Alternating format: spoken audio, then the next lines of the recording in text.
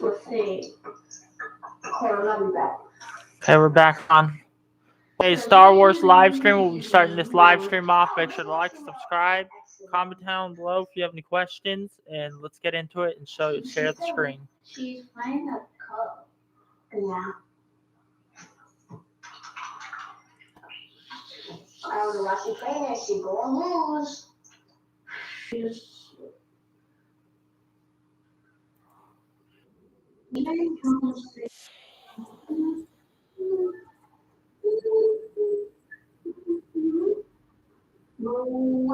But we're not just here celebrating Star Wars. We're here to celebrate you, the fans. Your passion, creativity, and devotion is what makes Star Wars fans the best in the galaxy. I love how much you put into it.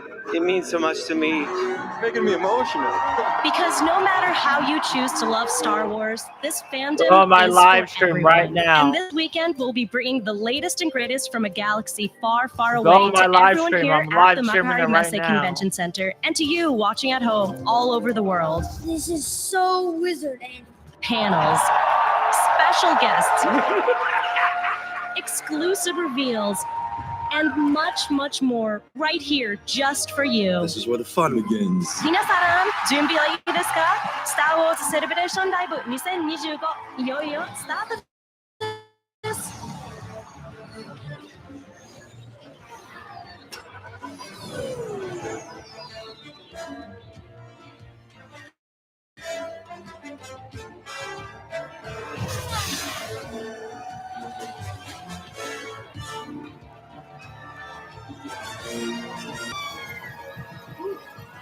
Wow! Whoa! Whoa! Wait a minute! Wait, where is everyone? Wow, am I dreaming? Wait, where are my pants?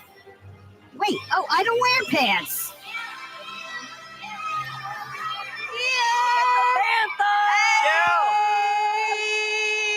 I'm up here, Over bud. here, man. No, over here. No. Listen Up to the a sound of little. my voice. Follow Yeah. my voice. No, sort Follow of. it. No. Yeah, there you Yeah. Woo. go. Hey, yeah. I'm where I belong. I'm on a do-back. Oh, my goodness. Welcome to day 3 of Star Wars Celebration. I'm Anthony Carboni. That is Raina Scully and Kristen Baver. And, we're getting real weird today because it's the final day of Star Wars Celebration Japan. Day 3. Day 3. Day 3. Day 3. Day 3. Day 3.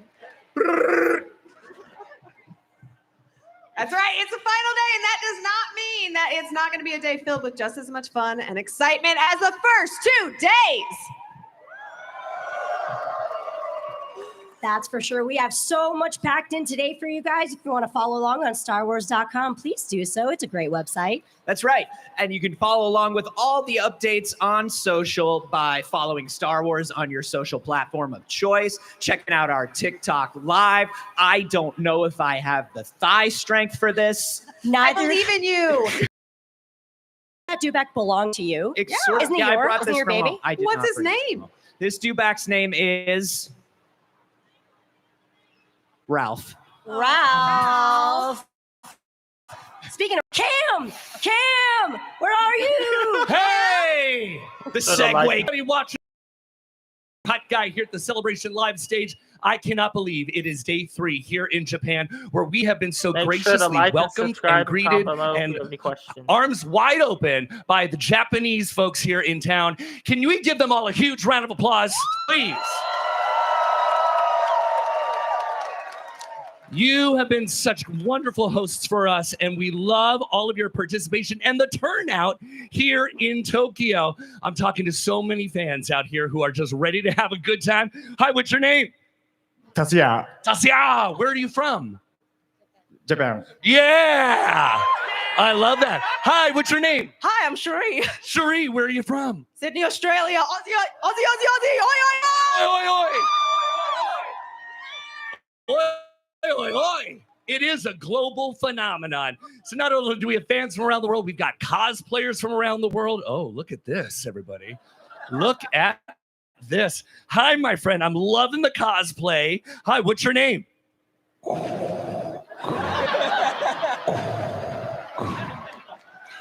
I love your accent. It's so great. It's great. Now, we've had a great week here in Tokyo, and I know you've been waiting to see what we're going to bring up for the final day. What are you looking forward to most?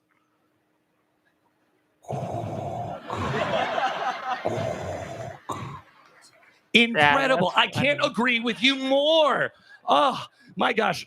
When you throw it all in, when you take it all in, what are some of the best words you're going to walk away? What's the experience you're walking away with? What a breath of fresh air. Oh, really is.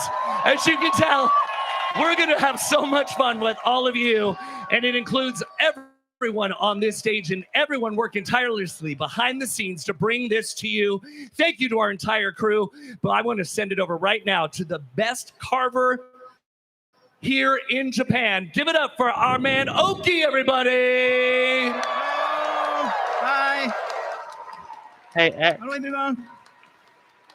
We love you, Oki. Oki. Oki. ありがとうございます。みんな最高。ありがとうござい Not ま a す。 meme word. Thank you very much. Thank you Oh, so yeah, much. maybe, I think. But I'm live Cookie streaming. is at a live loss stream for right now. words. If you wanna It's go watch such a that. beautiful day on the floor today. He's overwhelmed. He's upgrading every day. Yeah, I'm live Today streaming he it has right a now. knife and moving fast. Oh yeah, So exciting. he's been doing a No, lot. I'm actually getting all Yeah. the Overworked. stuff. He's a little overworked. I'll tell you what, not the only one working hard for you. We're going to be working hard for you today as well. We got a lot for you on day 3. While we make our way off these banthas, because Wait. it's getting kind of crazy, Can we go to Tashi Station and pick up some power converters? that's exactly what we're going to do. Yes! All right. But surreptitiously, so we got to get off the banthas soon. Yes, okay, we're gonna get off these banthas, and then you should stay tuned because we're gonna jump on over to the celebration stage and hear all about Star Wars Visions Volume 3. Give it up for Visions!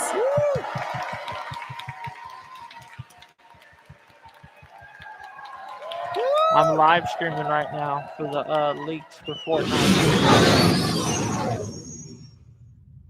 If you want to go watch that.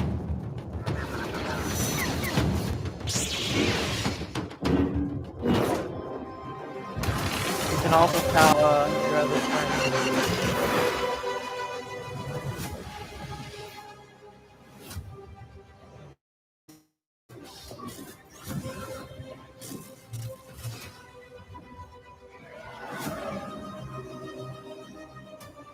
Not the live streaming the leak and stuff for the Star Wars collaboration that they're live on right now. So I'm live streaming that.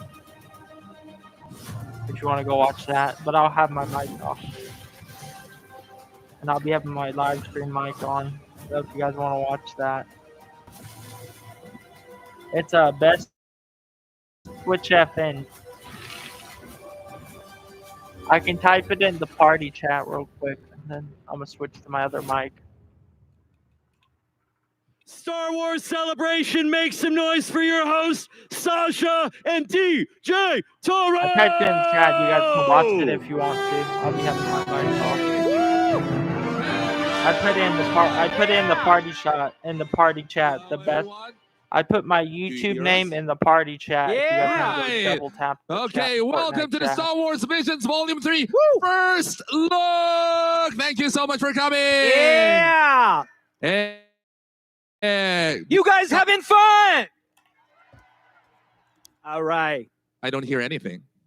Are you having fun?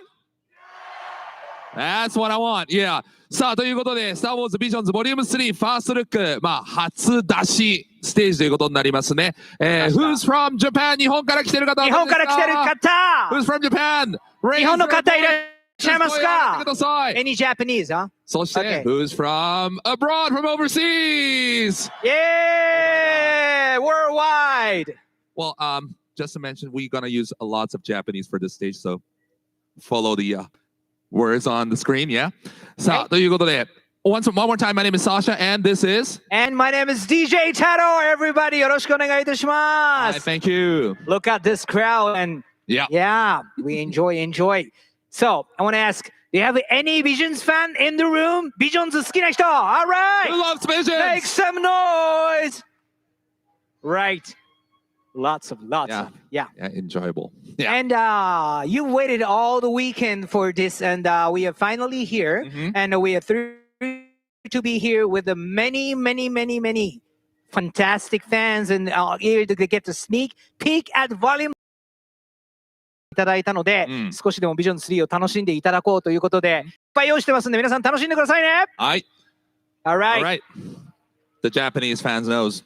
So, それではゲストに登場していただきたいと思います。Here to discuss the critically acclaimed anthology's much anticipated return to anime. Please welcome James Vaughn, Star Wars Vision executive producer. Yeah.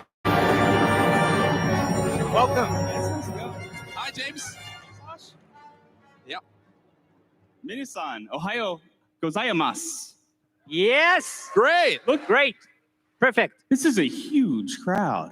It is. This is a lot of Star Wars Visions fans. Make sure to like and subscribe. If you're in cosplay, do you know that there's a stand over there and there are people, lots of people? If you're in Visions cosplay, will you stand up? Vision plays. Bison のコスプレしてる人立ち上がってください。Yeah. 日本の皆さん That's で so も。 incredible. I can see That's you. so incredible. Great. Oh, that's so incredible to see. It's amazing. So since 2021, Visions has brought a fresh and artistic perspective to our Star Wars galaxy, right? I think so. Yeah. Through unique, visually stunning shots created by some of the world's top animation studios. Visions Volume 1 and 2 garnered widespread praise for its creativity, diversity, and animation style and bold storytelling. And quickly becoming a global success to both Star Wars and also anime fans. Indeed. Yes. And anime fans certainly embraced the Volume 1 and Volume 2, took Visions in a different direction by exploring the various animation styles, I guess. And what made you want to move beyond the anime? Well, in general, Visions as a concept really came from a passion for the animated medium.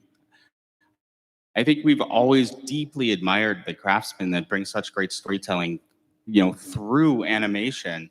And so, as we were talking about how we could celebrate that, we ended up coming up with a concept really focused on anime and really focused on celebrating Star Wars through the anime perspective, through the idea of really giving Japanese culture a spotlight within Star Wars. Thank you. It has such influence on Star Wars in general.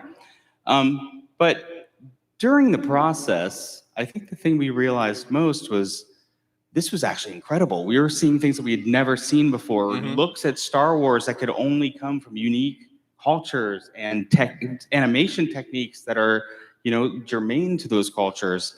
And so we thought, what would this look like on a global stage? And from there, we pitched it to Kathleen Kennedy, who has always been such an amazing champion of animation and this and Visions in particular. Right. And the rest is history. We had a really incredible experience. We went on like a globe trekking tour. We got to work with Aardman and Claymation. Yeah. We got to work with Punk Robot. Aardman fans? I am your mother? All right, that's great. We got to work with CG, with Punk Robot, who did CG that sort of simulated that Claymation look. And then it was the Pride of Ireland, the beautiful hand-drawn work of Cartoon Saloon.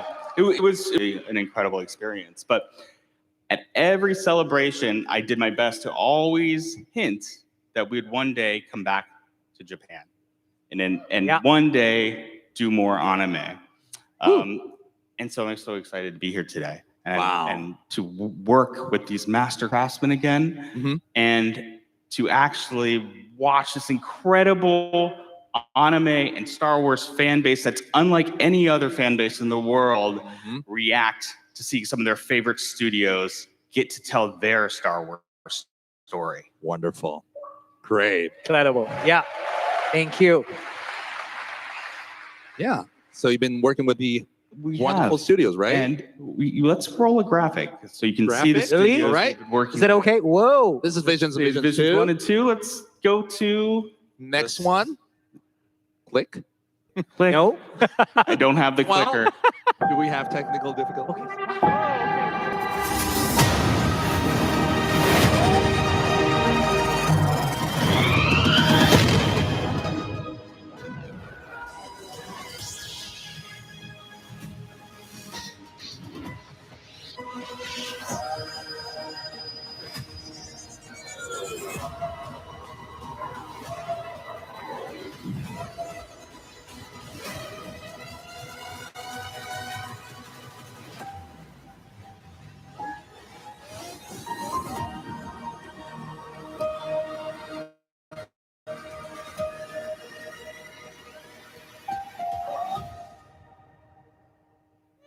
Isn't that an incredible lineup?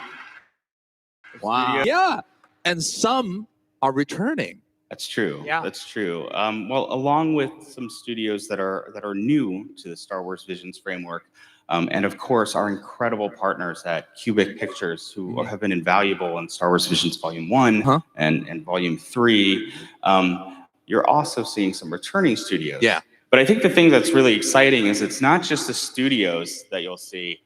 We're continuing the stories of some of the most beloved shorts from Vision Volume 1.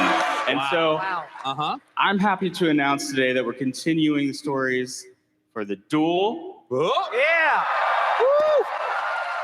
The Village Bride. Yeah. And The Ninth Jedi.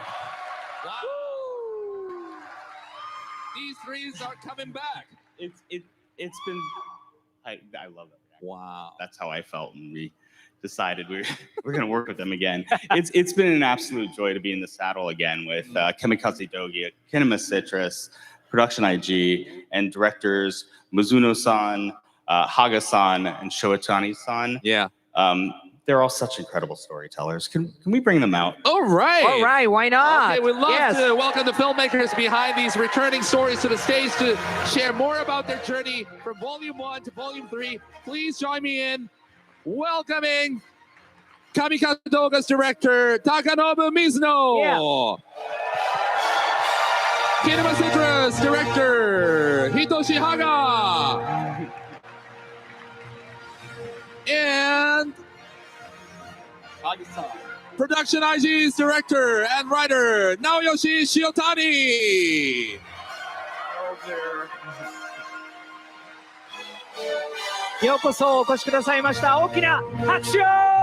Please welcome once again. Make some noise.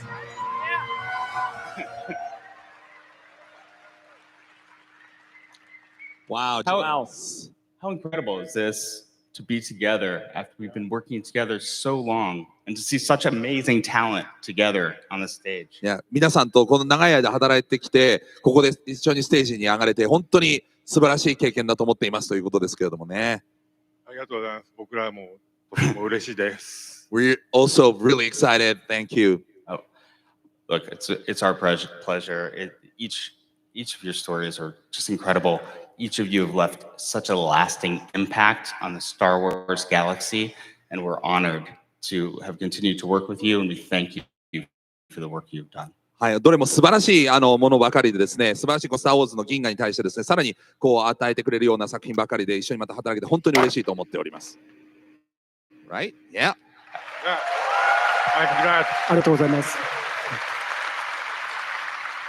I really, this is their time to shine. I really want to make sure that their stories get the time in the spotlight, and you all have the time to talk about what you've been making. So I'm going to go backstage. Okay. But I might be back later. I have some other potentially cool things to show you later. So, arigatou gozaimasu. All right. Talk to you later, James. James, thank you.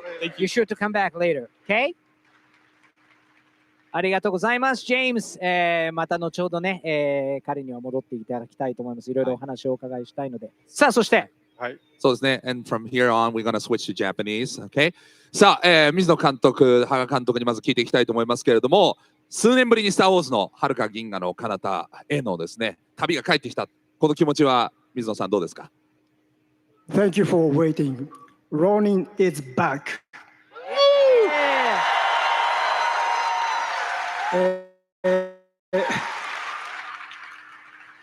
前作の後、ずっと作りたいと、もっともっとローリンのストーリーを作りたいと思ってたので、CG スタジオのアニマと協力して、続編を作ることができたことが本当に幸せでした。はい、ありがとうございます。ありがとうございます。羽賀さんはどうでしょうか。やっと帰ってこれました。We're finally back. 帰りなさい。お待たせしました。僕も待ちました。Waited as well, yeah.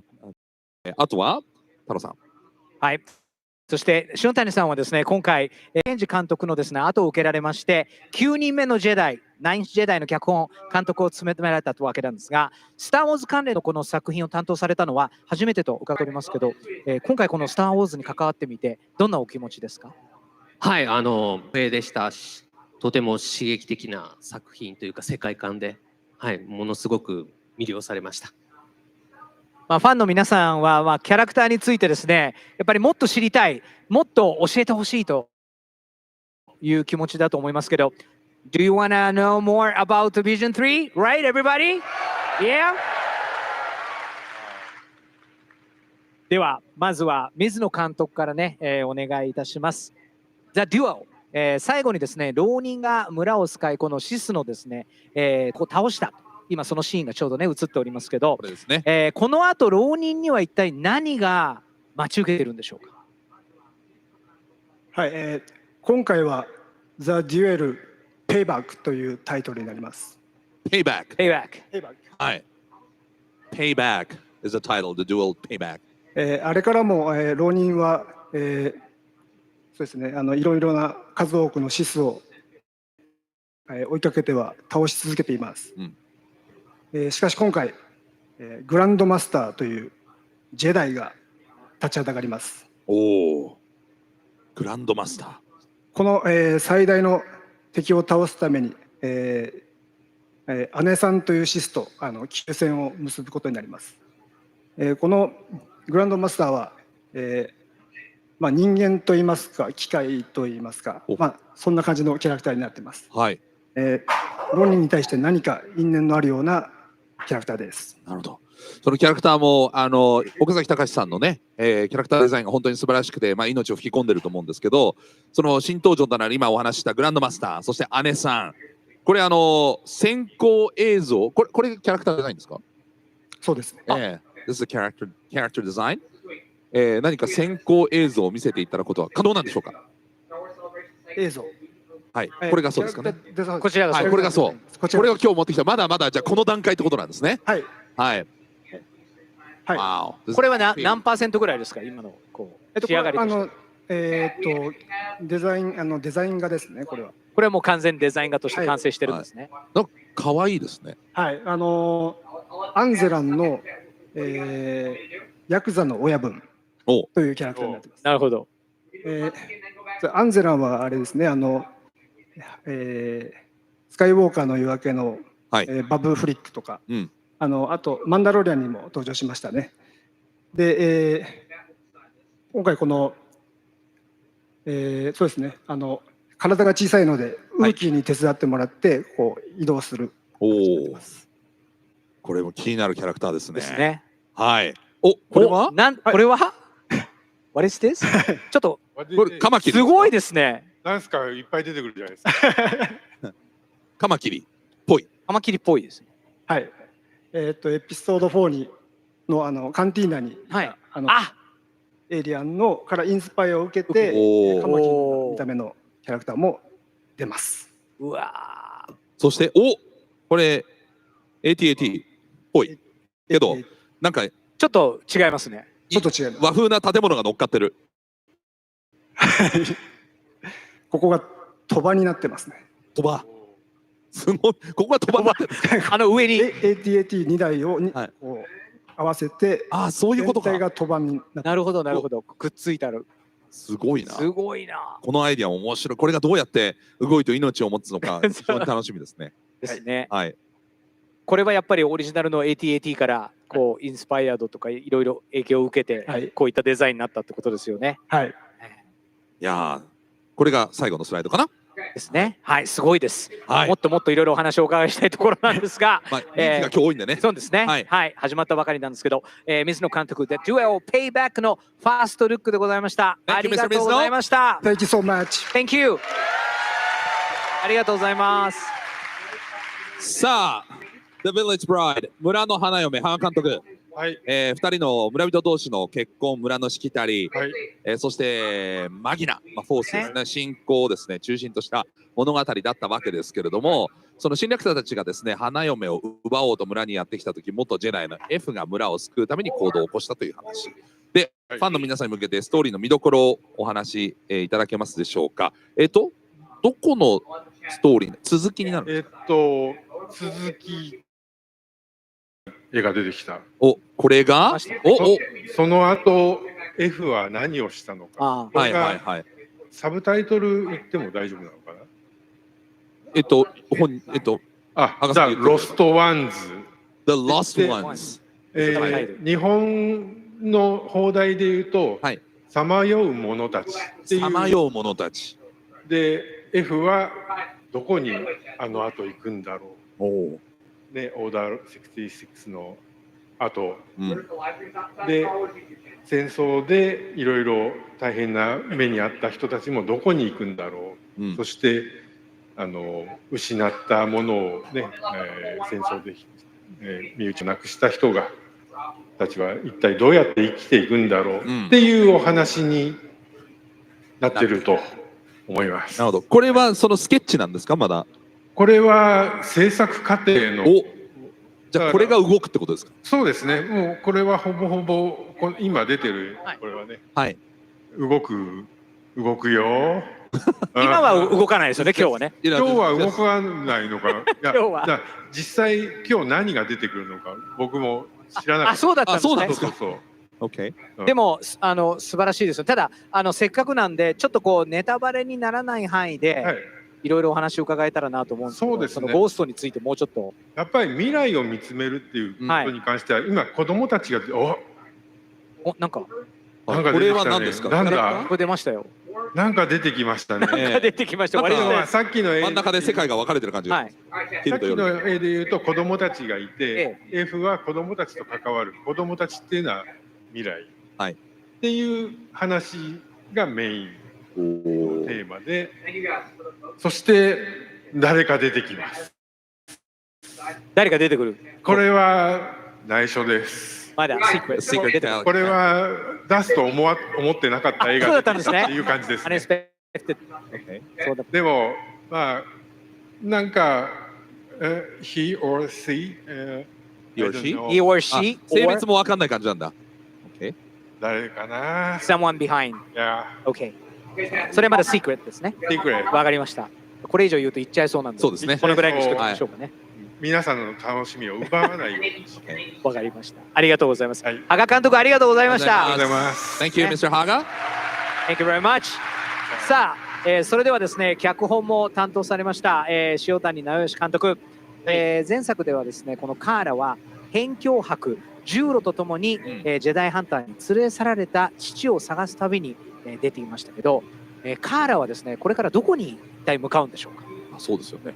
父を探しに行くんだと思うんですけども、それだけではなくて、今回というかそのシリーズ前作を経て、この作品があるカーラの物語というのはものすごく壮大な物語になっていまして、でその中でやはり僕が作るのは短編というか、短いながらにどう物語を落とすかだと思っているので、そこはもうとても彼女にとって生涯忘れないであろう物語っていうのを作ったつもりで、描きました。なるほど。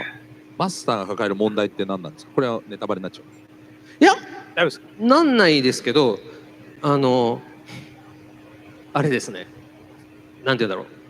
この作品の中だと戦争が起きている中で、カハラが生まれる前にも長いことずっと戦争が続いていた。なるほど。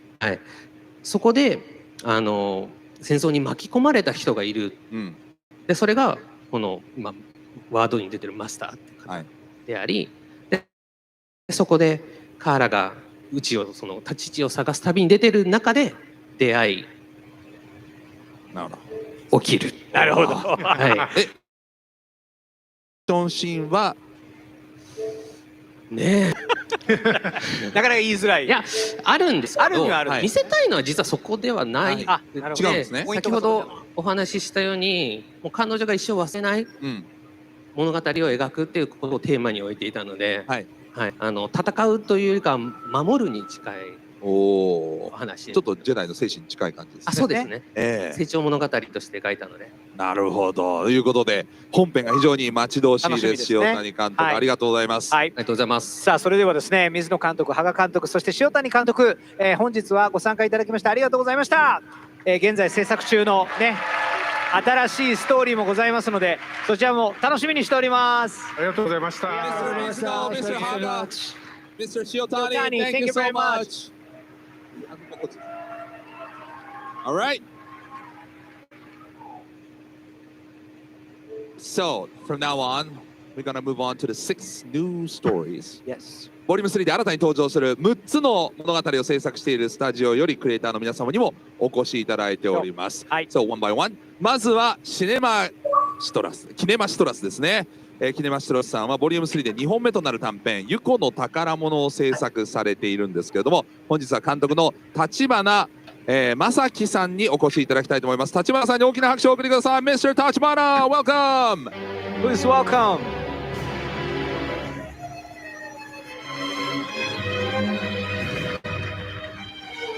本日はお越しいただきありがとうございます。ありがとうございます。早速このユコの宝物についてお話を伺っていきたいと思います。よろしくお願いします。ユコの宝物はお世話ドロイドのビリーと、あとちょっと甘えん坊の男の子ユコっていうのがかわいい。かわいいです。はい。あ、これがユコなんですね。はい、そうですね。ですか、ユコ？ユコっていうこれが一応主人公で小さい男の子なんです。ちょっと甘ったれでビリーと一緒に過ごして暮らしてるんですが、事件に巻き込まれるっていうようなお話です。お、これはMy Dad？これは初期のラフですね。まだキャラが固まってない時のなんですけど。そうなんだ。はい、もう一人ですね、ちょっっと手助けしてくれる男の子がビリー今言った。ビリーはこれは一緒に。This is Billy？ これビリー？そうです。めちゃくちゃ可愛いですね。ビリー。一緒に暮らしてる、これドロイドなんですけど。あ、ドロイドなんですね。はい。He's a droid。電子レンジから出てきた？電子レンジなんです。電子レンジから出てきた。はい。そうだよね。お腹に。お腹に電子レンジがある。He has a microwave. In his belly. Wow. Did you see that? なんかマイクロウェーブだけじゃなくて他のものもいろいろ出てきそう。なんかバケツみたいな。あれアイスクリームメーカーですか、バケツ？丸いのは多分水が入ってる。水が入ってる。Not ice cream maker. It's not an ice cream maker. Water stuff. Wow. Wow. かわいいビリー。かわいい。You like Billy? このクマ風ビリーのキャラクターデザインのインスピレーションはどこから来てるんですか？はい、ユコちょっとみなしごでこのビリーに育ててもらって一緒に暮らしてるんですけど、包容力があってキュートで、一緒にいると安心するっていうキャラクターにしたいなと思って、でいろいろデザインを悩んだんですけど、こういうふうにデザインしたって感じです。可愛らしい。はい。クマは包容力があるってイメージですか？いや、もうモフモフしているとこ飛びつきたくなるじゃないですか。なるほど。なるほどなるほど。ギュッとしたくなる。いいですね。このキャラクターが可愛いっていうのもストーリーと関係するんですか？そうですね。主人公がちょっと甘えん坊なんですよね。で、ちょっと寂しい気持ちも持ってて、それでいつもそばにいて安心できるっていうのをちょっとビジュアル化したというか、これキネマの会長がすごくこだわってたんで、そうなんですね。コンペで出してこれで受かったというか、ぜひ見てみたい。ね、動いてるの見たい。はい。なんか動いてるの見たいというか、なんか今日何か少し見せてもらえるものそうですね。あるんですか？はい、ちょっと少しムービーがあります。あ、本当ですか？ We can see the movie? はい。 Really? He brought us some little snippet of movie. Yeah. All right. じゃあお願いします。はい。 Let's check it out.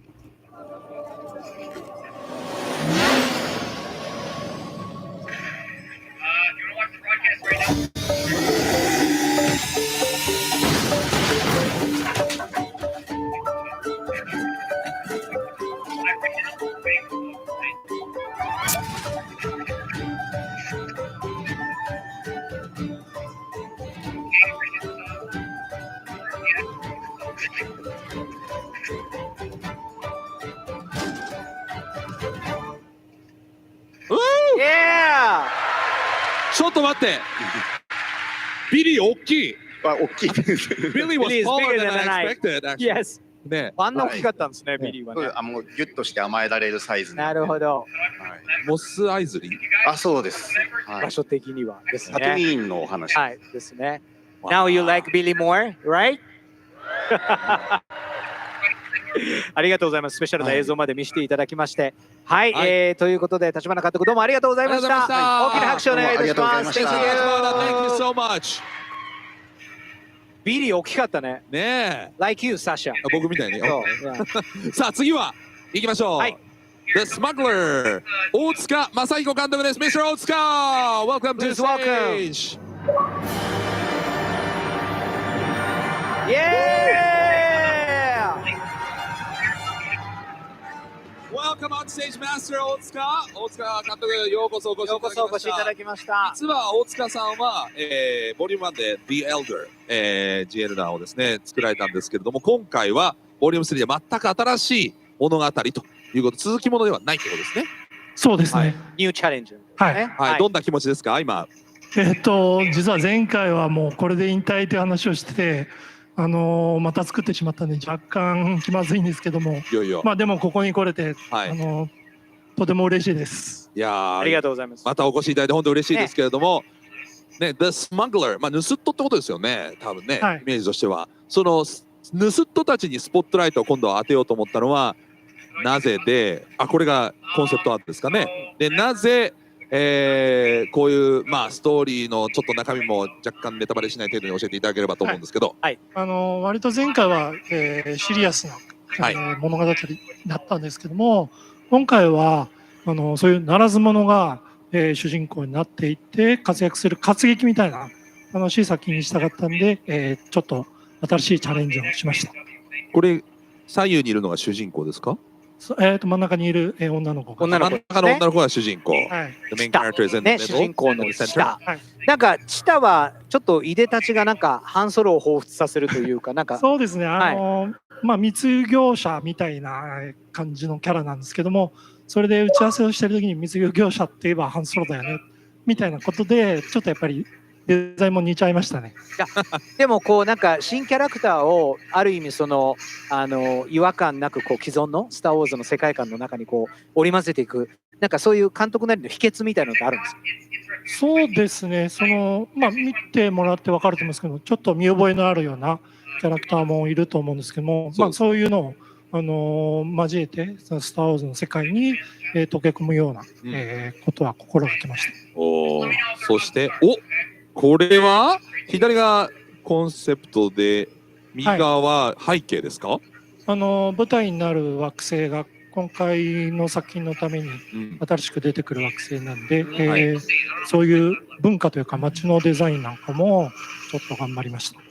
なんかイメージはあるんですか、これ？そうですね。文化的なイメージで。逆にその地球ではないものにしなきゃいけないってところで、まあでもとはいえその生活感があるっていう意味ではどっか見覚えのあるような空気っていうところで、まあいろんな国の要素を取り入れてちょっと違うものにっていう感じですね。細部へのこだわりがすごいですね、背景のね。そうですね。なんかこの街の先に何があるのかっていうのね、ちょっと先々。まあそこは本当に良いスタッフが集まってくれて頑張りました。これ左右のもの同じ街っていうことで。そうですね。一つの星の街が舞台なんで、同じ場所です。なるほど。なるほど。はい。もう今何割ぐらい完成なんですか？もう完成してます。もう全部完成してると。素晴らしい。ぜひ見るの楽しみにしております。大塚監督、本日はどうもありがとうございました。どうもありがとうございました。Mr. 大塚、Thank you。ぜひ惑星ゼナリタで地下の冒険を楽しんでいただきたいと思います。次は行きましょう。さあ続いてはですね、ウィットスタジオ制作によりますアクション満載の The Bounty Hunters について、山本純一監督からお話を伺いたいと思います。Mr. Yamamoto, please welcome。ようこそ。From Wit Studio。ようこそお越しいただきました。ようこそ。さあまずはバウンティハンターズ気になります。まあバウンティハンターズはみんな好きだと思うんですけど、その世界でどんなお話でしょう？そうですね、賞金稼ぎの、セブンっていうキャラクターとちょっと変わった相棒であるそのイバフォーっていうキャラクターがこうバディものになっていて、この2人ですか？あ、そうですね、この2人。これ、右側がイバフォー。あ、そうです。左側がセブン。セブンになります。はい。で、その2人が、ちょっと変わった実業家からちょっと仕事を依頼されて、不思議な物語に巻き込まれる。そうか、賞金稼ぎですもんね。お、これまた違うキャラクターです。あ、そうですね。今のこの怪しげなちょっとイケメンの実業家がですね。これが実業家なんですね。この人に雇われるような形。そうですね。仕事をちょっと依頼したいという形で、はい、ちょっと不思議な仕事を。まあでも「スター・ウォーズ」の世界にはこういったねアイコニックな2人組というのが多数登場するわけなんですけど、今このセブンとイバフォーのコンビもこうファンの脳裏にね深く刻まれる存在になるんじゃないかなと思うんですけど、この2人の主人公を描くっていうこうプロセスはですね、監督にとってはどうでしたか？やっぱ楽しい作業でした？生みの苦労みたいなのありました？そうですね。やっぱりこうイバフォーもこれからこの形態だけじゃなくていろんなこうちょっとこう面白い変形もしたりですね、そういったところもありましたし、セブンっていうキャラクターの割とこうメタファーというかですね、この彼女とのここのリンクみたいなところもあったりするので、それもぜひ楽しんでもらえると嬉しいなという感じでございます。なるほど。いやー、こちらもね面白そうですけど、どんな冒険活劇的な感じ？そうですね。まあそうですね。アクション活劇という形になってます。アクション活劇的な、楽しみにしたいと思います。バウンティーハンターズの新コンビ、ね、今から配信されて画面で見るのが楽しみでございます。ありがとうございました。はい、ありがとうございました。ありがとうございました。さあ、続々と Next up from Project Studio Q、プロジェクトスタジオ Q、小林弘康監督です。Mr. 小林。Put your hands together, please. ようこそお越しいただきました。Hello there. Yeah. さあ、ありがとうございます。4枚羽の歌というタイトルなんですね。The Song of Four Wings。どんなお話でしょう？4枚羽って言ったら、ね、スター・ウォーズではこのね、X スタイル、X ですね。ウィング。はい。それをまあちょっとモチーフにした。はい。お、これは何のコンセプトですか？これはみんなが大好きなまあ主人公のクラネという少女というかお姫様。はい。お姫様。プリンセス。プリンセス。はい。はい。そうなんですね。これが主人公として活躍する。そうですね。そして4枚羽が出てくる。はい。そのちょっとこういったドロイドも出てきて、ちょっと R2 ニットっぽいけど、そうですね。結構秘密のあるドロイドなんです。あ、秘密があるんですか。いろんなことを隠してるわけですね。実は背景に。でもやっぱスター・ウォーズに出てくるプリンセスはあまりおとなしいプリンセスがいませんから、すごくこうやんちゃなというか冒険に出ちゃうプリンセスで。そうなんです。そういう感じですか。そうなんです。でも僕は本当にただジャストそのインタレスティングスター・ウォーズイングアニメを作りたかったんですよね。お、これも結構これは AT&T ちょっとホスっぽいかな。ですね。はい。ね、ホス感出てますね。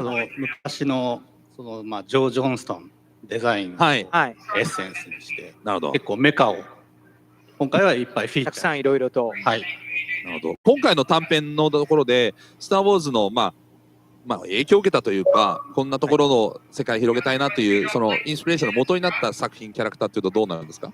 やっぱ僕はもうさっきドロイドとかが大好きだし、特にこのAT&T が出てるんで AT&T 出てくるんですけど、あとクローラー、クローラーね。本当にメカニックが大好きで、今回もそこをもう重点的に。なるほど。ということでメカはいっぱい出てくる。出てきます。でもメカ好きにはたまらないです。なるほど。もともとメカが得意なスタジオなので、はい。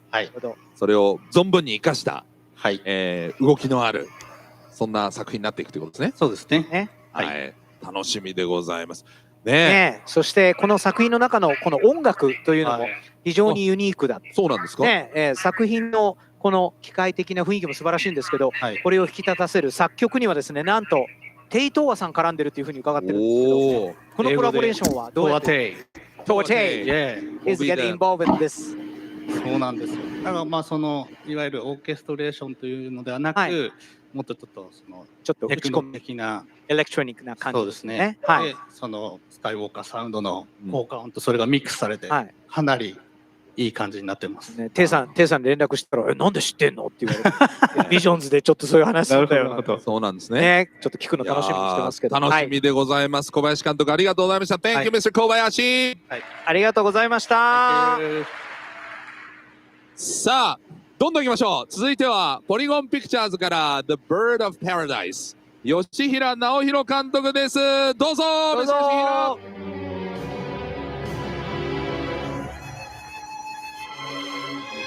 ようこそお越しいただきました。ようこそお越しいただきました。さあ、まあこの作品はですね、こう、どんなテーマで出来上がった作品なのかちょっと教えていただけますか。はい、このスター・ウォーズやビジョンズって非常にたくさんのストーリーがあって、その中でまだ誰も見たことのないようなストーリーを作ろうと考えていた時に、ジョージ・ルーカスがジョセフ・キャンベルの神話の法則に基づいてスター・ウォーズが生まれたように、日本の古い話をスター・ウォーズの世界に持ってきて、日本人がさまざまなものに祈ったり感謝をしたり、自分の内面と話し合う、そういうストーリーをジェダイの成長を通じて語れたらと思ったんです。すべてのものに魂が宿るみたいな、そういうことですか。これだってずいぶん小さい世界ですよね。植物ですか。はい、これはテーマになる植物ですね。なんかでも絵のタッチがすごくなんかこうとてもアートというか、任務というよりもなんかすごくアート性を感じますよね。ストーリーの中でキャラクターが盲目になっていくんですけど、その時に盲目の中で心で感じる景色というものを描いていくために、現実と、幻想とさまざまな世界を行き来するという意味でいろんなアートワークを、すごい。泣き目というキャラクターだけどダークサイドもあるんですか。はい、アートワークをいろんなアートワークを一つのフィルムの中に入れた作品を作ろうと考えたんです。なるほど。すごいな。映像がちょっとある。はい。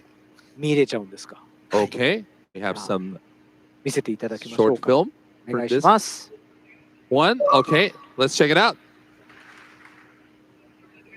これまだ映像コンセプトアートですね。そうですね。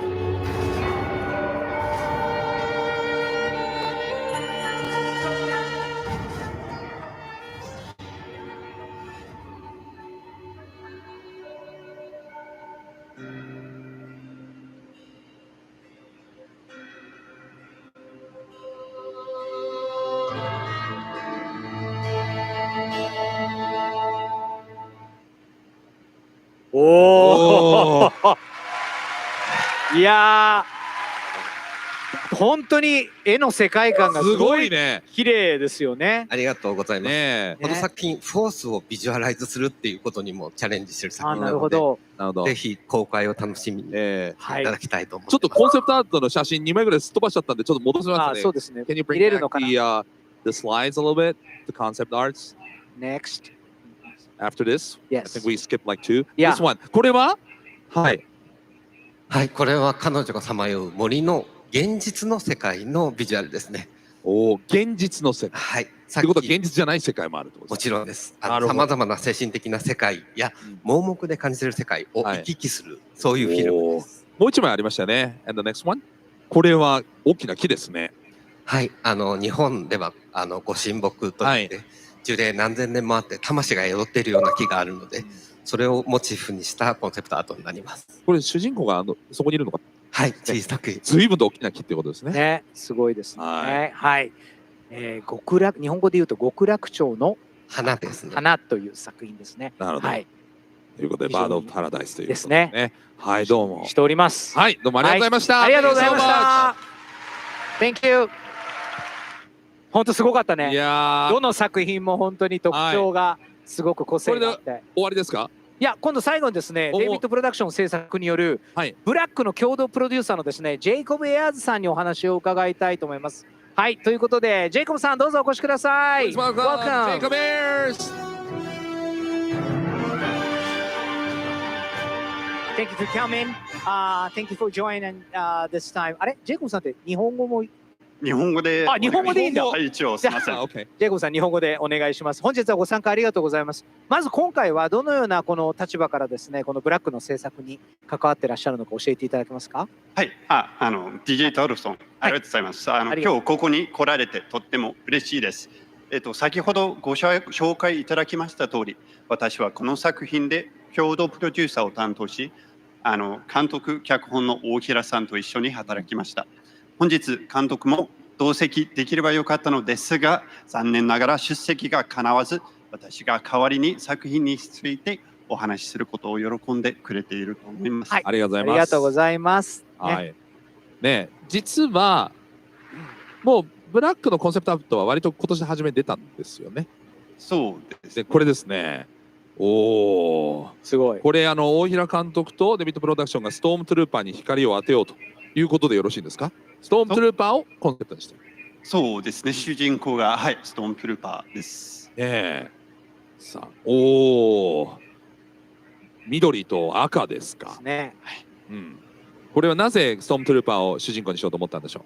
もともとモブキャラクターだからこそ監督は着目したことなんですけれども、それぞれのトゥルーパーの人生が気になったことや、フォースっていう特殊能力を持たないキャラに焦点を当てて、どのように映像化するか挑戦したいと思ったところもあり、芸術家としても黒い背景に乗るその白いシルエットが魅力的に感じたと言います。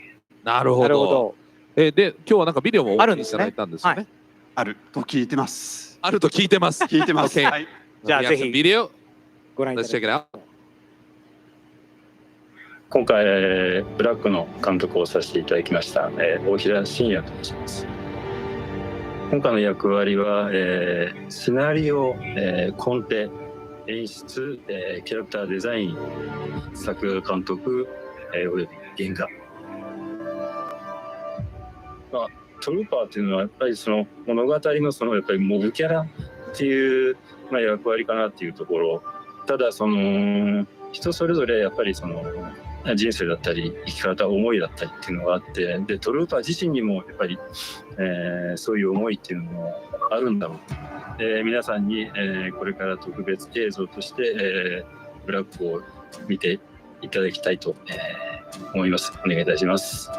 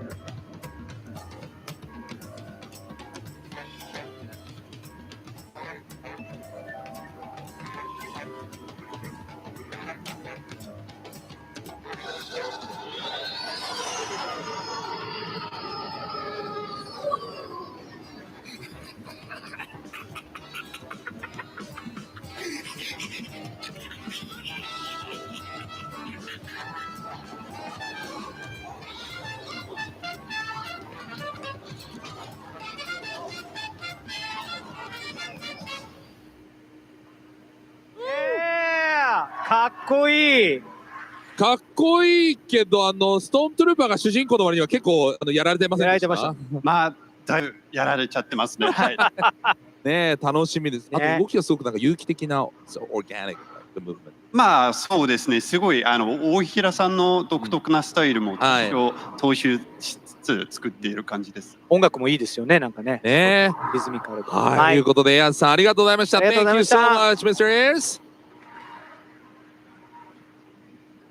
いやーもうとにかく今日は非常にね、多くの作品のねいろいろ細かいとこチェックすることができてどう思いますか。いやめちゃめちゃ面白かったけど、どれも見たいんですけど、すごい作品によってテイストがとっても広くて、これがビジョンズらしいというか日本アニメらしいなと。そうですね、醍醐味ですよね。どうでした？いや僕的にはまあ本当今言ったちょっとこうその昔っぽいアニメのタッチがあったりとか、アートっぽい作品があったりとか、やっぱコンセプトも自由なのがねこのビジョンズのいいところだと思います。そうですね。さあというふうに見てきたんですけれども、I think James told us that he will be back. Yeah, he said. Okay, is James here? James, where are you? James, welcome back. Welcome back, James. Wow. What a wonderful animes that we just saw, you know. It's an incredible lineup. Yeah. Wonderful. Thank you so proud much of for it. bringing it all together. Oh, it's amazing. Thank you so much. So James, I feel like we heard that so many wonderful things about Star Wars Visions Volume 3 today. Right. And but you said you have something to share, right? Really? Did you remember that you said? Did I said that? Yeah. Yeah. I don't know. My memory say is that? terrible these days. Is that? Yeah. You sure? Yeah. All right. I Yeah, remember all right. that. Who heard that? Who heard Oh that? yeah, James? yeah. Okay. All right. I guess I didn't say that. All right. Can't back out of that. That's last celebration. We couldn't let you leave this panel without about 3 more announcements. 3 more? 3 more. Really? 3 more? Not 3 more? 1, 2, 3 more? 3 more. All right. So the first one is something I'm sure everybody in here is wondering, and that's when does this come out? Yeah. When are you going to get to see this incredible lineup? So Next year? No. No. Not from that. Much sooner. Much sooner? You only have a Okay. few months to wait. All right. Star Wars Visions Volume 3 comes out on Disney Plus October 29th, 2025. Whoa. This year. 25! October 29th! 10月29日。 10月 Only a few 29日。 more months. 今年です Only a few 秋 Wow. All right, that's yeah, not so far away. But also, I mean, you're all here, and you know, this is have- the end of the panel, and I feel like we would feel really remiss if we didn't at least show you a little sizzle, or a little something more. Yeah. You want to see that? It's now. I'll be honest. This isn't a full trailer. Okay.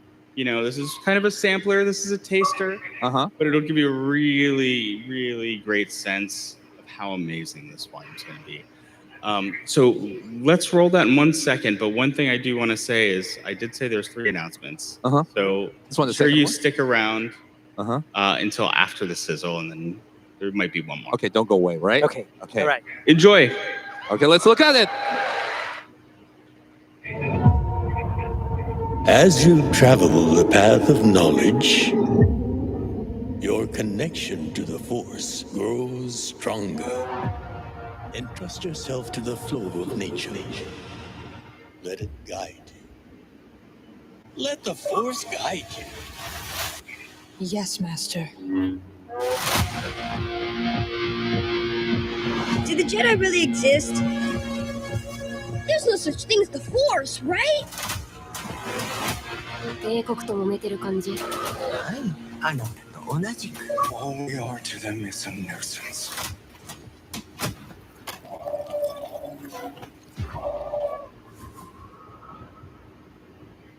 騒ぎを起こすやつは叩き切るよ。This message is for the Jedi. Surrender immediately. どうするつもり？突破します。 Let's go!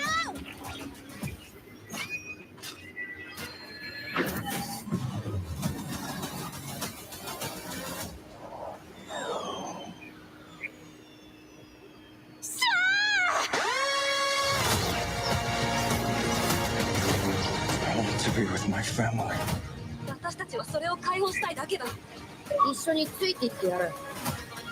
私、強くなる。強いジェダイになって。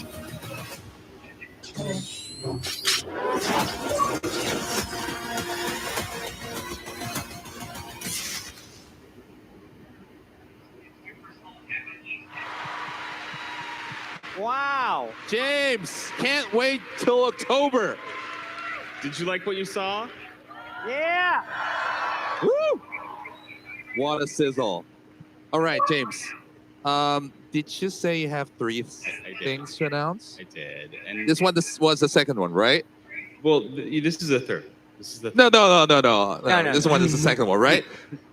People came all the way from all around the world. Who is from the States? Who is from Europe?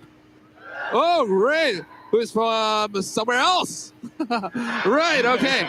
People came all around. Well, of course, there are Japanese fans too. 日本のファンの皆さんはどこですか？ますね。There we Yeah, go. so they can't go back without hearing the third announcement. All right. Well, then I'm incredibly proud to announce and actually just incredibly excited to be able to speak about this publicly for the first time. We've been working on this for a long time. I'm going to announce a bold new direction for Star Wars Visions. One of the things we kept hearing from fans is they love the anthological format. They loved being able to see the different styles and tones and really showcase what anime could be, what these animation in general could be. But what they kept asking is, well, we would love to see some of these stories go deeper. And get... Okay. We'd love to see what would happen if some of these creators had a little bit more space to tell their stories. Wow. So I'm very proud to announce today something we're calling Star Wars Visions Presents. Star Wars Visions Presents. Oh, jumped the gun a little bit. With Star Wars Visions Presents, we will give storytellers a bigger canvas to paint on and the opportunity to really tell long-form narratives that's in Star Wars Vision's signature style of being disconnected from canon, but really just an expression of culture and talent. And so I would love to talk about the first Star Wars Visions Presents, but there's someone here today that I think would be much better to do that. Can we bring onto the stage Ninth Jedi director and writer Kenji Kamiyama. Kamiyama-san desu! Welcome! Wow, ようこそ。ようこそお越しいただきました。Welcome to the Star Wars Celebration! 皆さん、こんにちは。再びここに戻ってこられて、すごく光栄です。ありがとうございます。ねえ、そして神山さん、今回ご担当、どんなお話になるんですか？はい、ナインスジェダイという短編を最初のボリューム1の時に作らせていただいて、今回塩谷監督がさらにその一編をもう一つ作っていると思うんですけれども、最初の短編でカーラがお父さんを探しに旅立ったところで終わってると思うんですけれども、ナインスジェダイの特徴として自分のフォースによって色が変わるライトセーバーというのがこの作品の一番の特徴だと思うんですけれども、そのライトセーバーを発明したお父さんがさらわれて探しに行くというストーリーなんですけれども、一体どういう理由でそういったライトセーバーを作ったのかですね、そういった秘密が語られていくストーリーになるんじゃないかなと思ってます。なるほど。ということは、ボリューム3にね、塩谷監督の短編と、今回のまたもう一つあるということですか？そうですね。この後、カーラがその色の変わるライトセーバーを作ったお父さんを探しに行くというですね、シリーズになると思います。なるほど。わお。ビジョンズ初のシリーズですかね。はい。なるほど。どんなお気持ちですか？Who's excited about that? Are you excited about that? Yeah. It's such incredible work. ねえ。すごい。What's coming is very special. これ、The Ninth Jedi というシリーズになるということでいいんですか、神尾？はい。ね。9人目のジェダイ。いやー、ね、すごいな。神尾さんの立場は、このシリーズでは？ですね、今回はシリーズ構成と、総監督という立場で、制作させていただいてます。いつ見られるのかな？ So when are we going to see this? いつ見られるんでしょうかね。はい。同時に短編ボリューム3と一緒に進んでるんですけれども、その後になるんじゃないかなと思います。2026年になるのかな。2026!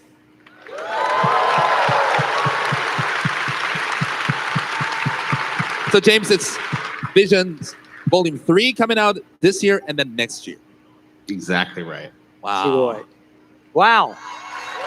Exactly right. What'd you think? Yeah. Rao, thank you so much for sharing this exciting news. Let's hear it again for Kenji Kamiyama. Kamiyama-san, ありがとうございました。Sama.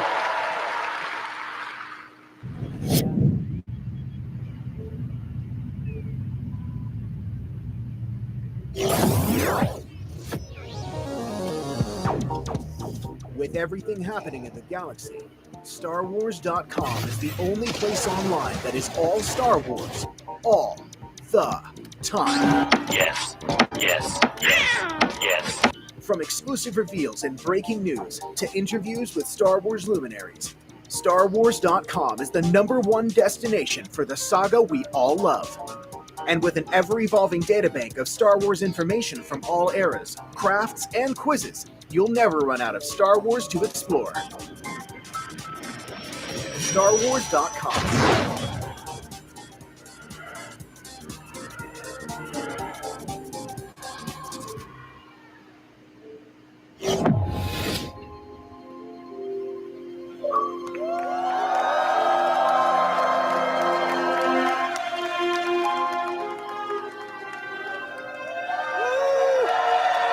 The art of Wayang Kulit has been around for over 1,000 years, but Tin Toy Cho and the group Fusion Wayang Kulit have found a way to show their Star Wars fandom in their performances. Let's check it out.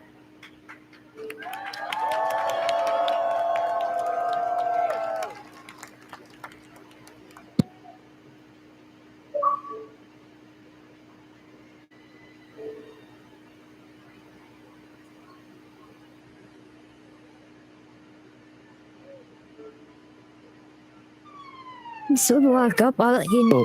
Kelihatan beberapa askar Hindu sedang mencari sesuatu untuk ditemui.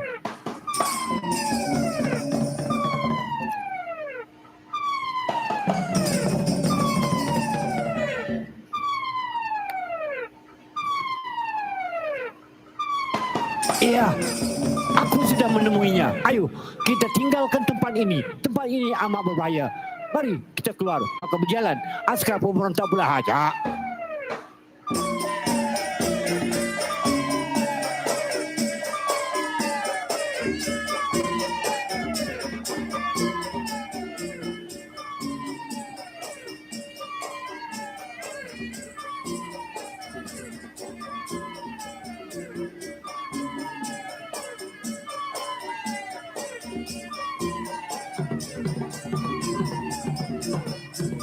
Iya, pintu di hadapan kita. Ayo, kita buka pintu sekarang. Kita keluar daripada sini.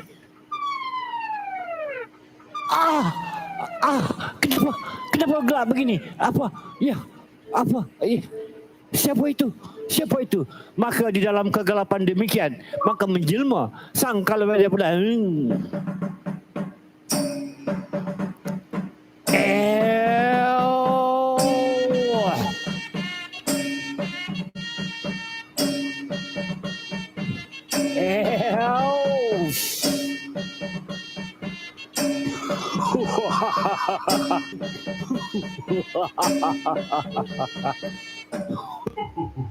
Askar pemberontak, mati kamu, maka dibunuh.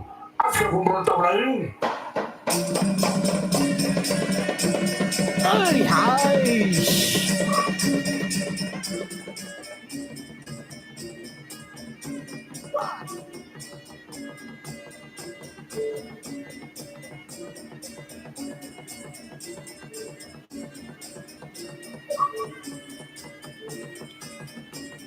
Ambil ciri ini, cepat larikan diri.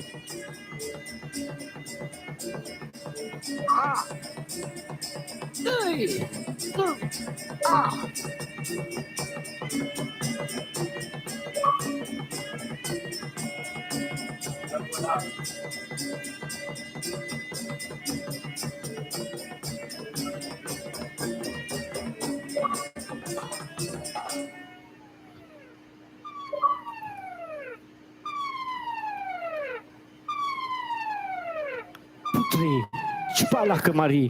Ciri yang dikehendaki sudah kami temui. Dalam keadaan demikian, maka tiba Putri Lia pula.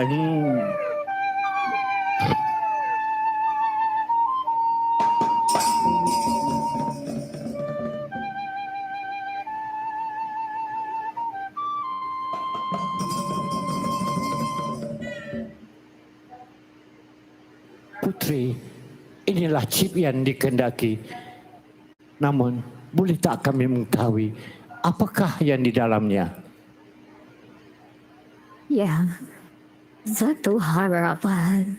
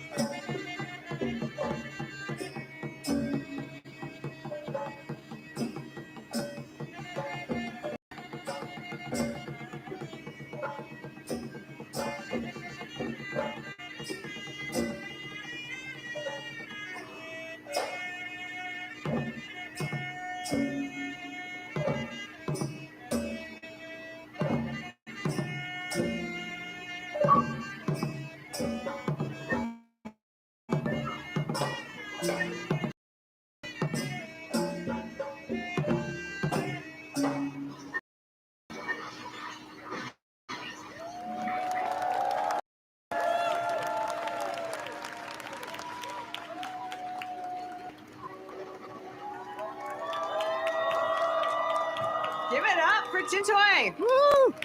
And Fusion. What an amazing performance. That was fantastic. Tell us a little bit about the group. Can you introduce yourself and the rest of the performers here? Right, okay. I'm Tin Toy Cho. I'm the founder of Fusion Wayang Kulit Malaysia. Yeah. And this is my team, my master puppeteer, Dot Dalang. And then Jack, audio programmer, Hafiz, assistant, and Teck Huat, creative director. Thank you. Very cool. And tell us a little bit, what's the style of shadow puppet art called? What we are doing is the Malaysian style wayang kulit or shadow puppet. So we've been doing it for 14 years, and that's how we are doing. Right. Yeah. Do you want to tell us a little bit about how these are made and how long each one takes? I know it's quite a process. Right. The process takes about 2 weeks to make one. For this, we first of all start with design. Then after that, approval by master puppeteer, as usual. And then when it's approved, then we'll cut. It takes about a few days, and then coloring, and then voila, we are done. You make it sound so simple, but I know it's quite a labor of love. Yeah. Yeah. And Tintoy, how long have you been performing? And at what point did you think, let's introduce Star Wars into this? Well, I love Star Wars. I love Star Wars when I'm 6. You know? So, and that was in 2012 when we invited to participate in the art exhibition. I say, let's try something different. And well, we combine the traditional shadow puppet and the futuristic Star Wars, and to do something very crazy. No, but that was such an interesting way to experience that hallway sequence in Rogue One. Am I right? Yeah. Yeah. Like seeing it from a totally different point of view. Yes. And how long have you all been fans of Star Wars? For me, since born. Since birth. Master, like when we start this project. So, I mean, who don't know Darth Vader, right? Do you? Right. Yeah. Amazing.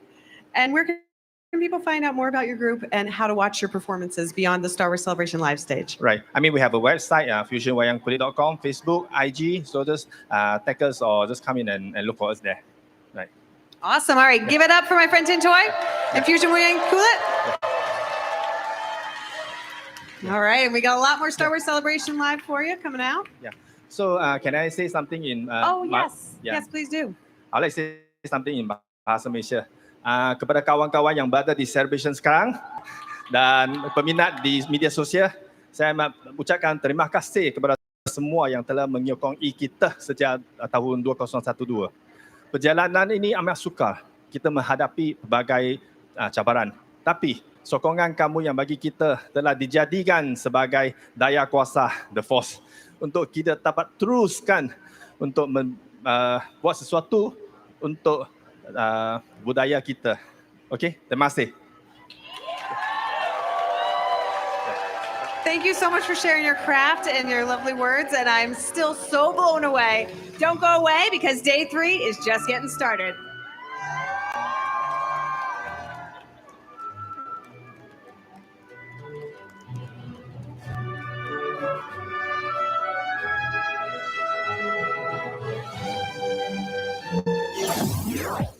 Hey again, I'm on the show floor at the Takara Tommy booth with Natsuki-san to show us everything that's going on at this booth.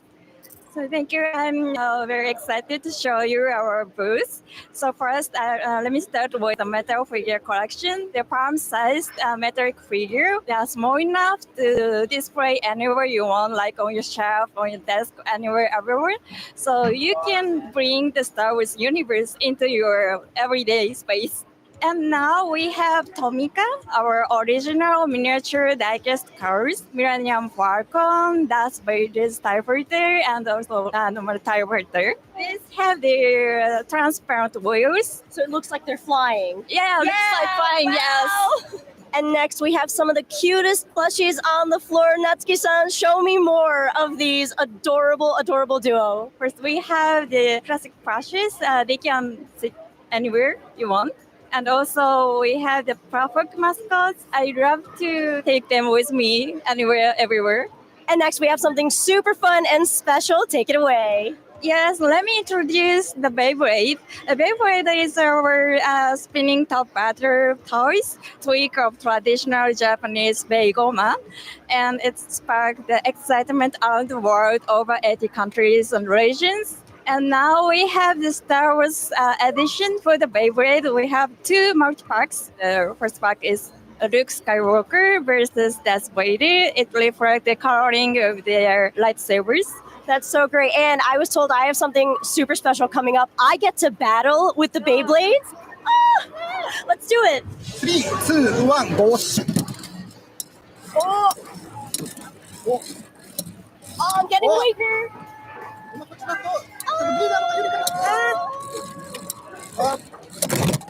Ah, ギリギリルークの方がなかったので、ルークの勝ちです。 Yes! And finally, arguably the most popular part of this booth, the gacha. Gacha means the Japanese capsule vending machines, and you can find gacha everywhere, anywhere in Japan, like from train stations, and shopping malls, and even airports. So it is becoming the Japanese pop culture. I can show you the Star Wars Celebration gacha here. I would like you to try the gacha, of course. Thank you.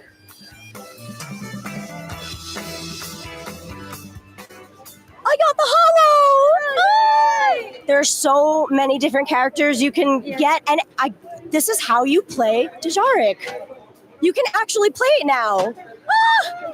Thank you so much, Natsuki-san. If you're on the show floor this weekend, you absolutely have to check out the Takaratomi booth, and everybody at home, stay tuned for more Star Wars Celebration.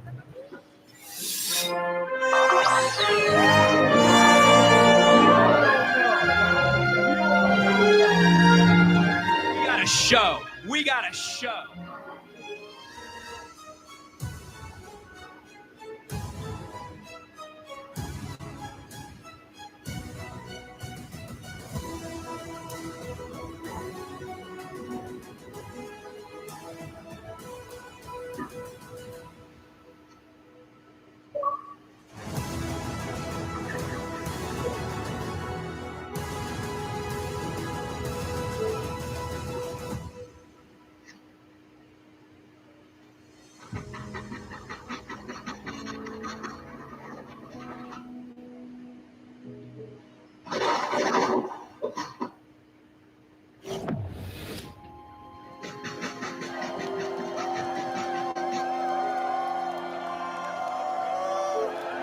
Over the past few years, our friends over at Fortnite have done some epic things to celebrate Star Wars, all leading to this moment. Something huge is approaching that Star Wars and Fortnite fans won't want to miss. Are you all ready to hear this? Coming this May, Star Wars is taking over the Fortnite universe with their most expansive experience yet. Let's take an exclusive first look at how the Fortnite Island will be taken over.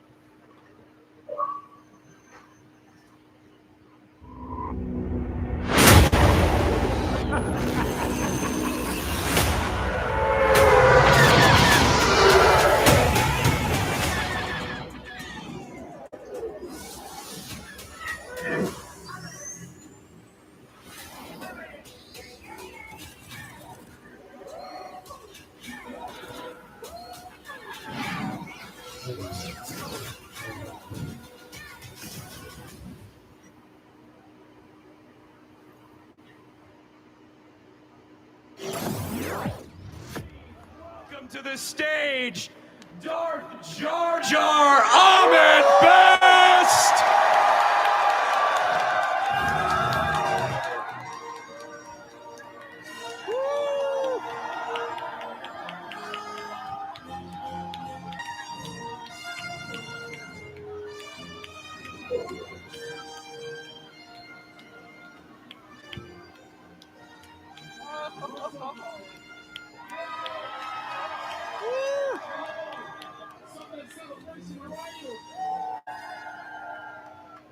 Ahmed. Yes, sir. First of all, welcome back to the stage. You live here now. This is your home. Oh, I love it here. All of these wonderful human beings.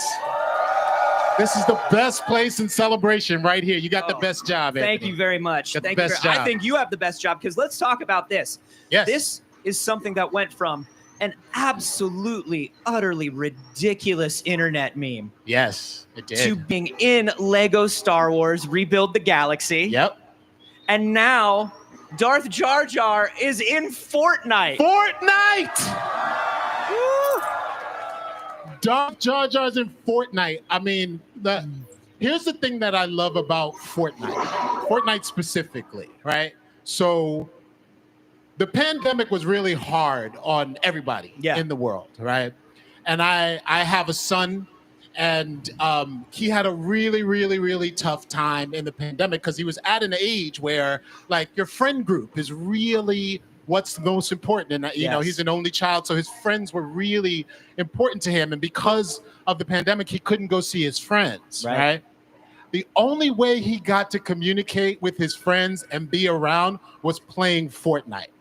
And Fortnite became this really special time during that time because that's when he finally connected. That's where everybody can stay sane. And that's where everybody's kind of ideas about gaming change, especially parents. Yes. Because a lot of times parents are just like, don't play those games, get off those games, they're a waste of time. Absolutely not true. They were such a way for all of these young people to connect, to stay together, and to show them that their friendship could last even through the hardest times. So Fortnite really holds a special place in my heart because of that and because of my son and because it is where we can all connect and play and be together. So being a part of Fortnite, I can't tell you how honored I am to be a part of it. And for, everybody keeps asking me about Darth Jar Jar. I am so glad Darth Jar Jar is living in all of these different permutations in Star Wars. Now we get to have some fun with him. Yeah, absolutely. And you don't just get to have the character in there. The character is bringing new things to the game. He's using Force Lightning. Force Lightning Darth Jar Jar. Can you imagine? It's amazing. Force Lightning in Fortnite. We should call it Force Lightning Night. That's amazing. That's amazing. So he's got Force Lightning. He's got Force Lightning. That's new. We've seen a lot of Star Wars in Fortnite before, though. Yes. In addition to Darth Jar Jar, Force Lightning, what else are we going to see? You're going to see a lot of characters popping up in Fortnite. You're going to see some great mashup characters, but you're going to see some really good Sith Lords and some really good just like team-ups going on in Fortnite. So Fortnite's always been about teaming up. It's always been about squadding up with your friends. Yes. But now you can really, really do that because you're going to be able to jump into an X-Wing with your friends. You can squad up in an X-Wing in Fortnite. I mean, I don't know how there's a reason why they call it epic. You're gonna have such an epic time squadding up in an X-Wing fighter. X-Wing fighter was that was the ship. Aside from the Millennium Falcon, it was like you always wanted an X-Wing. That was like the supercar of the Star Wars universe, right? Yeah. So now you can jump in one. I always wanted a TIE fighter because I was an angry little kid. Very angry teenager. Yeah, and it's good to know that TIE fighters are represented in there too. You're going to be able to fly a TIE fighter. You can fly a TIE fighter. You can fly an X-Wing fighter. Whatever floats your boat. Yeah. Whatever you want to do. Whatever you want to jump into. Genuinely, Fortnite is getting to the extent where it's like, what do you want to do in a video game? They got it. It's good. They got it. They're listening to you. They're listening to you. Yeah, and this is going to take place over a period of time, right? There's going to be reveals happening in stages. 5-part saga in this, and there's new Star Wars gameplay every single week through June 7th. Amazing. New Star Wars gameplay every single week through June 7th. So you guys got to jump on. It's a 5-parter. You guys got to jump on and play that. It's going to be so exciting. So you've got 5 weeks. You're going to squad up with your friends. You're going to jump in an X-Wing. You're going to jump in a TIE Fighter. Who would Darth Jar Jar have in the co-pilot seat, do you think? Yeah, you know, Darth Somebody Jar just said Jar- me. Somebody just said me, please. Who wants to jump in? Darth. All right, so Darth Jar Jar is such a powerful Sith Lord. I think the only person that Darth Jar Jar can squad up with would be a Sith Lord who has almost enough equal power, almost enough as Darth Jar Jar, and I think that would be the person that Jar Jar gave really emergency powers to. Emergency powers. You guys know. So who we that need is, somebody right? who's strong enough to face Darth Jar Jar and has emergency powers. Emergency powers. Who could that be? Who could that be? That's right. I would squad up. Darth Jar Jar would squad up with Emperor Palpatine. Sheev Palpatine in Fortnite. Sheev Palpatine. There he is. Do you guys see him? There he is. The only man we can trust with the ultimate power in the universe. You're going to be able to be Sheev Palpatine in Fortnite. That's right. Sheev Palpatine. That's what I've been waiting for. Yeah, and there'll be more surprises build up each week. Epic and game narrative-based live events, 2 brand new Star Wars spin-on fan favorites, Fortnite original characters, live narrative, end event, and mashup characters. Yes. So we've got, first of all, we've got Jedi Eevee. and Sith Eevee. Yes, Apprentice Eevee and Sith Eevee. That's amazing. As a mashup character. Looks good. Looks good. And then there's one more character, isn't there? I can't remember who it was. Is there any? Do you remember? I think we might need We were a little supposed to help. have it on the card. I think we might need a little help remembering who the mashup characters. Can we bring out the mashup character, please? Who is the mashup character? Here they come! Oh! It's Wookiee Cuddle Team Leader! That's who it is! Wookiee Cuddle Team Leader! They have gifts for you! They have gifts for you as well! What are the gifts? Wookiee Cuddle Team! They're the gifts! Give them the gifts! We got some! Woo! Who wants some Cuddle Team gifts?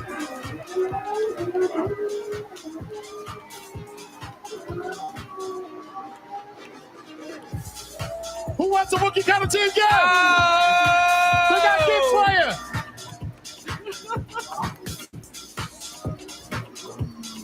Yo! This is by far the most random thing to happen on the stage, I think, in my 10 years. I love it. I had no idea that this Sunday, Easter morning, would turn out like this. This is it. This is my family tradition. Please respect it. Yeah, Please this is respect it. Oh my goodness, thank you, Cuddle Team. Cuddle Team. Nothing beats Wookiee getting Cuddle gifts. Team, thank you so much.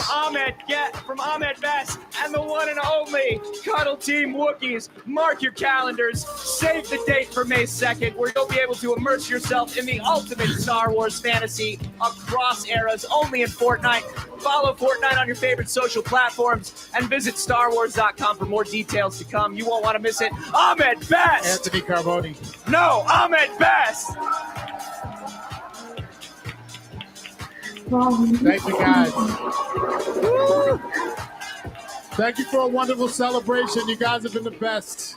I couldn't have asked for more. Thank you so much.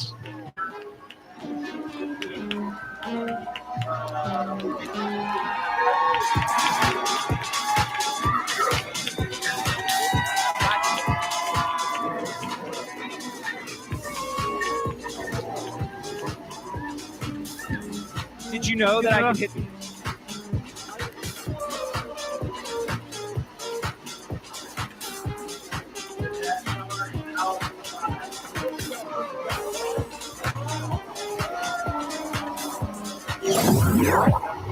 Hey everyone, Rain on the floor again. This time I'm at the Star Wars Nano Club booth, and here to tell me more about it is Joe-san. はい、僕たちは、スター・ウォーズと、着物服を、コラボさせて展示をしています。で、こちらに飾ってあるのが、羽織絵という、着ると着物に見えるような、ものになっています。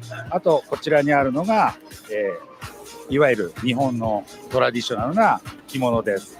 で、男性用、女性用、あと日本では風習で七五三というのがあって、七五三の、お子さんが着るようなものになってます。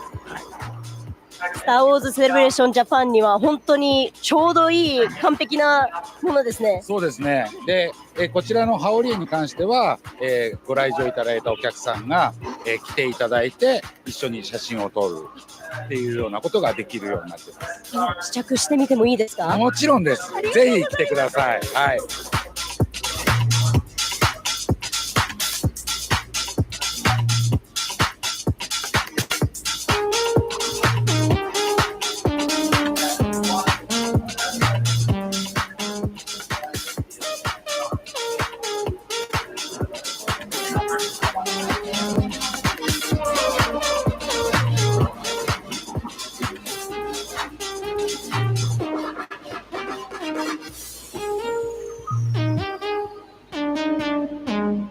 If you guys want to experience the absolute perfect blend of Japan and Star Wars, you're going to want to check out the Nano Club booth.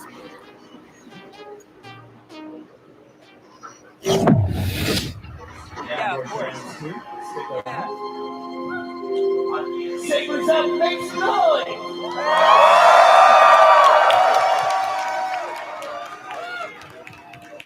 Sound Effects is our next guest's middle name. Okay, it's definitely not, but he knows a lot about filling your favorite scenes with sound effects to make them feel real. Everyone give your best clapping Foley for David W. Collins. Everybody! How you doing? Woo! Oh my goodness. Hey, Anthony. David, it is wonderful to see you, man. It's been a while. It's been a while. Yeah. I got to tell you, there's a lot of stuff on this card, but I don't care about it because there's one thing that I want to ask you about. Okay. I have a particular favorite song, and I thought it was unique to me. I thought this was just my favorite song, but it's a song by an artist named Peter Schilling, and it's called Major Tom Coming Home. Right. And I think I know where you're going with this. And Skeleton Crew releases a trailer, a promotional bit, where you are singing Major Tom's Coming Home in Huttese. Guilty. I did that, yes. What? I lost my mind, dude. Did you all see that video? I lost my mind. See, this is what I'm talking about. There are 4 people who really love that song, and we all lost it. Yeah, How did that happen? No, this is really good TV. I think Yeah. everyone can really relate to this. No, yeah. So I was the sound designer on Skeleton Crew. You guys like Skeleton Crew? Woo! It was such a joy. And, you know, the thing about working at Skywalker Sound and working with Matthew Wood. Yes. My bad. He's my boss. Give it up for Matthew Wood. He's one of my favorite Kylo Rens. Yes, he's a great Kylo Ren. He's, of course, all the battle droids, Bib Fortuna in Book of Boba Fett, you know, or Mandalorian Season 2, the end of that. But he, in the true spirit of George Lucas and being mentored by George and Ben Burt, he just takes these incredible, bold, creative steps to just have Skywalker Sound involved in all kinds of things, whether it's songwriting at Disney parks or doing ADR and voiceover for our shows. Of course, sound effects, sound design, and mixing. But they wanted to do this trailer for Skeleton Crew where they had that song, and they wanted us to sing it in Huttese. And so Matt and I sang it over a weekend. It was pretty crazy. That's amazing. Yeah, it was pretty fun. Because it's not often, I mean, you don't do a lot of crossover. You know, the Star Wars galaxy is the Star Wars galaxy. Our world is our world. It's not very often that you mix the two together. I feel like you can do it in a trailer, but, you know, as you know, I'm a huge Star Wars music fan. Yes. And I'm very obsessed with it. I podcast about it. I love John Williams and all of the things that the Kiners do in the animation space. Yeah. And the Ahsoka show. Their music is Oh my incredible. God, unbelievable. And it's our job at Skywalker Sound to, think about that fine line of breaking new ground, but also honoring the fact that we're standing on the shoulders of giants like George Lucas and particularly the godfather of all Star Wars sound, Yes. Ben Burtt. Yes. Whose work is just amazing, and I get chills every time I see him at the ranch, and he goes, "Hey, David." He's just an amazing, humble guy that had this creative genius and launched the sound of that galaxy far, far away. But, as a sound designer, you want to incorporate those elements, but you also want to be bold because Star Wars has that duality of needing to feel like Star Wars, what everyone fell in love with, but also expanding the language of how things sounded, still surprising and delighting people. We're coming up on 50 years. It has to grow and 50 change. years of Star Wars. You want to be able to give it room to grow and give it room to do interesting things. Yeah. And so one of the things that I love about all of y'all, you're talking about that sense of playfulness. A lot of you will do voices, Foley work, like little background things too. And you love throwing Easter eggs into your voice lines. Yeah, we do that. You in particular, I know we've chatted. You play a lot of troopers that are just walking by. I do a lot of stormtroopers in these movies and shows, yes. And I think it's you and Sam Witwer and a couple other people came up with like an evolving story of these background stormtroopers. It's really innocent. We didn't mean to do this, but we were doing Force Awakens, and there was a scene of 2 stormtroopers on Starkiller Base while Rey is sneaking around. And when you're doing these, it's like being I'm a theater kid. I grew up doing theater and music and musicals and touring and things like that. Yeah, it's a strong Venn diagram. Star Wars fans and theater kids. Yeah, that's right. So we go up to the mic. We're at the Disney lot. There's like 25 actors in a room, so it feels like theater camp. And they're like, "We just need a conversation. Say something." And Sam Witwer and I look at each other. And he just goes, he wanted to do something like the T-16s. You see the new T-16s? But I'm like, well, this is the future. So he said, I heard about the new T-17s, you know? And he's like, oh, they're a disaster. Then it just turned into this running joke through all the movies. And we've even done it in Huttese and like, Jabba's Palace and Boba Fett or whatever. I mean, we do it all the time. What number are we up to now? Still the 17s. Still the disaster. 17s? Yeah. Maybe the new movie will have, a rev. You'd think they'd get rid of them. You think they get rid of them? I don't even know what they are. Do you? No. Is it a speeder? Is it? I think it's a speeder. Okay. Yeah. No, I know. We joke about that all the time. BTT16. Anyway, yeah, we love doing voiceover.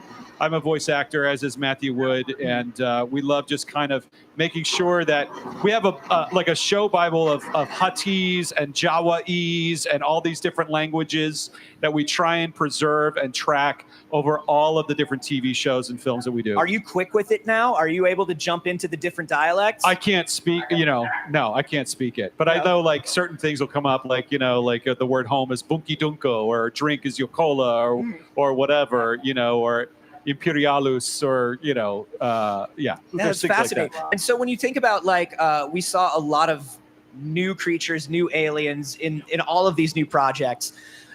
What is the process of that like? Is it you see a creature? I know you have a loop group that watches and kind of and looks at these crowd scenes, comes up with the sound of these characters based on them. Yep.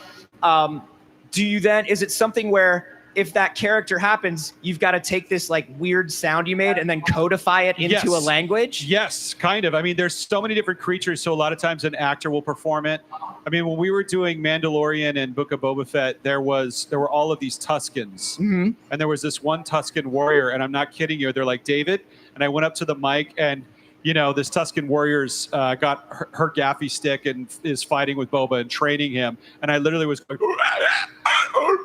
and that's in the show. That's amazing. That character's all in the show. And like, you've got a room of like 12 actors all just looking at each other going, Yeah. And then you're all "Yes, just I would sitting like there and to you're go like, get some okay. lunch. Yes, no, let's do that. Yeah. It's like, and now we sit down at lunch and we figure out how to turn that into full sentences and translate Yeah, it. or like and- Sullivans or Jawas, they're just like "Mabe, mabe, mabe," like that stuff, and then you pitch it up, and so all the stuff that they did for Nine Num and and so you just after a while you do it over and over and over again, and you're like, oh yeah, okay, you're gonna do this, Sam's gonna do this, and we do it all the time now. That's Yeah. that's got to be such a fun bit of the job. It's been 10 years of doing all those voices. Amazing, amazing, and of course we've been announcing a lot of new and wonderful things that are upcoming. You've got your fingers in a lot of pies over there. Is there something you're particularly interested in? Well, there's two things we talked about. How many of you saw the animation panel on Friday? Okay.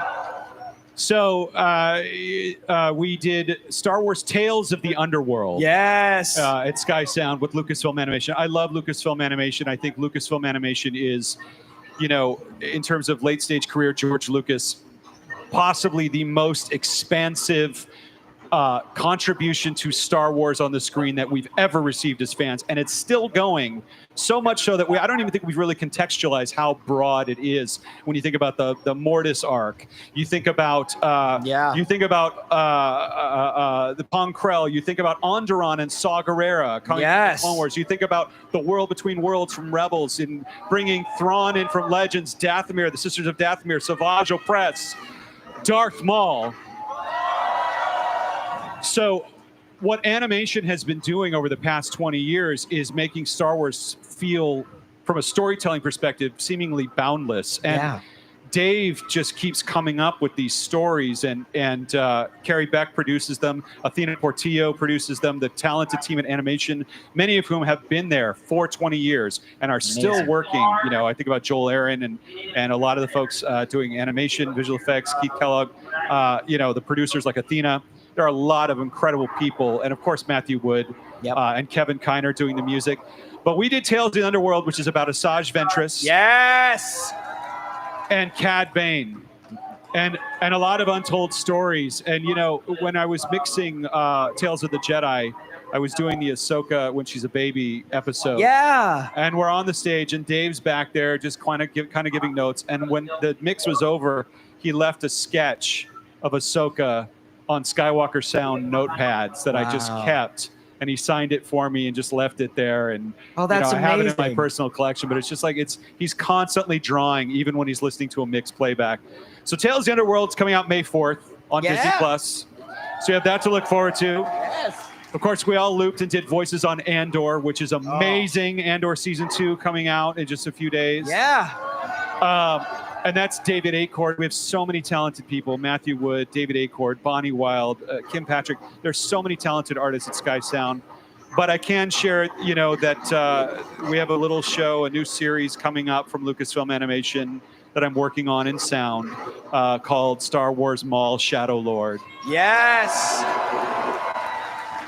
And so we're hard at work on that right now, and I'm so glad we were able to hold that secret until we were able to share it with you all here at Celebration this past Friday. Yeah, man. I know that you all are very in hush-hush secrecy mode right now when it comes to Maul Shadow Lore. But is there anything that you can say about doing the sound design and supervision on that show, and sort of the tone and the things that you wanted to maybe do that are a little interesting and unique to Maul? No. Okay. No. I can't. I really can't say much other than it's a personal challenge to me. Sam and I go way back, to The Force Unleashed. Yeah. Of course, I voiced Proxy in that game. Yeah. And he was Starkiller, of course. But we were friends years before that. Sam went to Juilliard with my best friend growing up, which is how we were introduced to the late 90s. Oh, wow. And he loved video games. He loved Star Wars.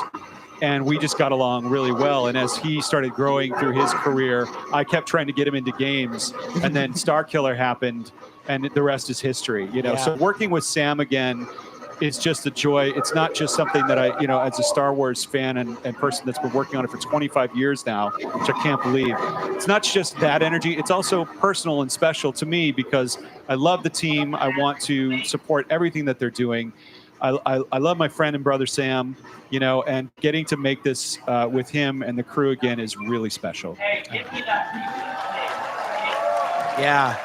Oh my gosh. And we've been talking, you know, with the 20th anniversary, we've been talking all weekend about the family over there. Everybody at animation, everybody at Skywalker, everybody at ILM that has been putting so much into these animated shows for the last 2 decades. And it really is, if you were there at the beginning, you're still there because people love it. People love doing it. Yeah. Yeah, and a lot of folks are still there, and you know, then it spills into Mandalorian and Ahsoka and all of these other incredible shows. You know, it just is this engine for Star Wars that is so special and is still going. And you know, it's been 20 years. Here's to another 20 or more. Yeah, absolutely. Finally, I do have one question. Anthony Daniels was here yesterday, and somebody recorded the most egregious intro for him. You don't have any idea who that was, do you? Ladies and gentlemen, Anthony Daniels, droid of droids. You're a monster. Seer of seers. You're a monster and you're fired. I have nothing further to say to you. Anthony David Harley. W. Collins, everybody. He's dead to me. Thanks very much. Thank you. And if you want to hear even more from Star Wars Celebration Live, keep watching. We got a lot more.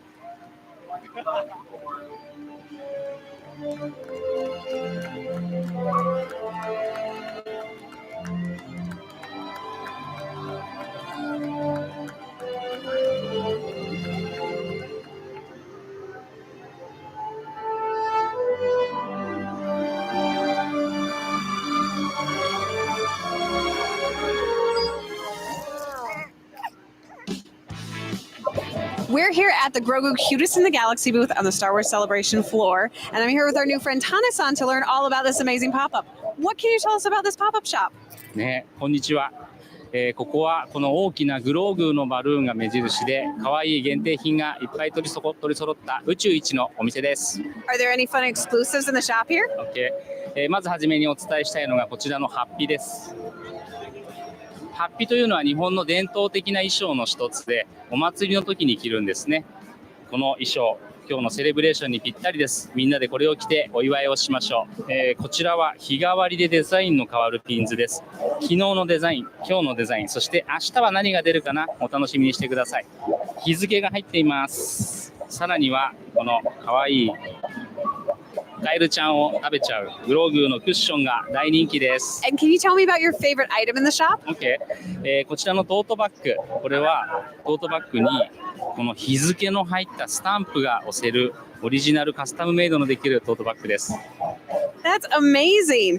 Can I have this? Thank you so much.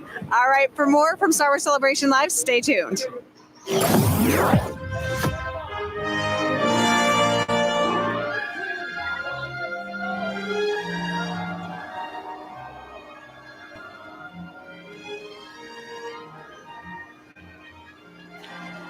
Our next guest is one fierce warrior, a true friend to the end who will travel to unknown planets to help them and even to a world between worlds.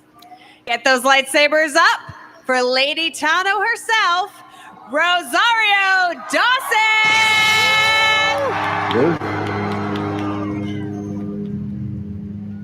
Or die. I choose to live.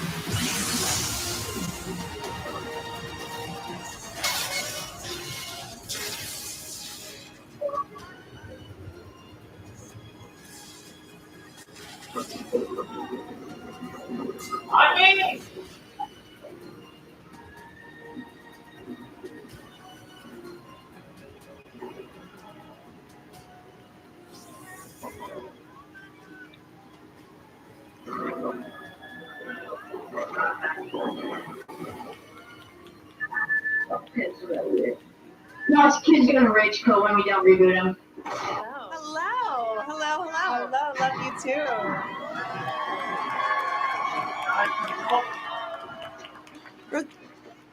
Rosario, I don't know if you planned this. What? But your footwear here perfectly matches a Lady Tano herself right up here in the front row. Did you see this? Yeah. Woo! Clearly she gorgeous. Ooh. Now I want to to open up talking a little bit about some of this amazing cosplay real quickly, because this has been such a journey for you. Yeah. You've been Ahsoka Tano now all the way back since The Mandalorian Season 2. Yeah. You've stepped into those Laku so many times now. No. You're about to do it again Yeah. in Season 2. And they keep changing and getting longer. Whoa. But how does it feel for you then when you're used to seeing your own face in the mirror reflected as Ahsoka Tano, but then you see Ahsokas from all over the world walking towards you at places like Star Wars Celebration? I am always so impressed because, I have a whole team getting me ready, and the incredible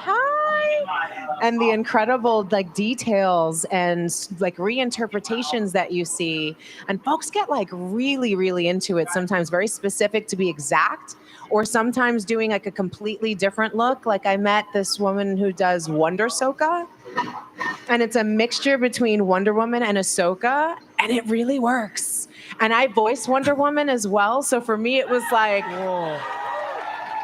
an awesome mashup. That was my favorite mashup, I have to say, Wonder Ahsoka. I love that. I love that. Does it get any easier for you as Ahsoka Tano on Ahsoka, the series, to get into that makeup day in, day out? Does it become something that you get it down to a quick transformation, or it's always a journey with your team? It's pretty long now at the moment. We're trying to get it back down. It took about 6 hours to get ready the other day. It was like, okay, but we have gotten it to an hour and a half before. So I think we're going to get back down there again. But we keep changing things up, and I think it's going to be very interesting. The hardware is, it started off as foam before, and it was very heavy and very dense and shorter, but couldn't do any. It was so heavy, and now they've got this almost like skeleton that's in the inside. It's a 3D printed skeleton with the skin over it that is so soft. Can I just say? I'm just constantly just stroking my hair kind of thing all day long. He's like, "Why are you doing that?" I'm like, "I'm just petting myself. It's just something you do when you're, Ahsoka Tano, I guess. I don't know. It's really remarkable, like the technology that's gone into it. And I was filming it the other day, because when you look at the textures and the colors and even these little flecks it just looks so alive. It's so special how each department takes on, everything that they're doing to the best of their ability and the most advanced. And we couldn't have done that in the first episode. It's really cool to kind of see what it's graduated to. So I know we're doing some more tweaks now, and I'm very excited to share it with y'all. Yeah. I can't wait to see it. I can't wait to see the next incarnation, the evolution of Ahsoka Tano. Yes. Now, I know it does take that village to get you into preparation, fully into Lady Tano's gear, but what excites you, as the actor behind her, every time you get to step into this role again? You've had a chance in Mandalorian, in Book of Boba Fett, and then, of course, in Ahsoka. For me, I think the very first one, I actually was looking at pictures and the very first iteration that we did, that first fitting with Shauna. And I remember, she was excited. I was so excited. I was doing jumping jacks in the trailer. And I was like, they're going to fire me because I am being way too much of a fangirl. But it was so special because it was a new costume. It wasn't cosplay. It was something that would be cosplayed later, but it wasn't. It was brand new. So the idea that this character's stories were going to live on and that she was going to go on new adventures was just so exciting. I couldn't believe it. And so we kind of, every time that we get to do a new iteration and change even just a little something, it just gets me so excited because I know someone out there is going to see it and notice that detail. The thing that I remember when we even made the Leku a little longer, it was I wonder if anyone's going to notice. They were measuring it on the screen or something. Y'all don't miss anything. Not a thing. Not one Very detail. impressive. It's very impressive. So I love it. It's very meditative, because it takes such a long process. And, you have a limited eyesight. You've got this whole forehead piece, this whole thing is going on. And it really kind of gets me into her, and that's something she's always taking that time to meditate, to find, those visions and really make sure she's on the right path. And it's a very, as that process of getting into her look is getting into her zone. So I do I'm glad it's not a 2, 1, 2, 3 kind of thing. It really does take a moment, and it does feel like you leave this galaxy behind and step into a new one. Speaking of leaving this galaxy behind, stepping into a new one, I want to talk a little bit about from Ahsoka season 1 when you get to step into the world between worlds and reunite Snips with her Sky Guide, also known God. as Anakin Skywalker, Hayden Christian himself. Such a huge part of her story, and one I think fans, of course, we're optimistic, we're hoping to see play out, but Dave keeps his secrets really well. No, for sure. He doesn't tell me anything because I can't be trusted. Yeah. He doesn't tell me anything either. I don't know how our season ends now. I haven't even read all the episodes. He's tweaking it as we go along. He changes things. I can't be trusted. You'll find out when you watch it, I guess. Yeah, I'll find out when I'm doing it. I'll be like, what are we doing today? Okay, cool. But take me back for a minute to when you were shooting the World Between Worlds scenes. Yeah, that was actually really interesting because most of what we were filming was on the volume. So you could see every single detail, everyone in the entire crew could. But in this one, it was just this big platform similar to this, the width of this, with a grating on it with light from underneath, and then just green screen everywhere. So you couldn't see it. And it was really cool because he does this really awesome previs when we're filming. So it's basically almost like a video game animation of each episode that all of the directors gets to watch. So the vision is sort of shared with everyone. And, so we could see what it was going to look like. And I loved when the World Between Worlds showed up in the animation. And, for me, it was such a perfect tether going to Iman's character of Ezra because he's the one who pulled her out of that. And that was the last time that she was there was after a confrontation with Anakin before, which was so poignant because that was the one scene where you saw half of his mask disappear. And you got to have a kind of a glimpse of Anakin through inside of Darth Vader, which was something you never saw. And Obi-Wan did the same thing, but it was the other side of his face, which I thought was cool. So we always talk about that, like how powerful that was, that the only one who ever got to demask him was his son Luke.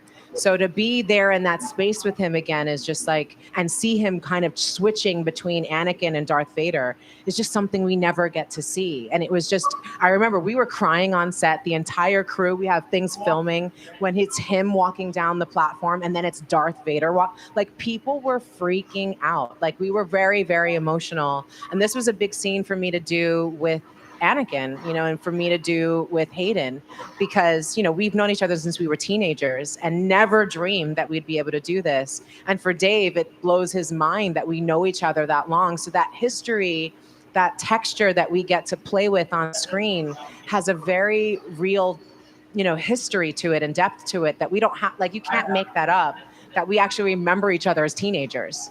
And so to be there just felt really magical and actually tweaked what we ended up doing later because it was so powerful.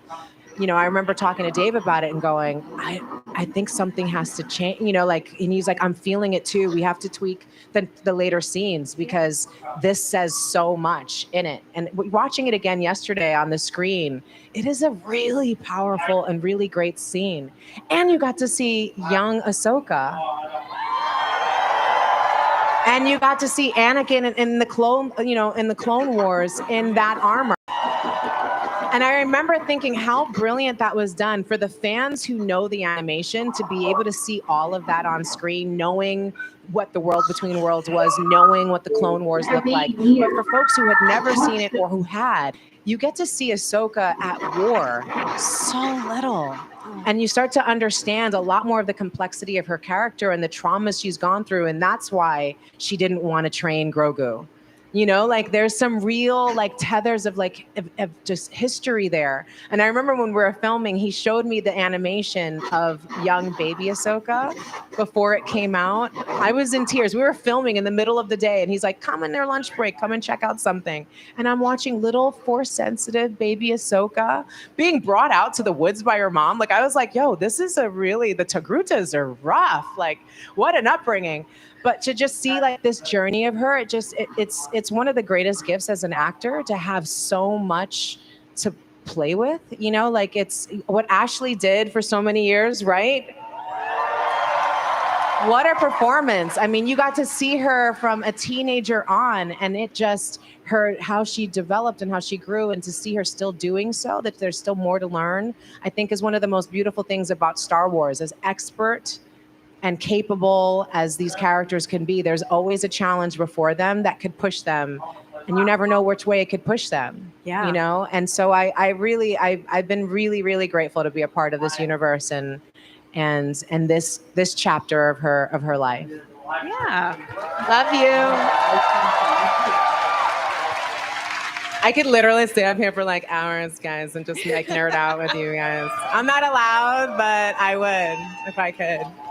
We got 75 more questions, so we're good. Okay. We're going to be here for a bit. Yeah. No, and it's such an amazing ensemble cast, too. Like you mentioned Amon, but, you know, the last time you were at Celebration. How much does he look exactly like Ezra? How much does he act exactly like Ezra? He acts exactly like Ezra. Like, it's kind of crazy. He's just And he, basically you know, and Ezra. he'll tell you the story, but he felt it. Like, when he first saw that character, he was like, oh, that's me. I'm going to play that. And they weren't even doing it. He was like, what if they ever did? That would be me. And then he literally called his agent like a year or so before it even came up. And he was like, yeah, if that character comes up, like, that's me. The agent was like, okay. And then sent his tape in, and like, it really was him when he grew the beard out and just, oh my goodness, seeing him in the Stormtrooper, Night Sister. I mean, all the things. So good. Oh my God, the blue contacts. And he's a tennis guy. So he's incredible with the lightsaber. Same thing with Natasha. She's been doing like Taekwondo since she was a kid. You know, and Shin, can I just talk about Ivana? She is the nicest, sweetest woman, but she is such a baddie. Oh my God. Like when she turns it on, I'm like, oh wait, no, it's scary. Oh my God, she doesn't blink. No. She doesn't blink. She literally, the fan is going in her eyes and she's like, I don't know how she does it. She's not crying. I'd be crying. I would be crying. Yeah. No, you must be so excited to reunite with that crew. And Hera. And Can we Hera. talk about And how Hera. absolutely Yes. perfect Mary Elizabeth is as Hera? Like it's actually ridiculous how wonderful. Like our crew, we're about to start filming in a week, and I could not be more excited to be reunited with this team. It's such a good group. I'm so excited for you. And Chopper, obviously. Chopper! I love that you guys love Chopper so much. He's such a toughie. I love him. Meep, meep. I love him. Chopper's getting his own fan club over here. There's a chant going. Come on, he's just such a rascal. He is. He's a war criminal, but it's fine. He is a war I guess. criminal.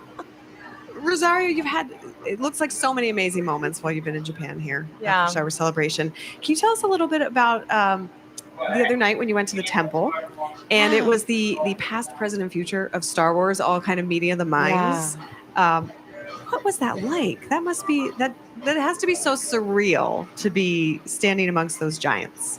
It's insane. You know, it's been, I remember when we did the Mandalorian episode, George Lucas came to visit on set, and he doesn't do that very often. And he was there holding little baby Grogu. And I remember John took a picture of him and it was blurry, and he posted it online, and it nearly broke the internet. And I was standing right there, and I was like, I got cut out of the shot. They don't know. I'm right there. We were filming the big fight battle with the magistrate, Morgan Elspeth, the great Diana Lee and Asanto, who I got to play with again on Ahsoka season 2, on season 1, and it's just, you know, to be up there, and Andor's I'm so jealous of everyone who got to see the first episode already. When I watched Andor season 1, those last couple episodes particularly, I was screaming at the screen. It is so well written. It is so brilliantly performed. It is so beautiful to watch because the whole depth and the landscape of it is so different than anything we've ever seen. And Rogue One is definitely one of my favorite films. So to think about just that idea of Princess Leia just going, what is this hope? And all of that content being created and expanded upon is just so powerful and just shows you just how much richness there is to this world and universe that we could explore. So to be on stage, to be able to see Ryan and say congratulations, because I know Ryan from way back. I gave him the little leg lamp from A Christmas Story. That's the weird history there. I had one, he wanted it, and I was like, yeah, you got it, dude. Fine. All these years later, I'm like, now we're in Star Wars together. This is so cool. And I worked with Diego. We shot a film Chavez together that he directed. I know Pedro from way, way, way back as well. His success could not be happening to a better person. I love Pedro. He has such a good heart. And what a brilliant actor. He's been doing it for so long, and now he's Zaddy. Like, that's so cool. How cool is that? I'm so happy for Space Zaddy. That makes me so happy. I was feeling it in my chest. How exciting is this film that's about to come out?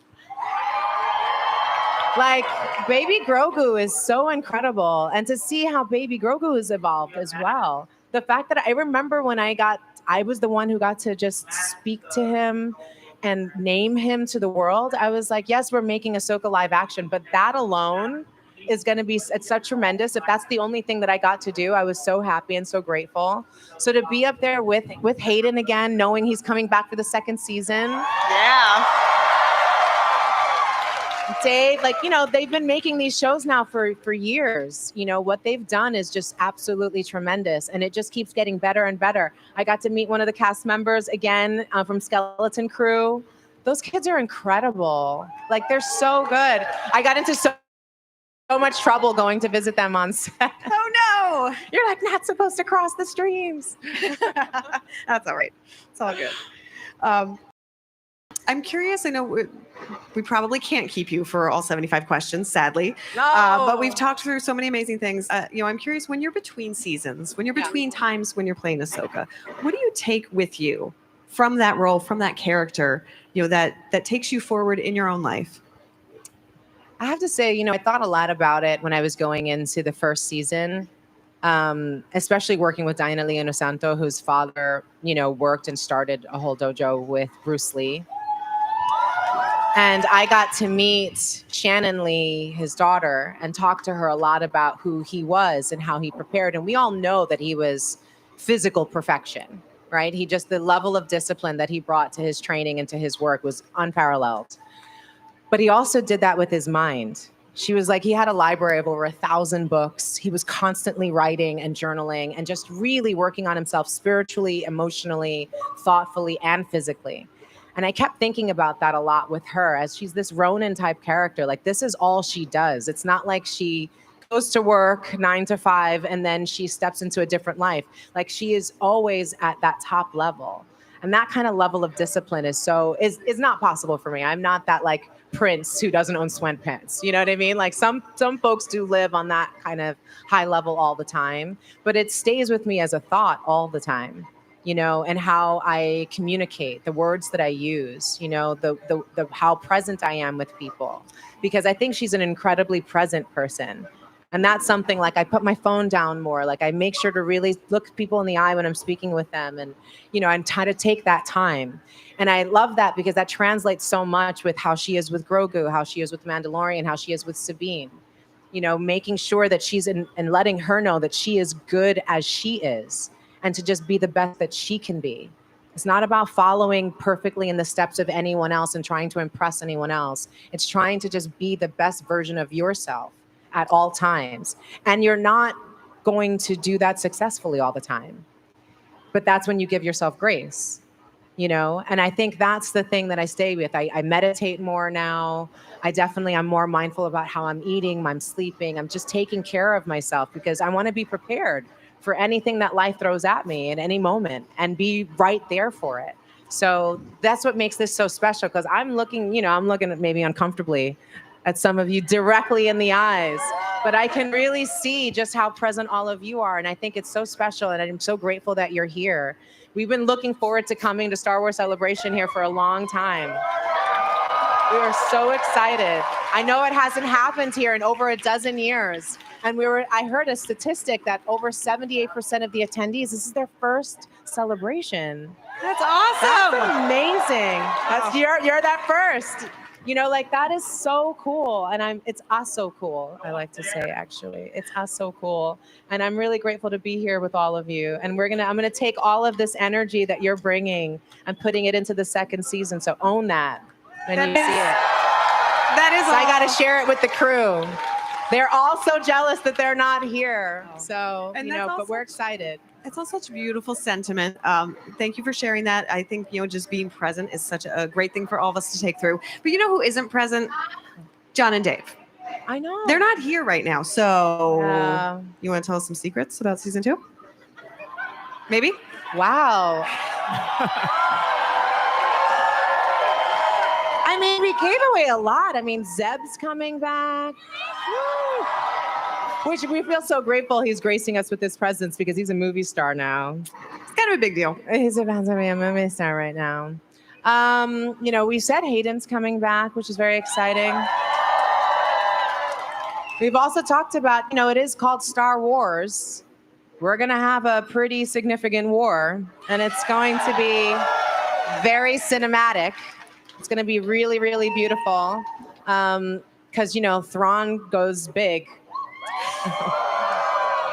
Oh, I also kind of call Zaddy a little bit. Can we just talk about the end of that last episode? And he was like, Ahsoka Tano. I was like, Sabine, go in the back. Yeah, go in the back. He wants to talk to me. He's talking to me. And I think that's going to be really exciting. I know a lot of the fans wanted to see that sort of more moment between Ezra and Hera, but you're about to see them taking this on. It's really, really big. I love that Akbar's coming back. I hope it's not a trap for him. I hope it's not. But I'm getting something in my earpiece. It sounds like Dave's on the phone. He wants to talk to you when we get off of here. So I think we'll let you go after that. But thank you so much for spilling some secrets. We're in a galaxy. But can we just say how cool it is that we're in galaxies far, far away now? That is pretty great. That is pretty great. All right. Pretty cool. Literally cannot wait for Ahsoka Season 2. Yeah, me too. We're going to let you go so you can go make Ahsoka Season 2 starting next week. Thank you for coming to the stage. And Star Wars Celebration Live, it's still going. Don't miss it.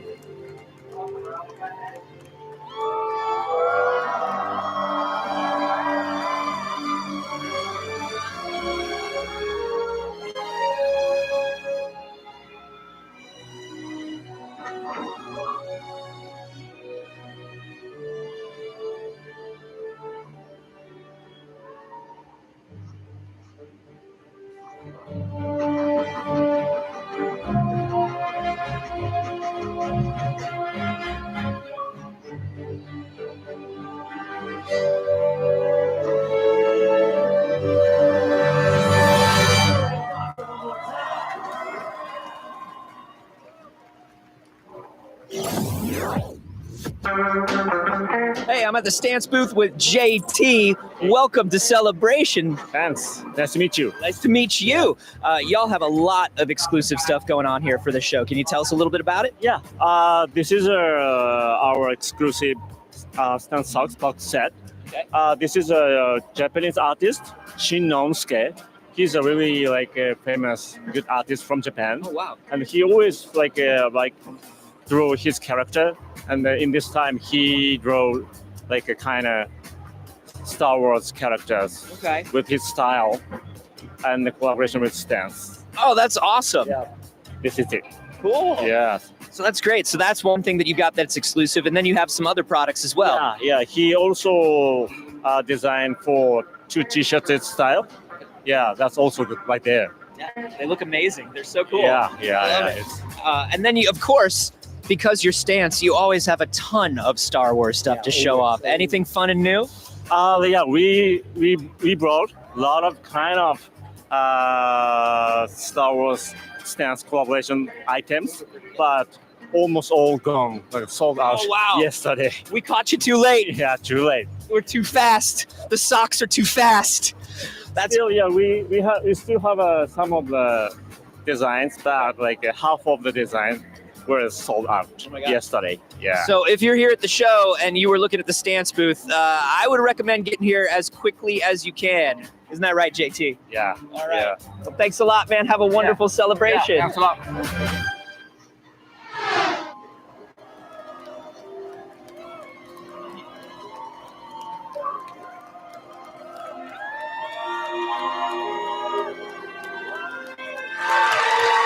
Star Wars Visions gave fans a new and cool look into the galaxy far, far away. Our next guest wrote and directed The Ninth Jedi in Volume 1. Give a big welcome to Kenji Kamiyama.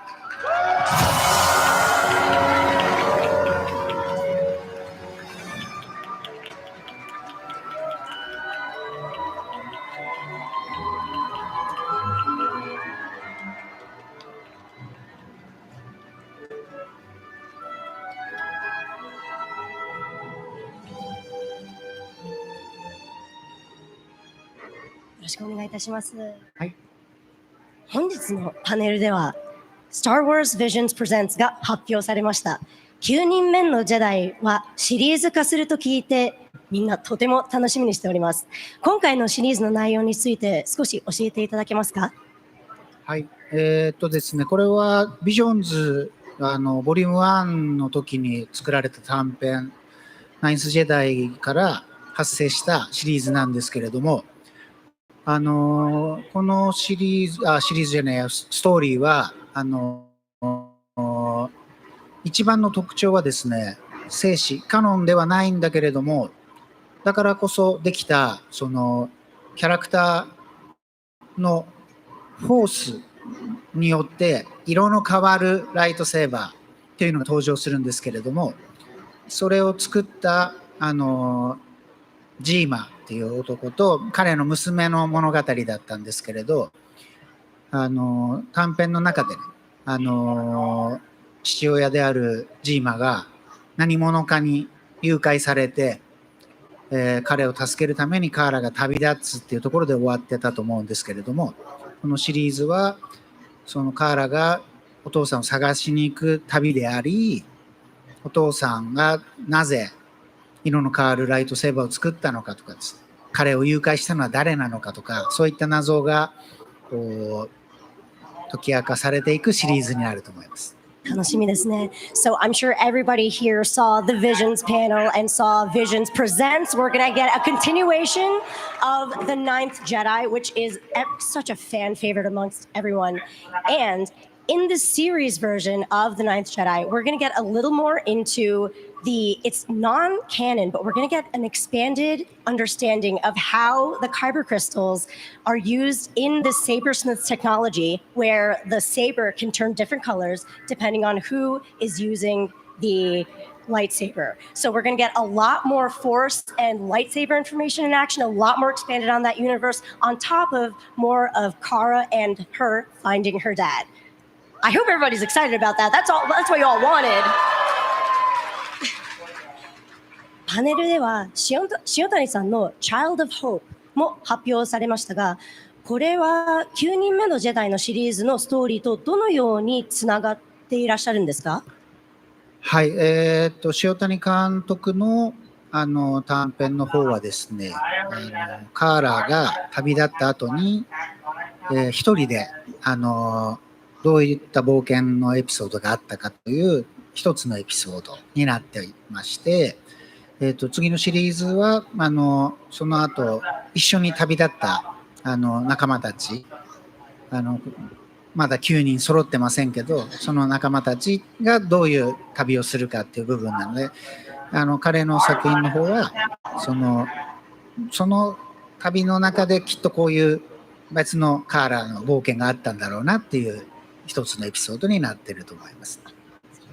So we also learned in the Visions panel that Shiotani director will also debut an episode that is related to The Ninth Jedi, but it is a standalone. And that one's going to focus more on Kara's story as the Jedi get collected into 9. Because we still only have, 今4人ですよね。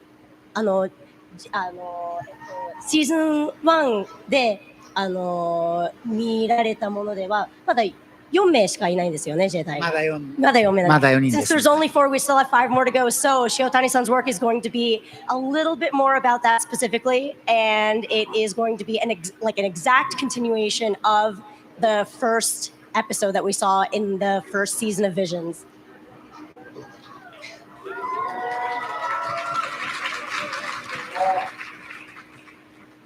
神山さん、大ファンで、スター・ウォーズの大ファンでいらっしゃることを伺ったんですが、初めて劇場でスター・ウォーズをご覧になった時の印象をぜひ語っていただけますか？初めて見た時ですね、もう本当に35年前ぐらいですかね。12歳の時に日本でエピソード4が公開されたんですけれども、もう日本で公開する前からいろんな情報がアメリカから入ってきてはいて、もう早く見たくてたまらないっていう感じだったんですけど、もう日本で公開されてすぐに見まして、もうなんていうのかな、ルークと同じ気持ちだったと思うんですね。田舎に住んでて、まだ学生で、まだ中学生ですね、ジュニアハイスクールで、僕もこのね、銀河の冒険の旅にルークみたいに行きたいなと思ったのが、最初にスター・ウォーズを見た時の興奮した気持ちでしたね。もうこの世界あるんだ。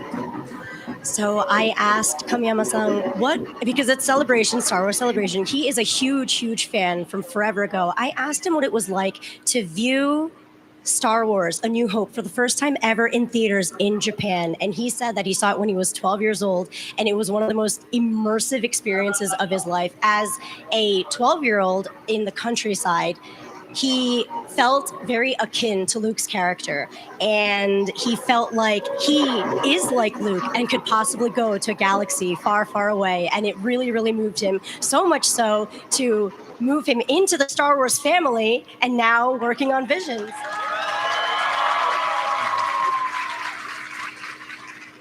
Finally, ファンの皆さんへ伝えたいことがありましたら、ぜひお願いします。そうですね、ビジョンズという短編、特に最初のシーズンの時は日本のアニメスタジオが担当していて、日本のアニメスタジオが今度シリーズを作らせていただくっていうのは初めてのチャレンジになると思うので、すごくこう責任も感じてますし、と同時にこうビジョンズをこうずっと追いかけてくださってファンになってくださった人たちに新しいね、もっとたくさん見たいっていう人たちに今度シリーズとしてこう届けられるのすごく僕も嬉しいし、スター・ウォーズのファンとしてね、僕も映画を作りたい、スター・ウォーズを作りたいんだって思っていた気持ちもそのままにこの作品を作ってますので、皆さん自分のスター・ウォーズ体験と重ねながらこう見ていただけたらいいかなと思います。なんかさっき言い忘れたけども、自分のライトセーバーが欲しくて欲しいですよね。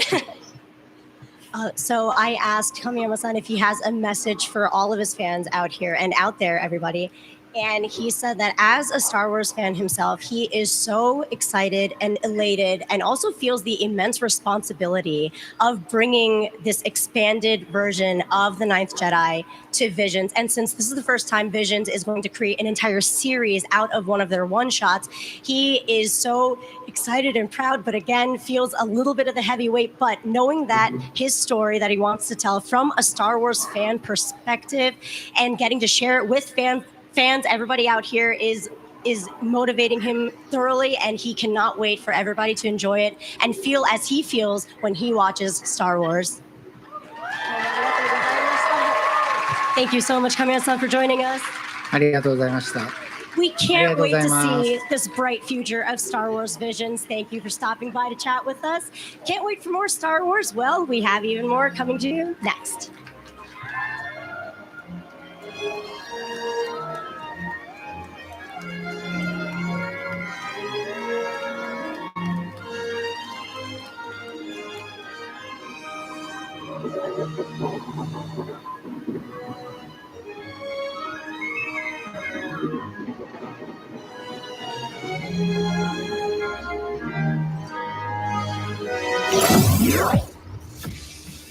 I'm here with Shoko and Saya from Marushin, and I had to come here. I stopped you on the floor. I stopped her on the floor when I saw their Darth Vader jacket. Y'all are making such amazing stuff. Tell us about your Star Wars Celebration exclusives. These jackets are like pre-sale in here. Like, so this is the first time like selling these jackets in this here. Amazing. And I gotta say, the Grogu jacket with the little frog. Thank that you. little frog is very good. Here, so it's very, very good point. These are so amazing. So these are done kind of in the style of like satin souvenir jackets that you all have over here, right? Tell us about how you kind of come up with your designs. Well, like these are the like kind of like Japanese jackets called like skajan. So and then like we make it collaboration with the license. So like we call it like a karajan, character jacket, so karajan. Yeah. So it's all embroidered, like all the details of the character. Oh, so is here. good.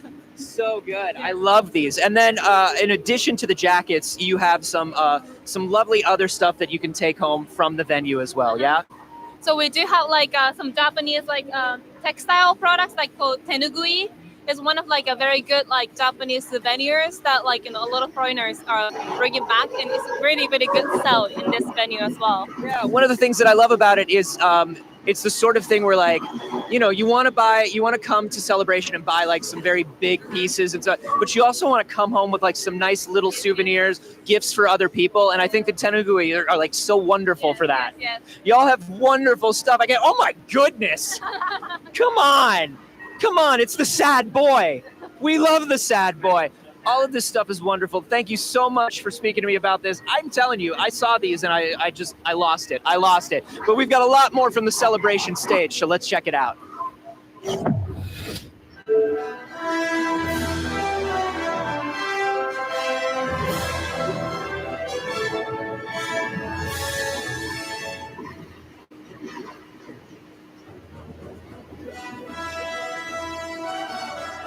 Our next guest has been in this fight since he was 6 years old. And with the upcoming premiere of Andor Season 2, he's ready to fight the Empire. Let's make some noise for Diego Luna! They can't imagine that someone like me would ever get inside their house.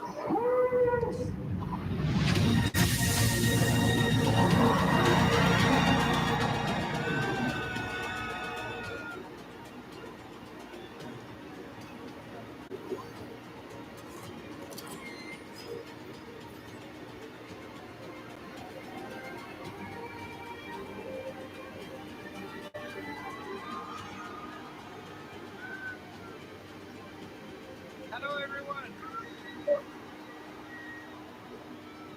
Buenas tardes, saludos a todas y a todos.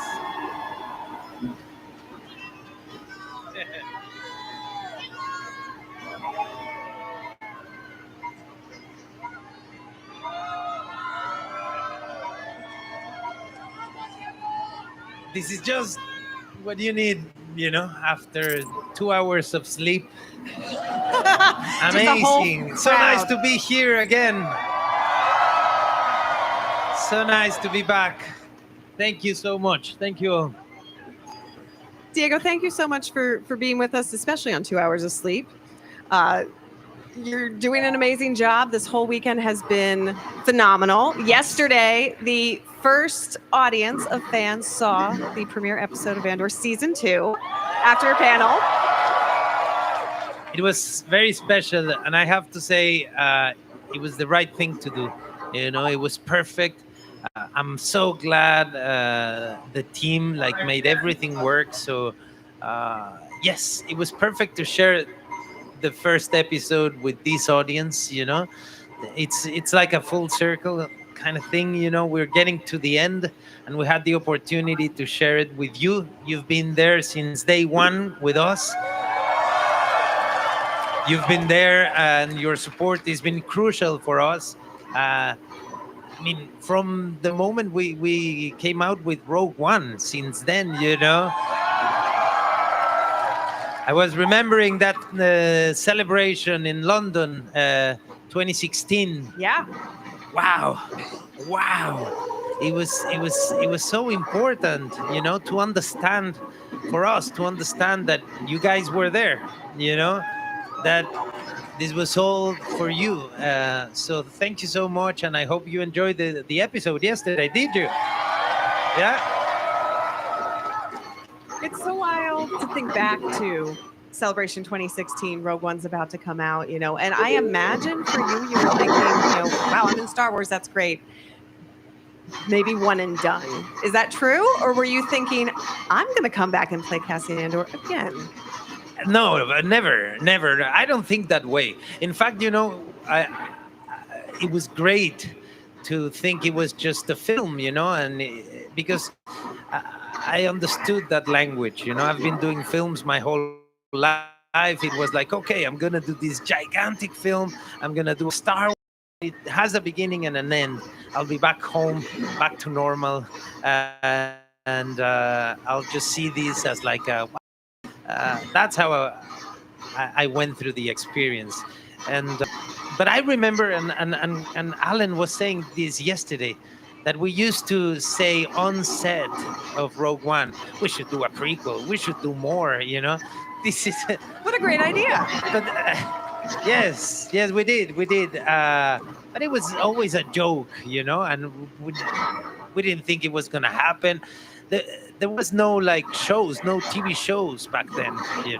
There was no this long format didn't exist. At least in Star Wars, it didn't exist. So it wasn't a possibility. No, it was a nice thing to hear years later that they were interested in revisiting Cassian and going into the backstory of the character. I love that idea of it'll be 1 year of your life, and now it's been almost 10. 10 years. 10 years with Cassian Andor. 10 years, yeah. In fact, it's 11 years. It's 11 years since I started doing auditions for Cassian. I did my first audition. I did in Mexico City. I remember. Yes, the director said to me, make sure you do you record it nicely. You have some props. And I put together a whole production, I had a production company, so I called my friends and we rented a studio. It looked pretty good. And we did an audition, but I couldn't tell people what I was auditioning for. So I had to do it. I had to convince everyone not to ask what they were doing, Don't ask questions. Just hold this blaster. Yeah, just go there, press rec, make sure it's in focus, and that you can hear on the mics. But I did that 11 years ago. It's been, and I've aged 25 years. Not a day. You've aged not a day, Diego. It's intense. Andor was intense. The shooting was very intense for us, I have to say. But good, because it was always a challenge, and the first season we shot while the pandemic was at its peak, so it was difficult. Yeah, it actually changed the story sometimes for you. Yeah, well, what was possible. And the process, the process of shooting was demanding, was complicated in many ways, but I think that kept us at the same time, we were one of the only lucky people in this industry that was actually working, Yeah. So we were really happy that there was an opportunity for us to keep doing what we love, while things were such in dark times, Yeah, and it's such a beautiful first season. So well written, such beautiful production design. Just everything about it is phenomenal. It's one of my personal favorites. I know we're not supposed to pick favorites. I'm sure nobody at work can hear me say that, so I'm sure it's fine that I said that right here. Diego, I want to bring it back to the fans for a moment because we were talking backstage a little bit about how important it is to you to have all of this, support from the fans. And you just said it out here as well. If Rogue One didn't have that fan support that it does, we wouldn't be sitting here talking today. You wouldn't be celebrating your 11th anniversary with Cassian Andor. But we are so delighted that you are. And I'm curious from your perspective, what do you think it is about the character that fans gravitate towards? Oh my God, I'm glad you asked that because I do think there's something very special about Cassian, and we owe it completely to Rogue One.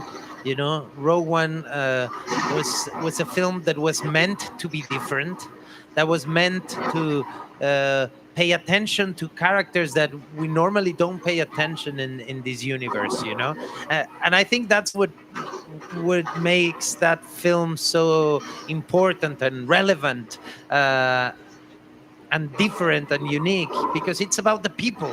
It's about those who look like us, in Star Wars. Yeah. I mean, there's amazing characters in Star Wars. There's all these fantasy universes, but then there is the people, and behind the revolution, behind the rebellion, there's people, regular people like us, and we really wanted to commit to these characters and to tell the story of these people when there's no Jedis around, and Andor goes even deeper, into that kind of like it gets personal. Well, it is a beautiful reminder that behind an event like this, there is people we forget about that were crucial, that were crucial. And this show is about that people. This show is about what makes them decide to sacrifice everything for this cause. And I think the beauty of Cassian is that he's a guy that you might not even see, And then when you realize how important he was, how important his community was, how important all of those who decide to take that last mission, how important they are for the whole story of this galaxy, I just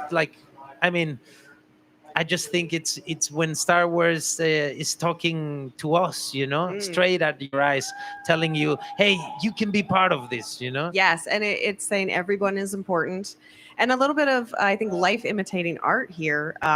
There's an amazing crew behind the scenes also working to put Andor season 1 and season 2 together, and Rogue One. It takes a village to get those off the ground. I'm curious, when you reflect back, do you have any kind of visceral memory of the difference between how you felt on day one on set for Rogue One versus final day on set for Andor season 2? Saying hello to this character in a really big way, and then, saying goodbye to Cassian.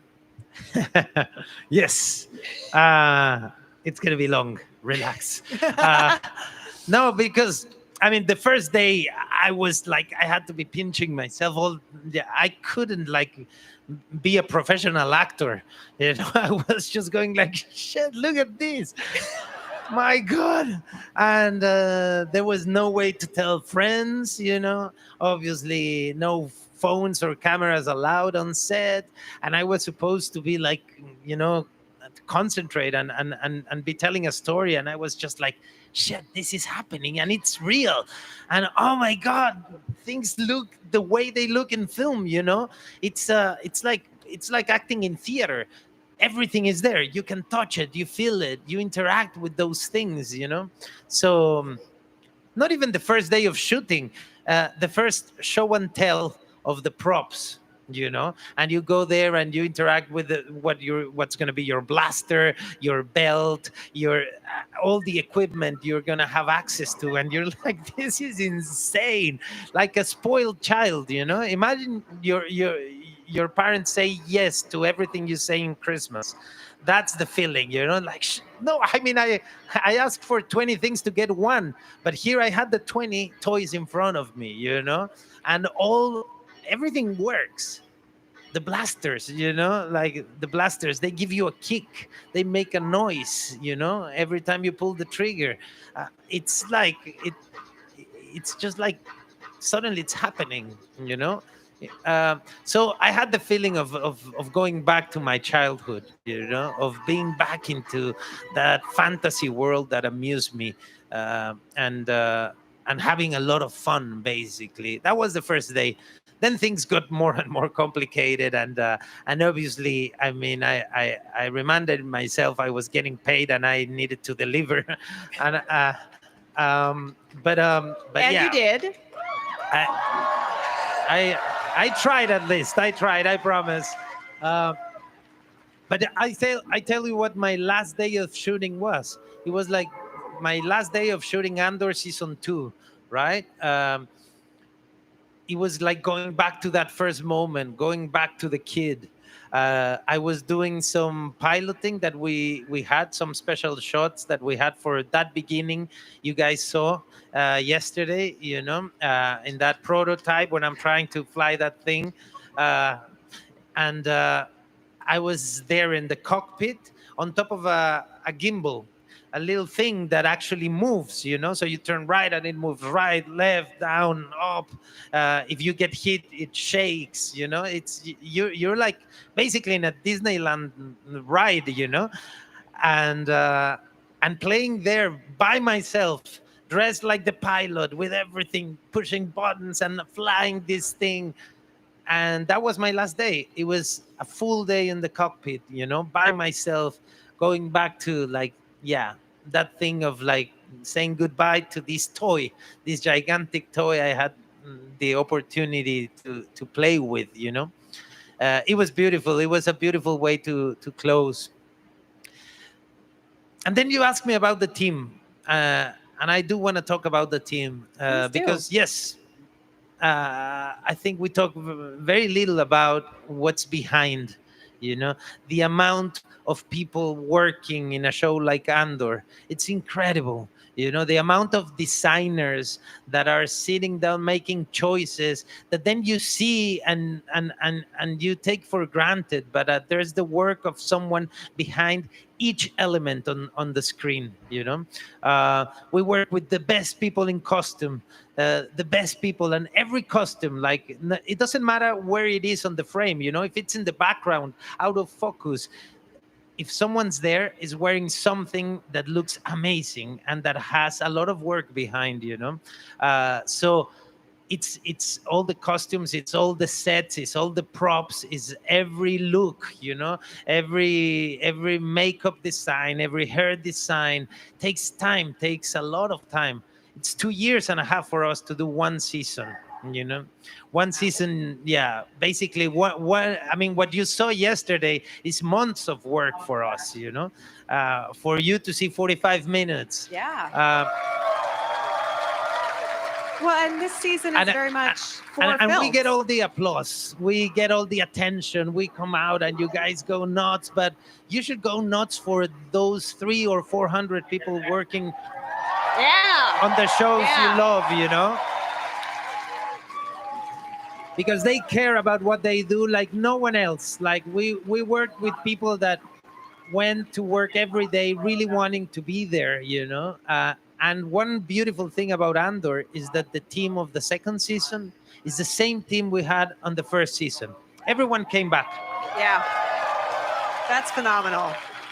That doesn't happen often. Like people repeating in a show, that means you care.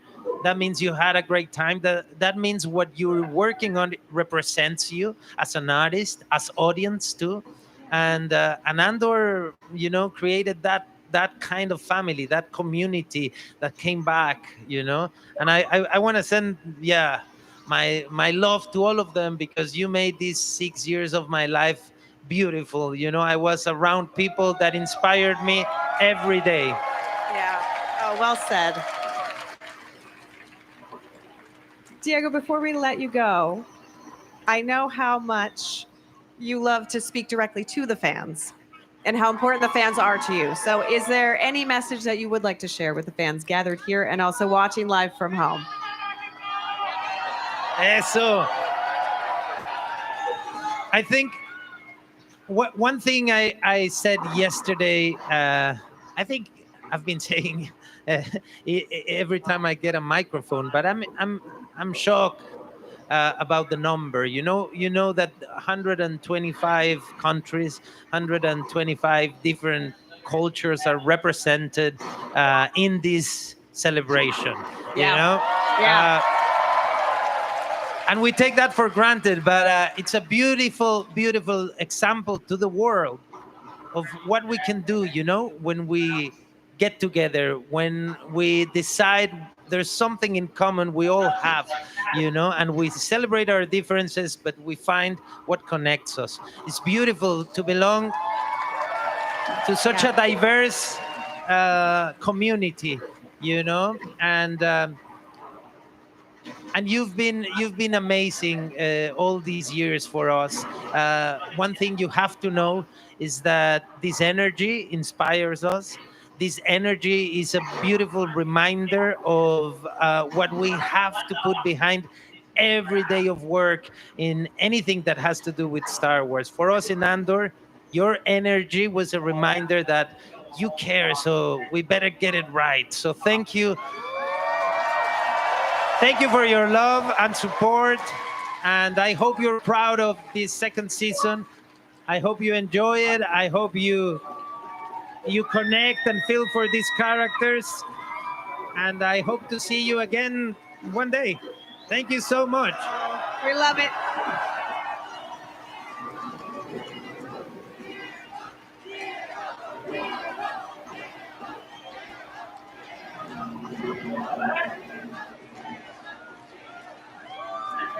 Thank you so much for that, Diego. I know this crowd cannot wait to see Andor Season 2, April 22nd on Disney+. 3-episode premiere. Not for the faint of heart. Very exciting. But thank you so much for joining us today at Star Wars Celebration Live. And we have so much more coming, so stick around. But one more round of applause for Diego. Thank you.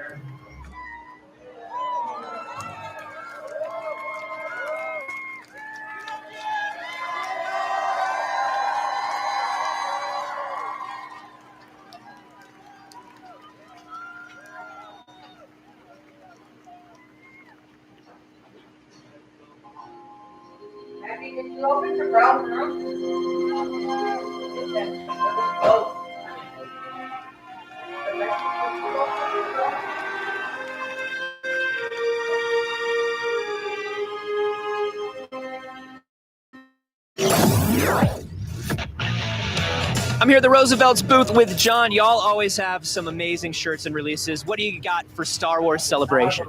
We have a lot of really fun exclusives. We actually only brought exclusives to the show. Yeah, we have this beautiful woodblock Japanese traditional style samurai Vader jacket, satin jacket that is going really fast. We also have a couple of really awesome exclusives up here. Again, we tried to really stick to Japanese culture. We have some awesome 8-bit video game shirts over here. We have some traditional toy shirts over here. Kazumori, who's going to be signing tomorrow, did a Luke vs. Vader shirt right here. So everything here we have to sell. It's not coming back with us. It'll never be sold online. So that was a special thing that we wanted to make sure we kept here in Tokyo. Wow. Roosevelt's came to play. Yeah. Only exclusives here the whole weekend. So Listen, you have to come by Roosevelt's for 2 reasons. Number one, these shirts are amazing and they are going fast. I know that jacket for sure is like selling out at the end of every day. Yeah, we only have a few jackets left, so come now if you want to try and get the last couple that are left. But yeah, that was a hot one for this year. But also the second reason you need to come to Roosevelt's is any of these shirts that are left over legally need to be thrown into the ocean where they will be eaten by whales. And it's not good for the whales. Yeah, I don't think the whales would. They can't digest it. So you don't want whales eating our shirts. No. So if you were on the fence and you were like, I don't know if I should buy the Roosevelt shirt, think of the whales, is what we're saying. Think of the whales. Yeah. Where do they come find you? Hall 4. We're at Hall 4. Come find us. We're right in the corner, right by the Twin Sun stage. So hope to see you soon, and thank you guys for supporting us. Oh, thank you, John. Yeah. Take care, man.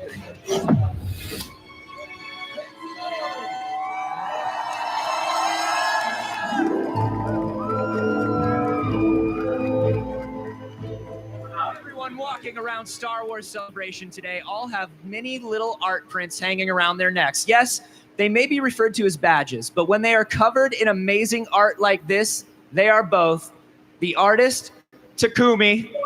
Please welcome him to the stage. And Zen. Welcome, you two, to Star Wars Celebration Japan. Is this your first celebration? Yeah, it's our first celebration. Yeah, for him, for me. Yeah, it's just a thrill. Yeah. Are you enjoying it, Takumi? How is it? 本当に最高の場所を楽しんでます。ありがとうございます。Yeah, he's been enjoying this, and then most importantly, seeing all the fans. Yeah. Like badges on your chest, and then he's so much honored, and then it's now his dream come true. We're talking about tens of thousands of people wearing your art around their necks. Oh, hell yes, yes. That's pretty amazing. And you all had kind of a long journey getting this art to Lucasfilm that was very personal for the both of you. You came up with Star Wars, yeah? Yes. Starting from him or? Yeah, from either one of you. Okay, so well, it's kind of a story that how both of us get into this Star Wars. Of course, like everyone else, we are Star Wars fans since I was born. Of course, right? Mm-hmm. And then my father was a huge fan of the Star Wars, and then our main business is automotive. Okay. And then, but since it's a family business, so one time my father passed away in 2023, September 2023. But one time I asked him before he passed away, what would you like to be if you're not or born under an automotive family group? He said that, Zen, I want to be a movie director. And on which kind? He's like a Lucasfilm. Yeah. And then, every single chemotherapy or the treatment, he always wore the Lucasfilm cap. That's right. All the time. That's right. Yeah, so. She's wearing the cap right now. That's Dad's cap. Yeah, that's my dad's hat. Yeah. That's the lucky my hat. fiance Kaya wears that, so that's his cap, yes. Mm-hmm. And he wore that all the time. Yeah, all the time. And then, when this project came in, I got news from Lucasfilm through Disney Japan. It was just a week before he passed. And then that was my very last conversation with my father, was that how could we entertain fans with Takumi's art, right? And then he told me that then I may not be able to see how happy fan could be.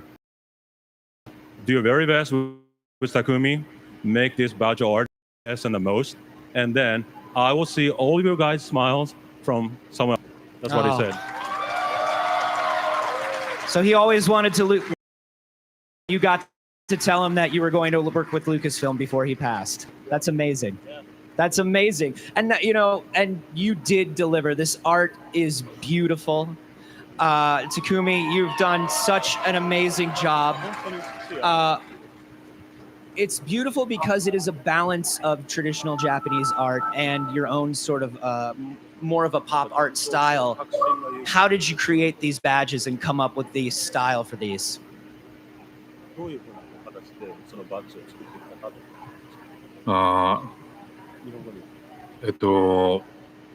そもそもスター・ウォーズっていうのはやっぱり日本の文化からの影響もありますので、もともと神話世界ということは言えると思います。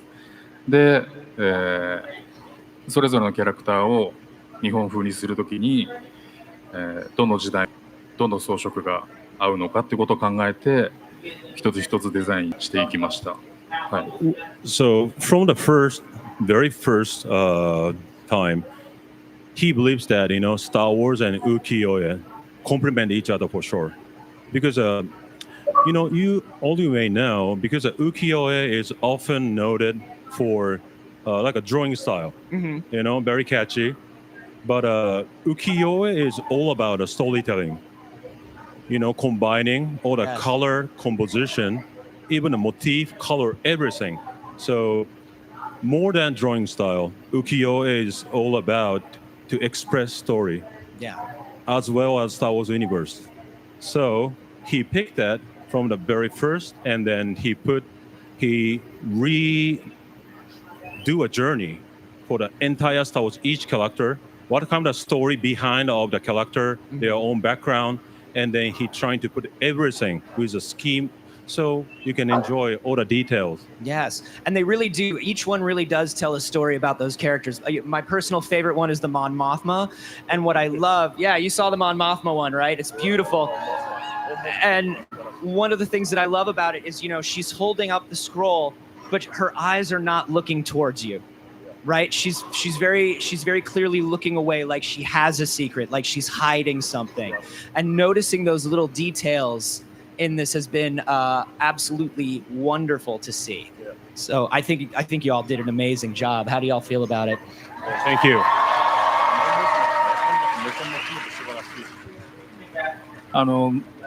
これ言っていいかわかんないですけど、モンモスマに関して言うと、彼女が見てるデススターの設計図は、江戸時代に描かれた天体図をモデルにしてます。Okay, so in order to respect, combining it, you know, the Momosma story and then ukiyo-e. So the one actually it's a sky map from the Edo era. So yeah, she's got the scroll exactly, out. Exactly. So we kind of came up with a story that, okay, this sky map from the Edo era can be the map of the Death Star. That's amazing. Yeah. So. All the little details come together. Which one do you both have your favorites? Which one when you looked at it? You should ask him first. Yeah? What is your favorite? 僕はやっぱりそのレイロの Leia? Yeah. も好きですし、まああとやっぱベイダーですかね。はい。ベイダーは僕がもっと幼い子供の頃から浮世絵風に描かれたダース・ベイダーの絵っていうのはたくさん目にしてきたんですけど、僕はどうも納得があんまりいってなくて、いつか自分で描きたいなと思ってたので、本当に一番楽しい仕事でした。Yeah, he's seen a lot of Vader depicted in a ukiyo-e style as a fan art, but he always has been dreamed of, okay, one day I will draw Darth Vader in my own style to make it the very best. And then now it's happening. So that's amazing. Congratulations. Well, listen, this art is unbelievable. It's on badges. If you're here at the show, it is also available at the Celebration store as prints. It is available as pins. You should really go check it out. Zen, Takumi, thank you so much for everything you've done for this year. Thank you. So it's let me, really beautiful. Anthony, let me deliver the last message to you all. Yes. Like I explained to you earlier, ukiyo-e is all about storytelling. So we always talk about how this story of our project, the badge art, ends. It's now because only with the artwork, this journey cannot be ended, right? Yeah. So now, all the force gathering in here, all the smiles, all the excitement, your energy we got from here. So I need to thank you all that to complete this journey. Thank you. Amazing. Oh, well, thank you. Thank you as well. You guys are absolutely wonderful. And you know, every hero needs a sidekick. Every captain needs a mate. Every dinner needs a side dish on a slightly smaller. You wrote rhyming couplets into this for me to read, AJ. How dare you? Let's join Anthony Daniels, Ahmed, and Alan Tudyk on the celebration stage to hear about the heroic sidekicks of Star Wars. I'll get you, AJ. Thank you.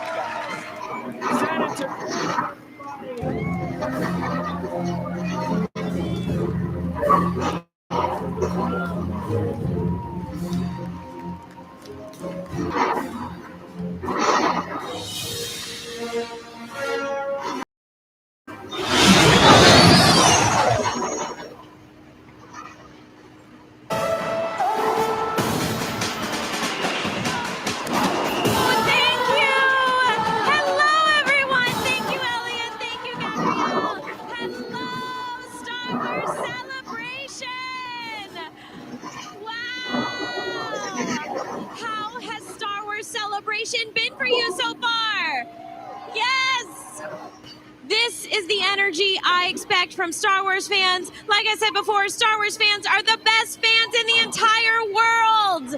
Give yourselves a round of applause. Okay, so thank you. I love you too. Thank you. This weekend has been so much fun, and I have a feeling this panel is going to be a lot of fun. Or should I say, here's where the fun begins. So, the Star Wars story would not be what it is today without the beloved sidekicks, right? Sidekicks like C-3PO, Jar Jar, K2SO. Hey, and even Ahsoka was a snippy sidekick before she got her own series, right? So this panel is all about the heroic sidekicks of Star Wars, and the sidekicks are going to take center stage. So we have an amazing panel today. Let's hear it for our panelists, starting with Jar Jar, Ahmed Best.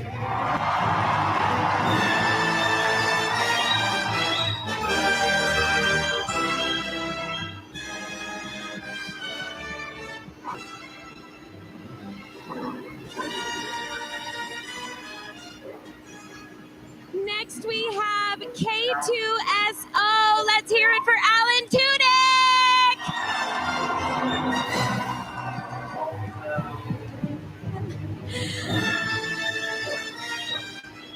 And last but certainly not least, the icon, the legend. Let's hear it for Anthony Daniels, C-3PO.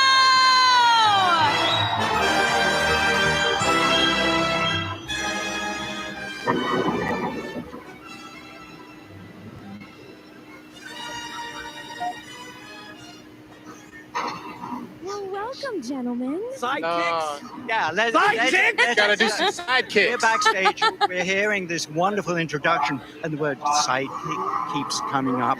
Do you know who had the biggest part in the original Star Wars film? Who had more lines than anybody else? Who was that?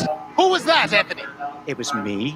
That's right. So this sidekick thing just doesn't work. No, main character energy right there. What are we going to talk about instead? Hey, I agree with you. I did not name this panel, but this panel, we're bringing main character energy, aren't we? That's right. NPCs, baby. Wow. Valued partners, at least equals. Yes.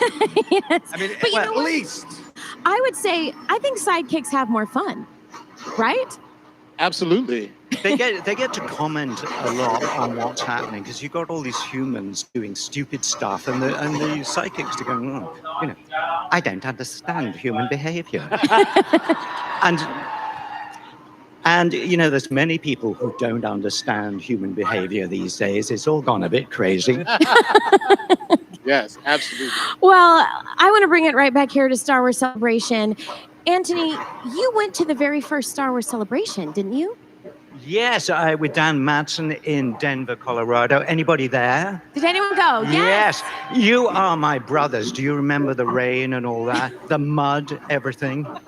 You are my brothers. That kind of Shakespearean thing goes on St. Crispin's Day. And I'm just raising the level of the, Dan Madsen was given the job of producing the first show, and it was astounding. He did a great job of getting everybody together, and then the heavens just destroyed it. But that was the beginning, and here we are. How many years later? 20? Is it 20 years? No. 26 years. Well, you do the maths anyway. But I understand that this show is the biggest so far. Wow. Of course, we are waiting for 2 years. Some of us may make it. I don't know. But it's great to see the energy that you all bring. And then you've got the energy of if we're not sidekicks, what are we? I think it's like we're our own I think friends. Yeah. What? Happy friends. Happy friends. It's like we're the communities. Friends with benefit. Friends without benefits. Anthony, you can't give away all of our secrets to all of these new people. And this is when the panel went off the rails. Were we ever on rails? No, we weren't. We weren't. So yes. What does Star Wars Celebration mean to you all? I mean, Yeah, I mean, I've been saying this kind of all weekend. It's like, and Anthony kind of alluded to it. There's a lot of crazy going on in the world. And what's wonderful is we can all come together as Star Wars fans and share in this thing that we absolutely love. And maybe individually in our own worlds, in our own homes, people look at us like we're, a bit strange or a bit fanatical. But when we turn on these movies, when we watch these characters, we are fortunate enough to share this experience of being in these things and sending them all to your homes and your hearts. But what it does for all of us is the same thing. It just unites us all with this idea of hope and togetherness. And regardless of all of the differences that we have in our opinions and in our worlds, we all come together and love this thing, right? And what has been noticeable for me, over the last few days, I have met people from around the world, as have you. A lot of Australians been moving around obviously Japan, Middle European, several Russians, and I'm pleased to meet people who are still willing to come and join with us in this event. Absolutely. Well, Star Wars is a universal language. It really is. If you think about it, we might not all speak the same language, but we all speak Star Wars. And thank God we have a protocol droid who can speak all the languages. Now, Alan, newer to the Star Wars world, relatively, if we're talking, our oldest member to, you joined us the most recent. Yes. What has it been like for you to join the Star Wars family? It's been incredible. I've been to conventions before Star Wars, so this is I've been to I've had similar events, but there's something that's really special about Star Wars.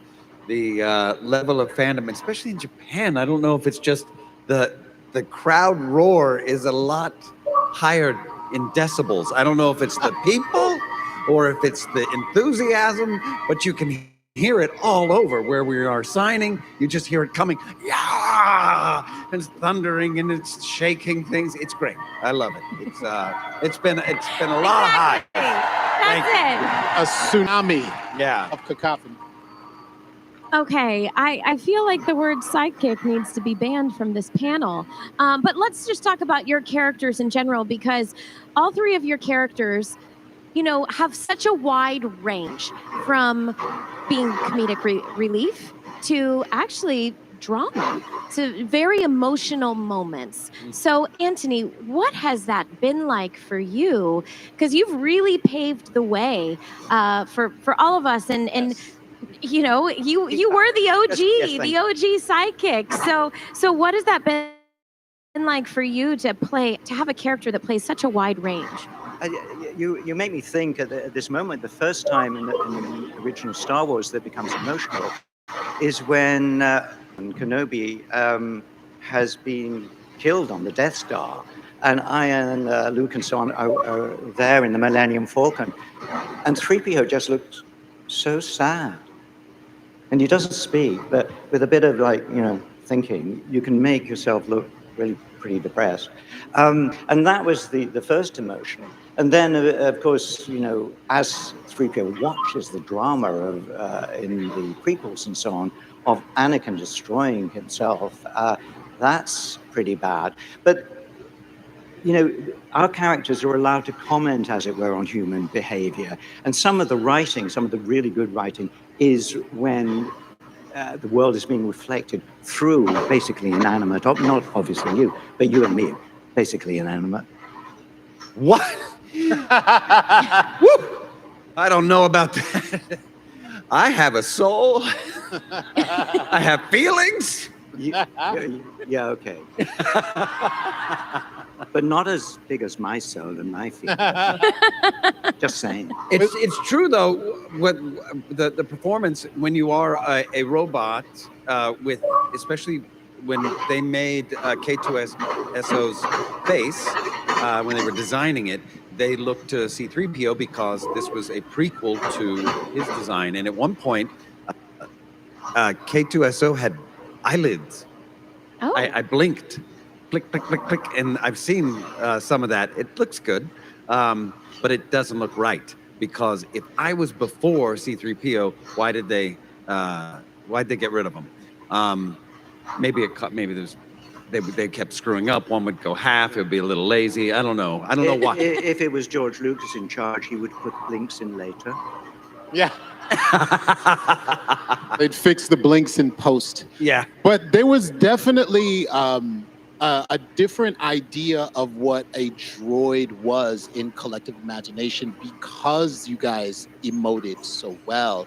And, you know, C-3PO really was there's an argument to be said that all of these stories are being seen through the eyes of C-3PO because he's the first person we relate to and contact with in A New Hope. So once we understand where the story is going through C-3PO's emotions, we fall in love with the rest of the stories in the rest of the galaxy. So it really did change this idea of what, you know, these human cyborg relation mechanisms were, that they did have feelings. And I think we've been chasing that ever since.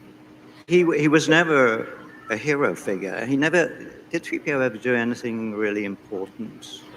Did he change anything? Because Jar Jar later on managed to change quite a bit, yeah? Yeah. I kind of started the Empire, really. You voted for Palpatine, didn't you? Yeah, I did. I kind of like laid the groundwork for Palpatine to kind of take over. And most people don't think that it was intentional, but wow, there was Sith fire involved. That's right. Yeah, I kind of right. Yeah, sorry guys. Sorry about that. The price of eggs were too high. Exactly. Exactly. Oh no. We have some Americans in the audience. Yeah, exactly. You know what I'm talking about. Yeah, all the Americans have been here just eating eggs for the past 3 days. You're like, can you believe they have whole omelets here? Oh my goodness. Well, let's get it back on the rails. That's why. I completely agree. Sidekicks, actually, especially even Ahsoka Tano. See, like how I pivoted there? Well done, Ashley. Well done. Even the Clone Wars, you experience the story through Ahsoka's eyes. Like I said, she started as the snippy sidekick, and we experience these stories through our characters' eyes. But it's not just the eyes; it's also the voice. So, Anthony, I want to talk about you and Alan. You had to come up with droid voices, and Anthony, again, you paved the way. Did you even have any reference for droid voices, or did you just completely make it up? That's a good question, because this was 1975 when I first met George Lucas, and we talked about the droid. He vaguely talked about the voice, but then of course history means that he didn't mean to use my voice at all. But the only thing I could remember was, of course, the Daleks, who were, very current, exterminate, all that kind of thing.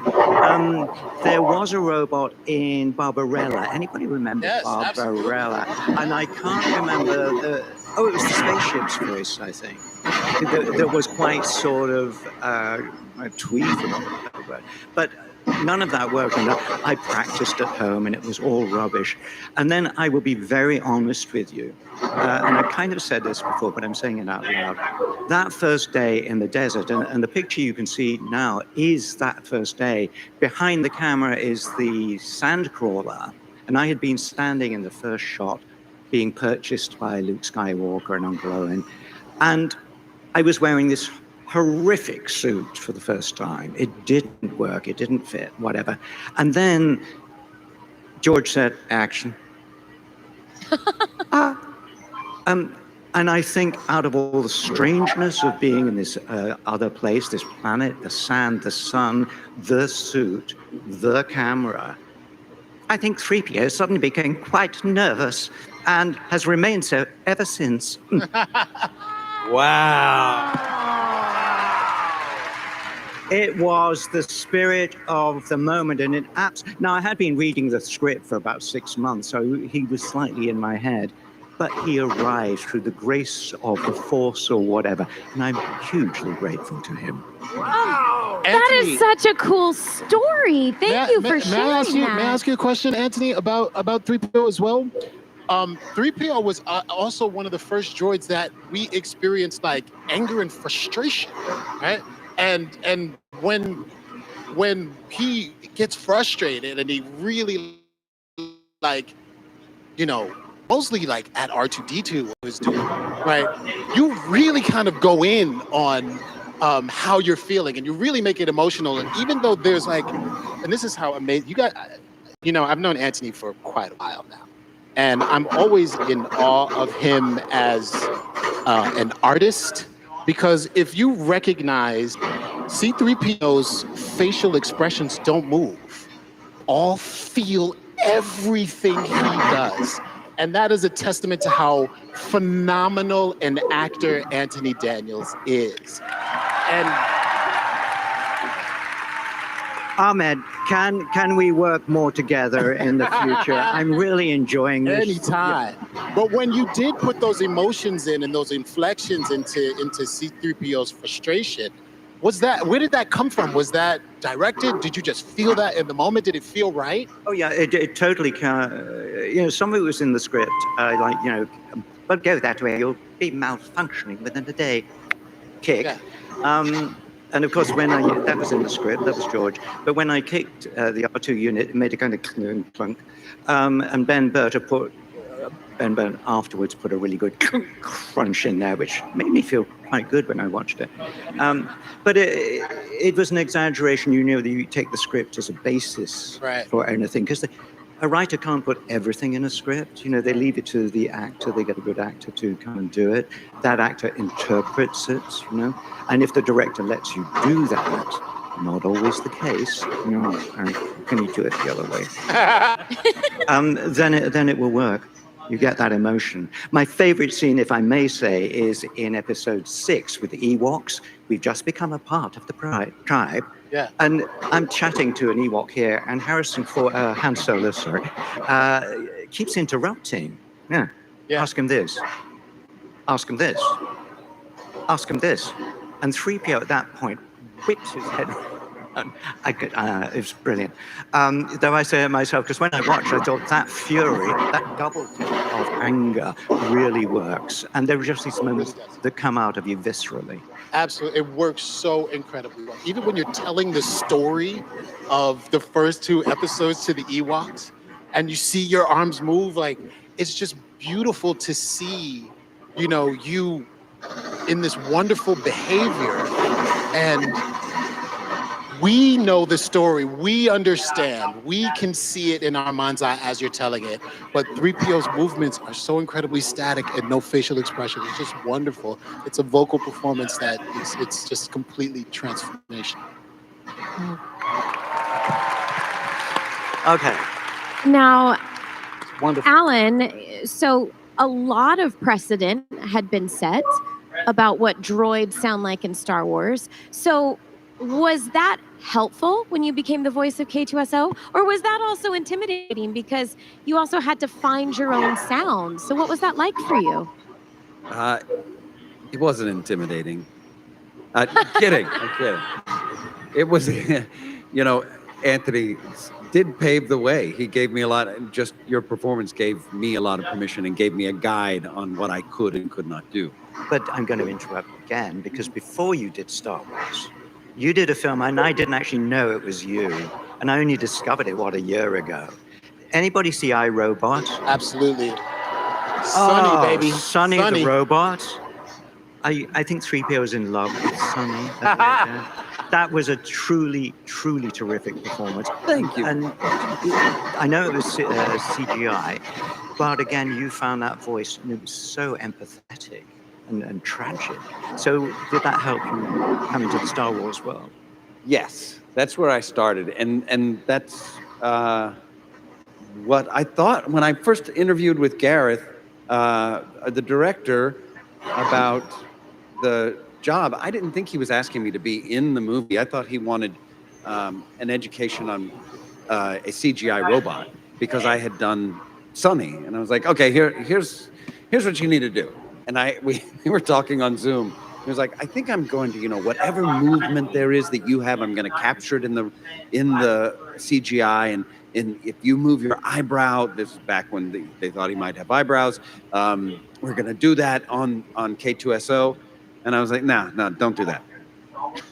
Don't even chain yourself to that idea, because it's not you're gonna make a promise you can't keep, because when you're in editing, something's gonna happen and you're gonna want to change it, and don't feel bad about it because it's filmmaking. You're gonna have to change it. And I was just very frank with him. And then he said, well, I'd like you to audition if you would. I was like, are you serious? Okay. And so I started with Sunny, and Sunny was he was a robot who spoke correctly. And I had gone to Juilliard, where they taught you how to speak correctly. And it was so annoying at the time. And they had a sort of a bad reputation at the time of turning all the actors that came through Juilliard into robots. But it worked well for me, since I was auditioning for a robot.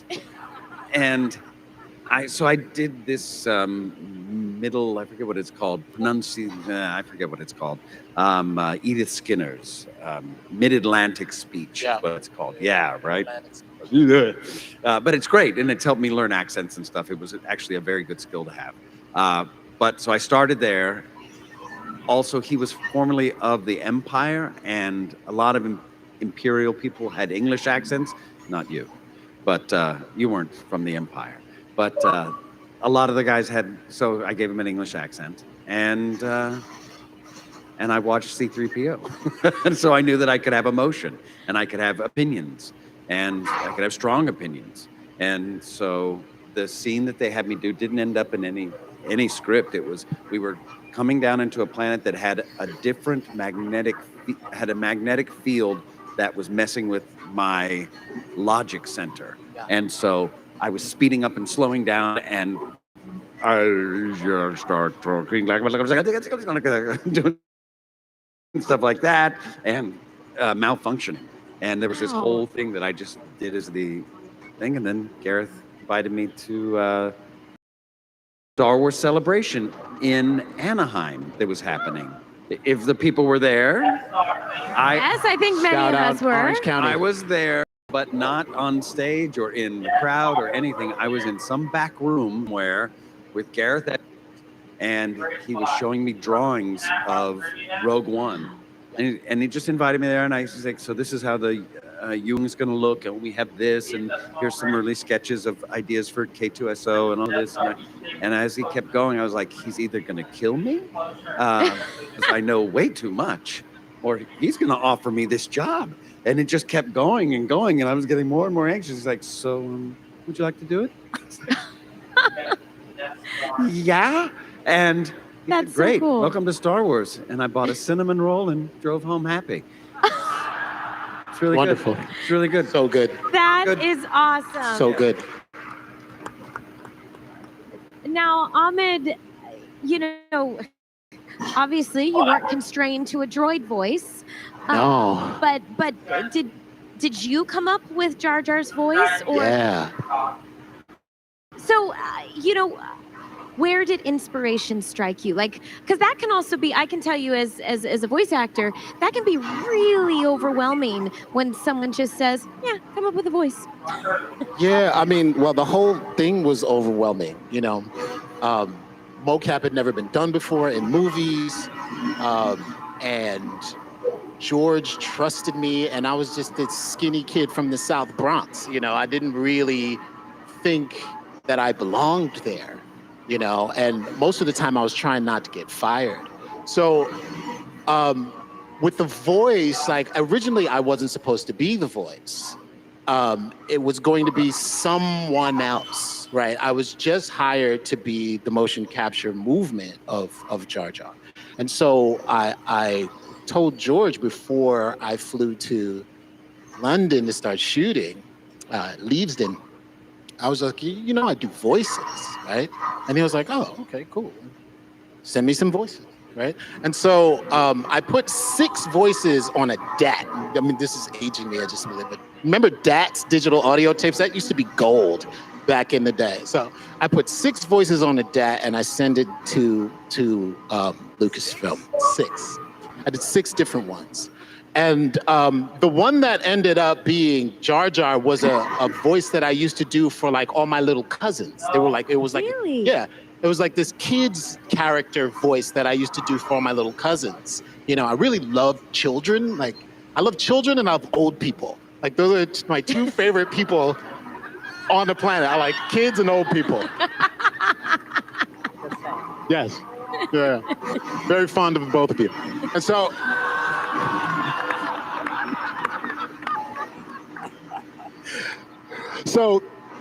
that was the voice that George liked. He liked the ones like, you know, he said to Rob Coleman at ILM, he said, dare to be dope, Jar Jar, right? So like the more for little kids, the voice, the better. But I still didn't know if I had the gig as the voice, even when I landed. So I landed, I got the script, and then we were doing a table read of Phantom Menace when everybody landed. And I didn't know that it was going to be me. And he was like, hey, come to the table read. And I was just like, all right. So I'm sitting at the table read, and the worst case of imposter syndrome that you can possibly imagine happened because, you know, Natalie walked in and I had loved her work from like Leon, The Professional, and from Beautiful Girls. And I thought she was just a wonderful young actor. And then Ewan, I loved him from Trainspotting.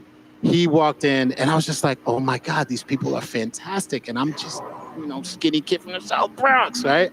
And then Liam walked in, and Liam was extremely serious because he had just come off doing Victor Hugo's Les Miserables. And he played Jean Valjean, and it was like and this is not the musical version, right? This was the one where it was strictly the Victor Hugo novel. So he came in and he was very serious, and he walked in with this gravitas, and Liam is this very strapping, large, you know, Irish man, you know. And then little Jake came in, and Jake had more experience than I did because Jake had done 2 movies, one with Arnold Schwarzenegger, right? So they all come in. That'll work in a couple minutes. You'll get that joke. You'll get that joke. That's a slow burn, that joke. So, I'm also wondering what the translation's going to be for that. Shout out to the incredible people who are doing the live translation, Japanese. Which is incredible if you think about it. Yes, arigatou gozaimasu.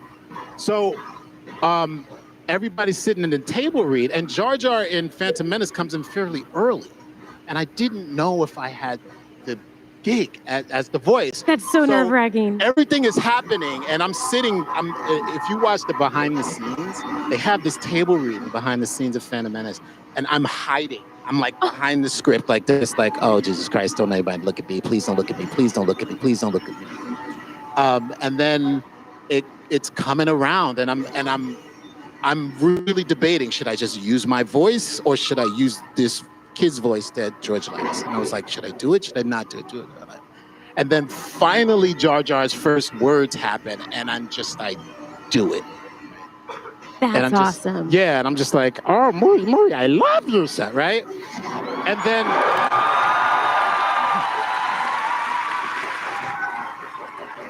but here's how I knew it was gonna work. Because I do that voice and little Jake starts laughing. Ooh. And I'm like, boom, got it. I'm good. That's good awesome. for the rest of the day. And then I had the job, which was just really, really wonderful to do, you know? I love it. There's not a better voice for Jar Jar. It's just incredible. Thank you. I quite like they dub us in different languages. And I was listening to like the Spanish Jar Jar version. Really sexy. It sounds like Antonio Banderas. I was like, why didn't I do that? I should have did that voice.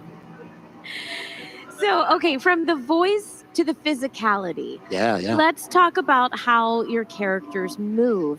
Now, Anthony, the other night, we had an event that kicked off Star Wars, and you were sharing a story with me that I had never heard about your first day on set. You mentioned it about the suit and how the first day, literally, of course, I asked the question that was on everyone's mind. I think you said it took a couple of hours to get in, and then they said it took too long to get in it, can't take it off. And I said, well, how did you go to the bathroom? So tell us about the suit, and then also from there, how did you develop the physicality? Well, yes, the picture you're looking at is from one of the, I don't know, it's not the original. We'd spent 6 months, they had spent 6 months making the costume around a mold of my body. And they really worked hard at Elstree Studios, but I never got to wear it but for like 10 minutes there. Then the next time it was out there in the desert, and there are pictures which we used the other night of me being crammed into this thing, and then suddenly I was on my own. I could just, this dark interior. I did kind of mumble at the continuity lady, I didn't know what I looked like. And so I got her to take a Polaroid picture and hold it. And then could you hold it higher? Because she couldn't understand that I had no peripheral vision, sideways, up or down, whatever. And then I looked at this face, this beautiful face, and I thought, okay, that's me now. And that was Liz Moore's beautiful sculpture. And then, as I said, with the voice, interesting about the voice that George hadn't thought to have you as the voice you were going to be. George didn't think of having my voice. I was hired basically to move the suit around. And eventually that changed. And then years later, I was having dinner with a bunch of people, and somebody at the table said something about Yoda. I said something about Yoda. He said, you know Yoda? Well, yes. You know Yoda? And I said, I'm the casting director for Yoda, and they won't show me a picture. How dumb is that? You have a casting director who's trying to find a voice for Yoda, and they wouldn't let him see a picture. I said, oh, you need something cranky, and you really know it. And of course, Frank Oz on the set had been doing Yoda the whole time perfectly. Brilliant. And George just never thought of him as doing the voice. I don't know what's with George. He kind of gets these, he wants to change everything. So we are now indebted. Back in England, they're about to show the original episode 4, untouched. Wow. People are very excited. So things change in the movies. You talked about editing and so on. And this idea that, because one of the things about being the body and the voice is it's one brain doing the whole thing. The connection. That really works. There's a wonderful film called Spaceballs with... Mel Brooks, Rick Moranis. Oh, beautiful. But the girl, I think, on the roller skates is not the voice of Joan Rivers. And there's a kind of, it's not the uncanny valley, it's a kind of disconnect, Because Joan Rivers has a huge brain, but she's rubbish at roller skating. So the two didn't quite come together. And with you and me, it works because one brain, one body, one thought, one voice. Just saying. Absolutely. Well said. Right. Alan, Ahmed, what about you? Tell us about, because Alan, I have to be honest. Tell us about the physicality of K2SO. Well, you'll remember the first time we met and you quoted me, haven't you? I have. I don't know if everybody's heard the story. While we were doing Rogue One, you were on set one day because you appeared in Rogue One. And I heard that you were there, and I was like, oh my God, can I meet him? Oh, that would be amazing. Can I meet C-3PO's here? Oh my God. So they brought me over to you, and I said, hello. How are you? Nice to meet you. And I said, I'm playing a droid, K2SO. And you said, oh, yes, yes, I saw his name in the script. Are you doing motion capture, or are you in a suit? And I said, I'm motion capture. And you said, you shit. I'm afraid it's true. I was wreathed in jealousy. Oh, and but I wore stilts, which was I enjoyed a lot actually, and put me at the height of K2. And I did have some robotic hands from time to time, but they were so loud.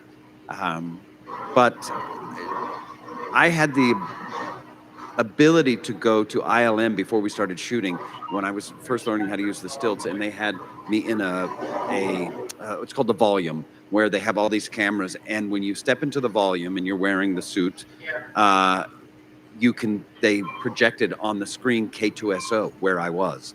So I could walk around and see how it tracked my body and to see what read, if I, walking and running and stuff like that. But, he kind of has a humpback a little bit like that. So I had to really stand up straight, because if I slouched at all, he really was like an old man. So I had to always stand, there's just different things that I had to find. But, emotional movement is dance, it's mime. It's such a big, it's a big part of theater and art, that you feel emotion in your body and you carry emotion in your body, project emotion from the way you move.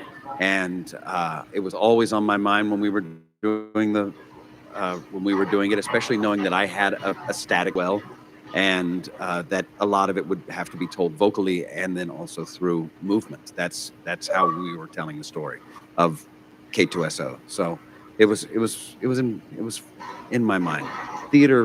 Having theater in my background was very, very helpful. A rather ungrained story comes to mind, but if you think of the cantina scene in the first movie, they called me one day and said, "Do you have any friends from drama school who could come in?" No, go on. Sorry.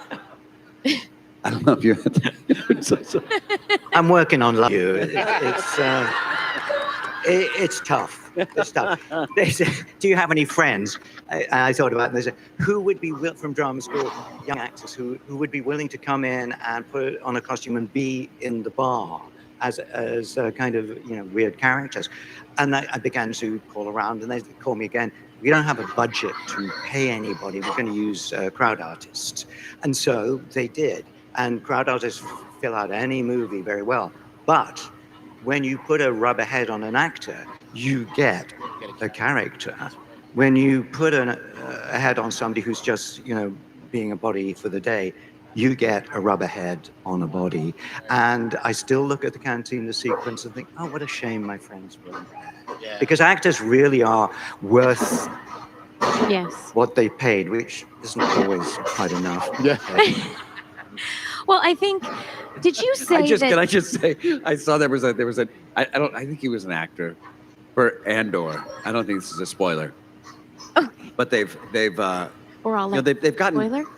They had, a lot of the makeup takes so long to put on, but now it's gotten really good. They can make these heads that do just fit right on your head, almost like a mask. You've seen them. You probably own some. But they put the mask on these people, and we were walking out. It was a very serious scene, and they put a mask on this guy's head, and he looked very dangerous. And they're like, "Action!" And the guy goes, "Oh, that's terrible. Cut. They didn't bother to give him any way to see out of the damn thing. So insane.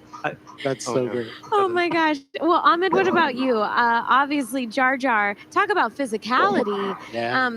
It's not just about the voice. It is all about the physicality. And that's so much of what I remember about Jar Jar. So tell us, Look at that young not man. only did you have to come up with the voice, but how did you come up with his movements? Yeah, the movement was, I'd grown up doing a lot of martial arts, martial artists today. And one of my biggest influences in martial arts was Jackie Chan. And I loved not only like Jackie Chan as a martial artist, but Jackie Chan as a physical actor. He was one of those, he was one of the first, lead Chinese martial artists in a movie that showed pain, right? Because a lot of times, especially in the Shaw Brothers old school, the kung fu flicks that would come in on Saturday, and all of us young like street kids in New York would watch like Saturday Kung Fu Flick, which is where the Wu-Tang Clan gets their stuff from, right? Like we all would watch those movies and we would all like mimic those movies. And then with Bruce Lee was always like very serious and he would just like hit and you would see the punch, right? But he never got hurt. Jackie Chan was so incredibly different because he was incredibly comical. Even like if you watch movies like Drunken Master 2, like when he drinks, like he'll drink and then you'll see the like, I'm drunk, but then he'll do a move and like it'll be phenomenal, but he'll still have that like I'm drunk kind of thing. And it's like really hysterical. And I just loved that growing up. And then the other thing was he would like hit somebody and like pose and go like this, right? Like he hurt his hand, which is like how it is when you hit somebody, it hurts. So him showing that humanity in his martial arts and in his movement was really impactful to me. And I just always loved that type of physical comedy. And I've always loved that type of, physical honesty. So I that's what I really wanted Jar Jar to kind of have. Like at first it started with this kind of like loose loping thing, which is what George wanted. But I wanted to bring in some of that, like, almost like Drunken Master 2 kind of vibe to Jar Jar, which is like a lot of the stuff where he walks and he likes, like, there's a scene where the pit droid, when we first meet Anakin, the pit droid is like going all over the place and I'm trying to stop the pit droid and, Jake says, hit the nose. That's an entire Jackie Chan movie. That whole scene, like that's me doing the Jackie Chan thing. Even when like the pit droid flies past and I'm like looking where it was and then looking back at it, that's all like Jackie Chan influenced. And then the other thing was Buster Keaton. Like George was a very, very big Buster Keaton fan. And I loved Buster Keaton and Charlie Chaplin movies as a kid. Like my father's a filmmaker, he's a cinematographer. And so, I always joke I was the only kid in the South Bronx who had like a Kurosawa VHS and a Fellini on Fellini book on the coffee table, Like people would come to my house and like, man, can't you guys just watch like cartoons? And I'm just like, no, it's Satyricon. It's gonna be fantastic. But I always loved watching those old Buster Keaton movies. And if you watch a Buster Keaton movie, Buster Keaton is not joking, right? Like, it's almost as if the world is crazy and he's the only sane person in the world. Like, he does all of these like things and he's looking at everybody going like, what's wrong with you? Like, doesn't everybody have 9 hats in the same room as you walk by? He's completely serious when he does his thing, which makes us go like, well, maybe he is the sane one. You know what I'm saying? Like, and everybody else is crazy. So I loved that that Buster Keaton influence, and that was like George and I like really connected on the Buster Keaton vibe. So there's a lot of you'll see this in the ILM documentary that they just did. There's a lot of me and George sitting around watching TV, and it's wonderful because, George is an astute film historian. Yes. Like we would talk about like the most obscure things in film. Like, Star Wars is more than Kurosawa. There's just so many layers deep that George puts in these things, from like fresco paintings. Like, if you look at The Phantom Menace, there are scenes in The Phantom Menace that look like a painting. And it's just absolutely gorgeous. And that's George, his taste in art is like phenomenal. And he knows so much history about painting and so much history about photography and so much history about film. So we would watch Buster Keaton movies and he goes, see, you like that? Can you do that? Put that in there. Put that in there. And we just crafted, the Buster Keaton aspects of Jar Jar. And then we put that together between Jackie Chan and Buster Keaton, and that's where he came from. This photo right here was right before you see Sebulba, right? And this is the one where I'm like, oh, and I like snag the thing, and I snag the frog, and I eat it, and that's completely like that look, like it's Buster Keaton, like, oh, what is that? Is anybody looking? Let me grab that. You know. So and I'm doing all of that physically. Wow. Well, I love that you mentioned how you would.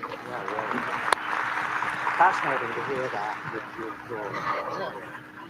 I love how you mentioned that you would watch these films with George Lucas. I feel like I got to watch that adjacently, really, with the Clone Wars.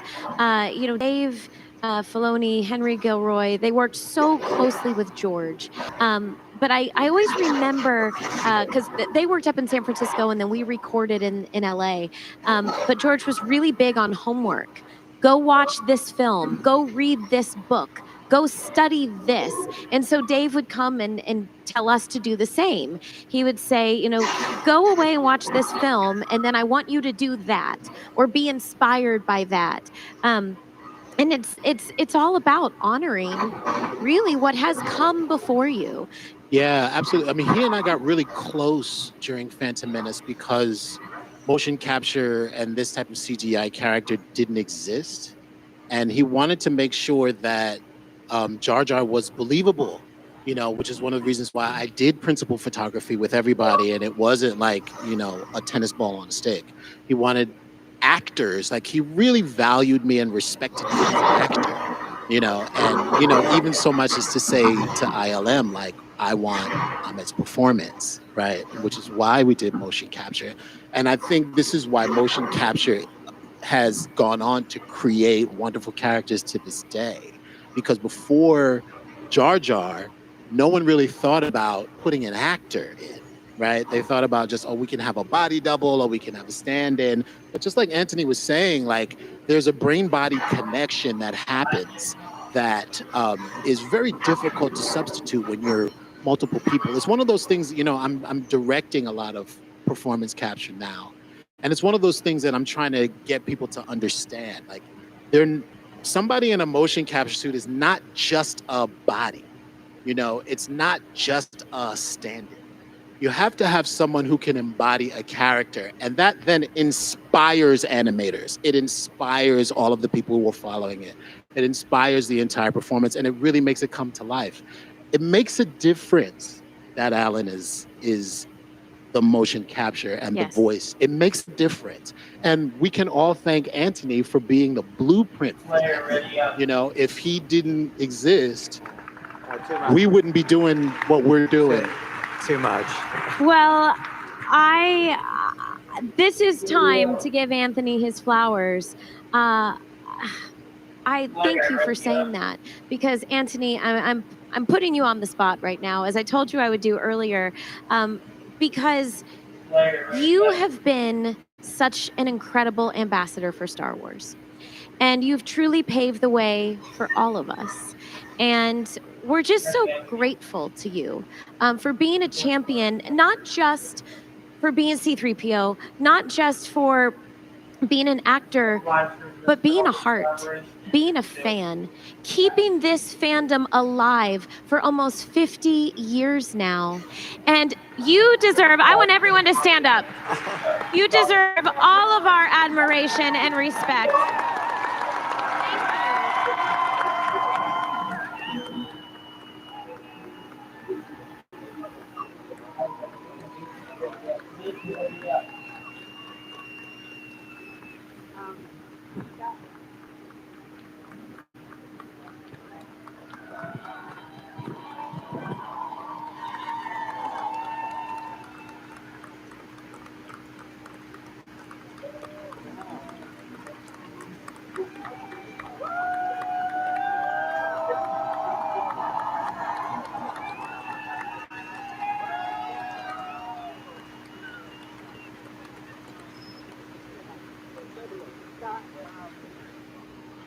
Thank you. Really, really thank you. Over the last few years, it's occurred to me, you know very well that there was no budget to advertise the first film, A New Hope.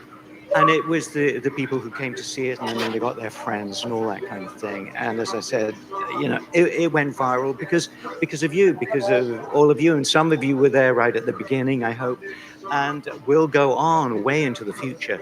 And it was because of you, the fans, that we made another film and another, and eventually 9, and now a gazillion more because of you, the fans. And I think sometimes maybe it's easy for you to underestimate how important you are to the filmmaking process, and indeed to the cast, who on a film set is pretty much terrific, next.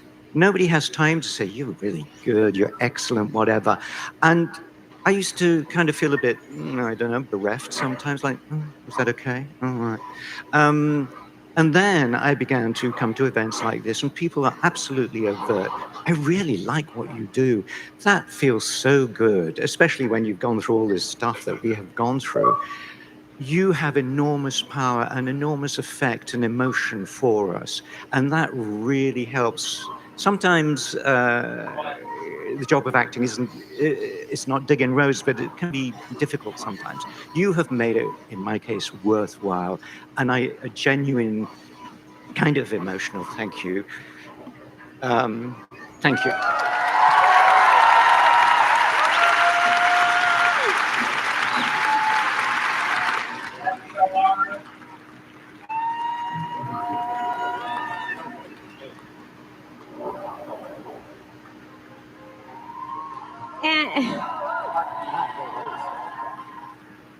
Anthony, thank you so much for sharing your heart and your life with us.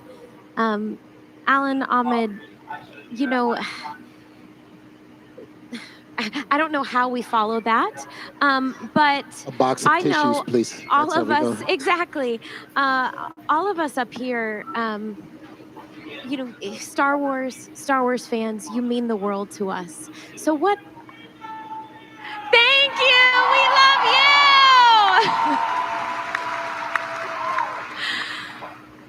How has Star Wars and how have Star Wars fans changed your life? It's a big question, I know. That's a huge question. It's been a roller coaster. You know, there's the elephant in the room where there's a section of Star Wars fans that can be quite brutal. You know, and the reason why it affects us so much really has everything to do with what Anthony just said.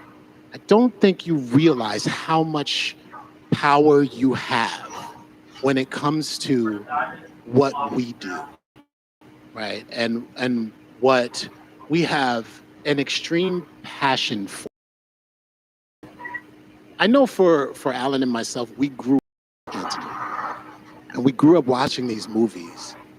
And at the time, there was no way to get there. There was no path to Star Wars, right?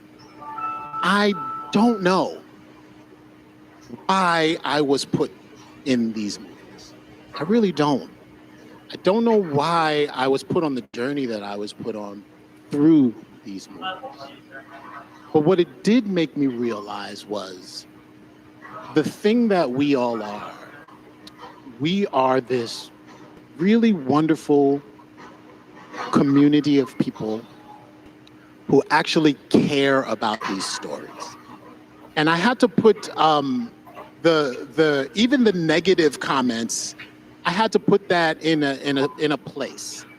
And I had to realize that those comments are coming from care. As odd as that might sound, right? Star Wars is very personal to every single one of us. We all want to see our Star Wars movie, what we have in our heads, right? And sometimes that doesn't happen on screen. And when that doesn't happen on screen, there's, a comment. But the people who are putting these stories on screen care about you. We all care about you. Not just, as people who want to keep doing this, but as people who are sitting right there, exactly where the screen and going, I want to be there. I want to live there. I want to be a part of this. So we care what you think. And it does quite get cynical in the social media world about like, oh, they don't really care. This is Disney, and that was George, and this is this, and that was the prequels, and that was the sequels, and not as good as the OG. For us, we want to make these things, and we want you to enjoy these things, and we put our entire heart and soul into the work we do.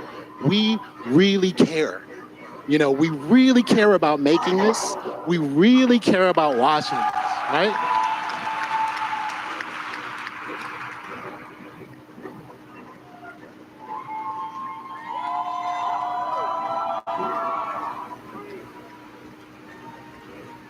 And for somebody like me, I came from a place where kids where I come from don't get to be in Star Wars. I could not afford Star Wars toys. I couldn't afford the sheets. I couldn't afford the curtains, right? I came from extremely humble beginnings. But I love this thing so much. My mother, who would make my clothes, because we couldn't afford to get clothes, my mother would go to the fabric store and find Star Wars fabric and make sheets and curtains for us. Yeah? That's how much this is in all of us. We are fans just as much as we are people in these things. And I know it comes off as, maybe cliche or, this guy up here who lives in Hollywood is saying these things to you, but you all have the power to keep making these things. You do. We listen to you. We hear you. And just like what Anthony says, your voice, your applause, your love, being an actor is not all it's cracked up to be. There's a lot of saltines and ginger ale for dinner, you know what I'm saying? But when we sit in rooms like this and we're able to interact with all of you, it makes this worth it.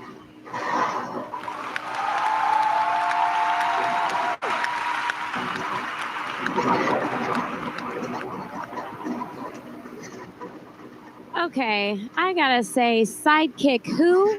Sidekick what? This is main character energy.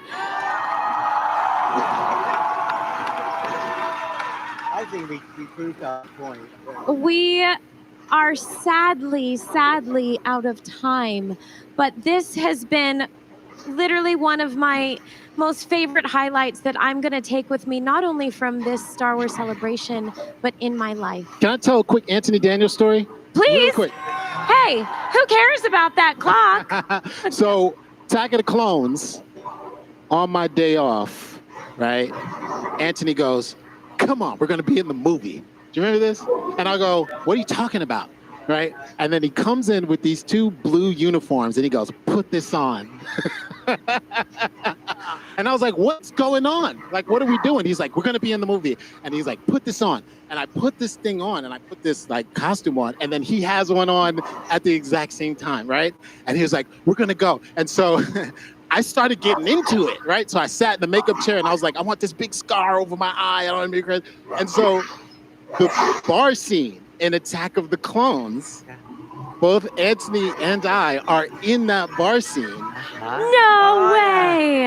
I was Tony, but even better, I got the last costume and it didn't actually fit. The arms were kind of short. And Michael from wardrobe said, that's no worry. And he got a bunch of gold braid and he put it there and I became an officer immediately. That is awesome! That's show business. Yeah.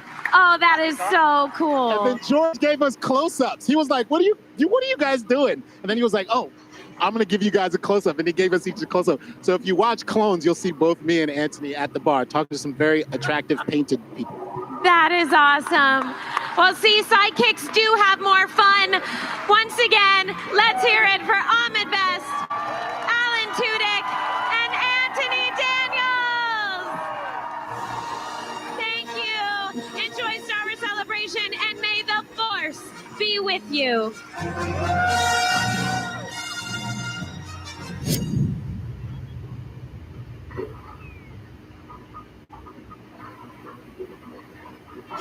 I'm here with my new friend Hiroshi from the Japan Modeling Alliance, who is dressed exactly like Lauren Peterson from back in the day. And we're here to learn more about this amazing group. Tell us what it's all about. 私たち、ジャパンスター・ウォーズ・モデリング・アライアンスは映画に登場する宇宙船とかをもう極力リアルにそのまま再現するクラブです。で、前回のセレブレーションジャパンに初めて出展し、オークランド、ロンドンで今回で4回目かなの出展になります。So tell me what goes into making one of these amazing models. ね、これもともとはハズブロのおもちゃなんですね。そのおもちゃを映画に出てくる機体に合わせるために、例えば Y ウィングなんかはもう形自体を変えていってますとか、 X ウィングもなんかもオリジナルのパーツを足したりをして、あとこの窓ガラスをくり抜いたりとかですね、多くのカスタマイゼーションを加えてます。こんなところで、はい、制作期間は平均して6ヶ月ぐらいです。はい。で、この塗料も彼が ILM の塗料を研究しまして調合して、もう ILM カラーを再現しております。I love what you're doing here. How can I join the Modeling Alliance? Can I join the Modeling Alliance? いや、どんどんウェルカムでございます。特に女性だったらウェルカムです。はい。I feel like I've stepped back in time into the 1970s, into the original model shop. Yeah. What inspires you to cosplay as all these amazing model makers and try to pay homage to that part of our history? 私たちは CG よりもこういう実際のモデルが好きでして、それの原点がエピソード4の ILM、1976年の ILM だということで、こちらの1976年の ILM の写真をもとにですね、この世界観をブースごとこの ILM のスタジオみたいに作ろうというので、みんな集まりました。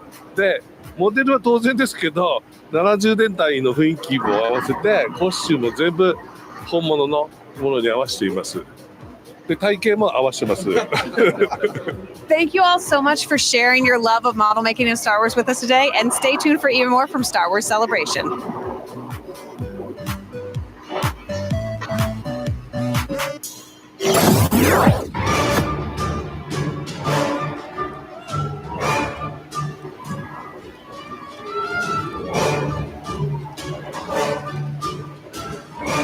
Walt Disney Imagineers put in the hard work to make Star Wars fans' dreams a reality.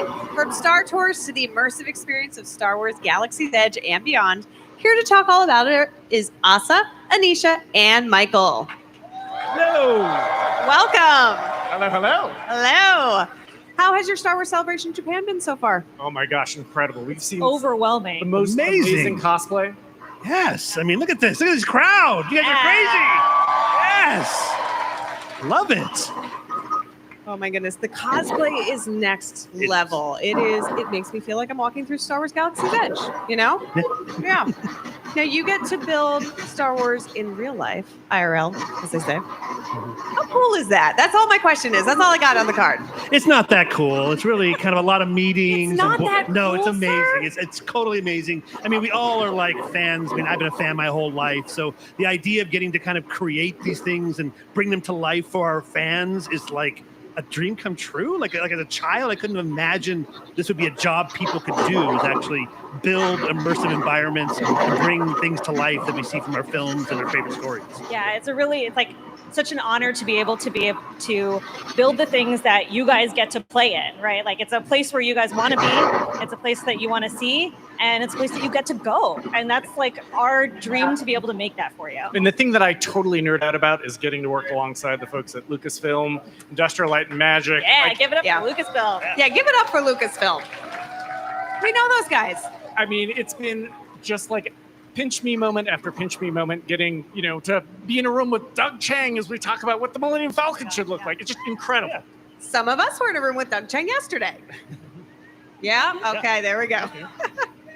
Speaking of the Millennium Falcon, Smuggler's Run and Galaxy's Edge is about to get a Mandalorian and Grogu update. Yeah. I literally cannot wait to see what this is because I've learned no information. I was not at the panel earlier today. So what can you tell us about this new story update?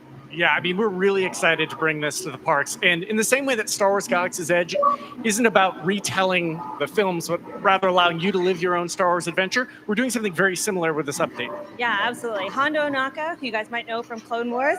We got some Hondo fans. Familiar. We got some Hondo fans. I love that. He's got a new mission from the New Republic to track down some bounties on some Imperials. And he's kind of annoyed that this like Mando guy is being sent with him as backup. But we're really excited because that means we get to go on a mission with Mando and Grogu to track down these Imperials across 4 different brand new locations.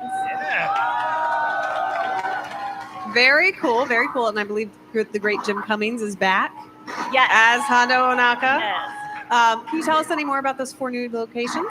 Yeah, so we're going to be going to Tatooine, one of the most classic Star Wars locations of all time. We're really excited to be able to build out what it feels like to fly through Beggar's Canyon and the Mushroom Mesa pod racing style, which is going to be very exciting.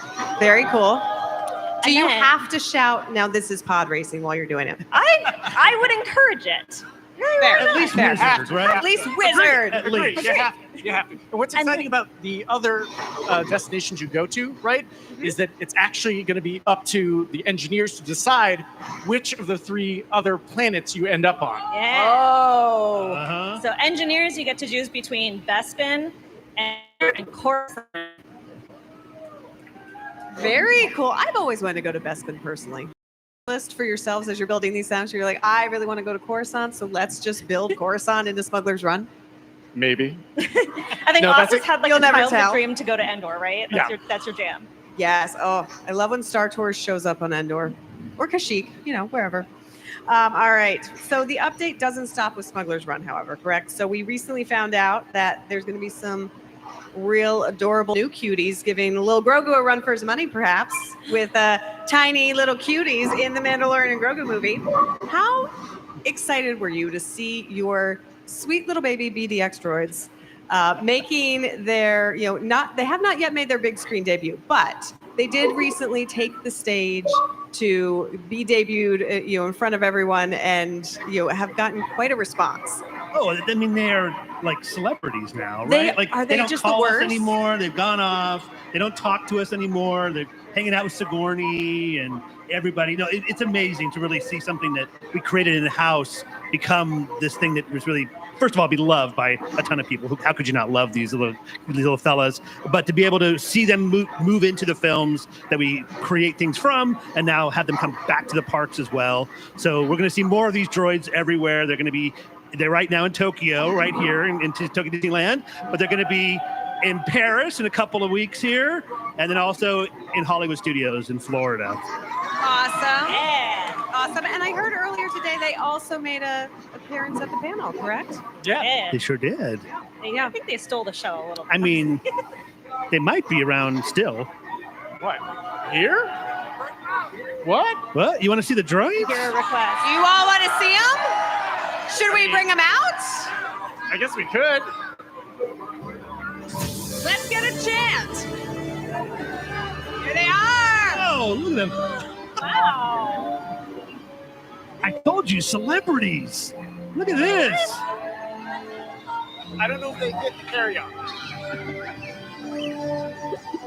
So, welcome to Bebo and Glenn. Welcome. The green one is Glenn. Turbo mode. And the blue one is We're Bebo. very excited to see you. They were It's the fans. Yeah, over here. It never fails Are when you I see shy? the droid rolling or walking towards me. I go into mode of just hello, baby. I love you. No, I love you more. Oh my goodness! So these two, I can see why they're getting so full of themselves. Look how adorable they are. Oh, they dance. Yeah, do a little dance, gang. Oh my goodness! During the panel earlier today, we played a sizzle video, and they turned around to look at the screen, and I was obsessed with them. I missed the entire thing. Right? Because They're so obsessed with you adorable. now. So tell me, what do these do? Yeah, so these droids are incredibly expressive. So they have a wide range of emotions. So sometimes, depending on how they're feeling, they can be happy.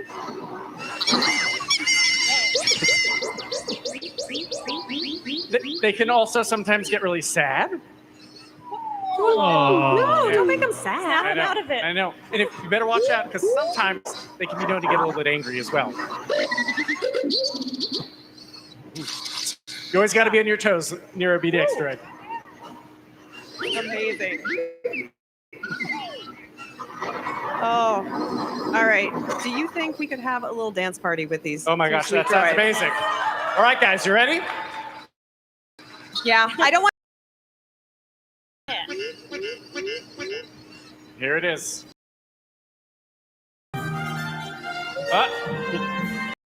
Can we get a little? Can we get a dance? Shimmy? There we go. It's like a samba almost. Oh, that is one of the cutest things I have seen all weekend long, and Grogu was here. Yeah. I mean, there's been a lot of cute things. A lot of competition for A cuteness. lot of competition for cuteness, but I think I'm gonna say they're in the top 5 for me. I seem happy to hear that from you. Amazing. All right, and I know they're gonna be around. Anything else you want to tell folks about these two creations of yours? Yeah, I mean, these are really the work of an incredible group of engineers at Walt Disney Imagineering who, over the course of a year, went from just the raw idea of how cool would it be to see a walking droid to the thing that you see in front of us. And so, again, the hats go off to incredible teams at Disney Research and R&D as well. Amazing. All right. Well, I don't think this crowd work has made them any less excited to be the celebrities that they are. I feel like if anything, it's going to their circuits. Yeah. All right. I don't want this moment to end. I know you all don't either. But thank you all so much for stopping by. Thank you to you two specifically. Yes. All right. Give another big round of applause for this one. And you know what? If you go home with one, is that okay? One goes with me, one goes with you. We split them up. Perfect. All right. Day 3 of Star Wars Celebration is almost over, but still going strong. Stay tuned for more. Good job, guys. This way. This way. Oh, yeah, you want to say hi? Say hi. Come on, go say hi to this crowd.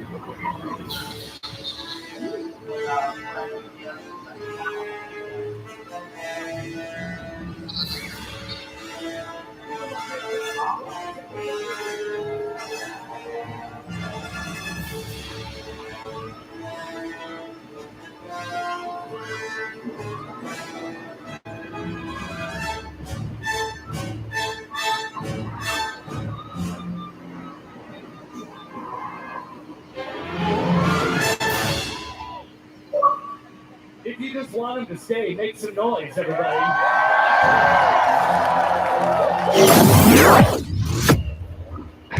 I'm here at the Lego booth with this tall drink of water, and K2's here too. Hey, what's up, Peter? Nice to meet you. Thanks for having me. So tell me about this K2 because this is intense. Yeah, so this is actually our newest product that we announced. We revealed it exclusively at Star Wars Celebration. This is K2SO. Now, this isn't the model, actually. This is a big build that we brought here so that you could all take amazing photos and have a great time and see the truly amazing potential of the Lego brick. Over here is the actual product. So what you just saw is a supersized version of this set. This comes out August 1st. It is available for pre-order today. We're showcasing this, but we also have a ton of other things that we want to show you. We have our entire May wave here on display, and there's even a few products that you can buy early only at Star Wars Celebration. Specifically, I'd recommend the Star Wars logo.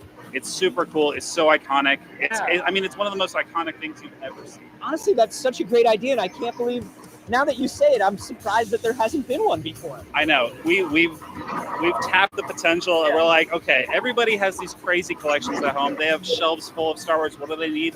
They need a logo. And it really it finishes the collection. It's the perfect thing to display with all your other Lego Star Wars products. Very cool. And you have such a huge experience going on here. crowds are lining up. You've got a bunch of different stations. What are people able to do here at the booth? We have so many activities for you to do. We have photo ops. You can hop on a speeder bike with this crazy moving background to feel like you're in Endor. We have a massive mosaic that you can build a little piece and add it to a huge collaborative mosaic. It'll be done in a couple days, so be sure you come and get your portion on the wall. We have exclusive posters. You can build a starfighter. There's really endless things you can do here. It's a ton of fun. Unbelievable, Peter. This is such a great booth. This is wonderful. If I buy like 100 of these, does it turn into one of those?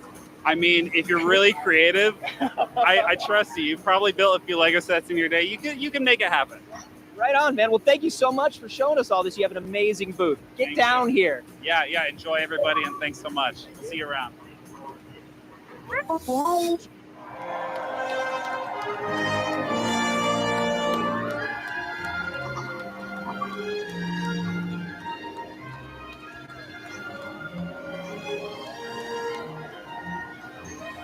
Our next guests are just a few of the many exciting storytellers that came together for Star Wars Visions Volume 1 and 2. And today they shared that fans can expect even more in the world of visions. Please welcome to the stage Takanobu Mizuno, Hitoshi Haga, and Naoyoshi Shiotani.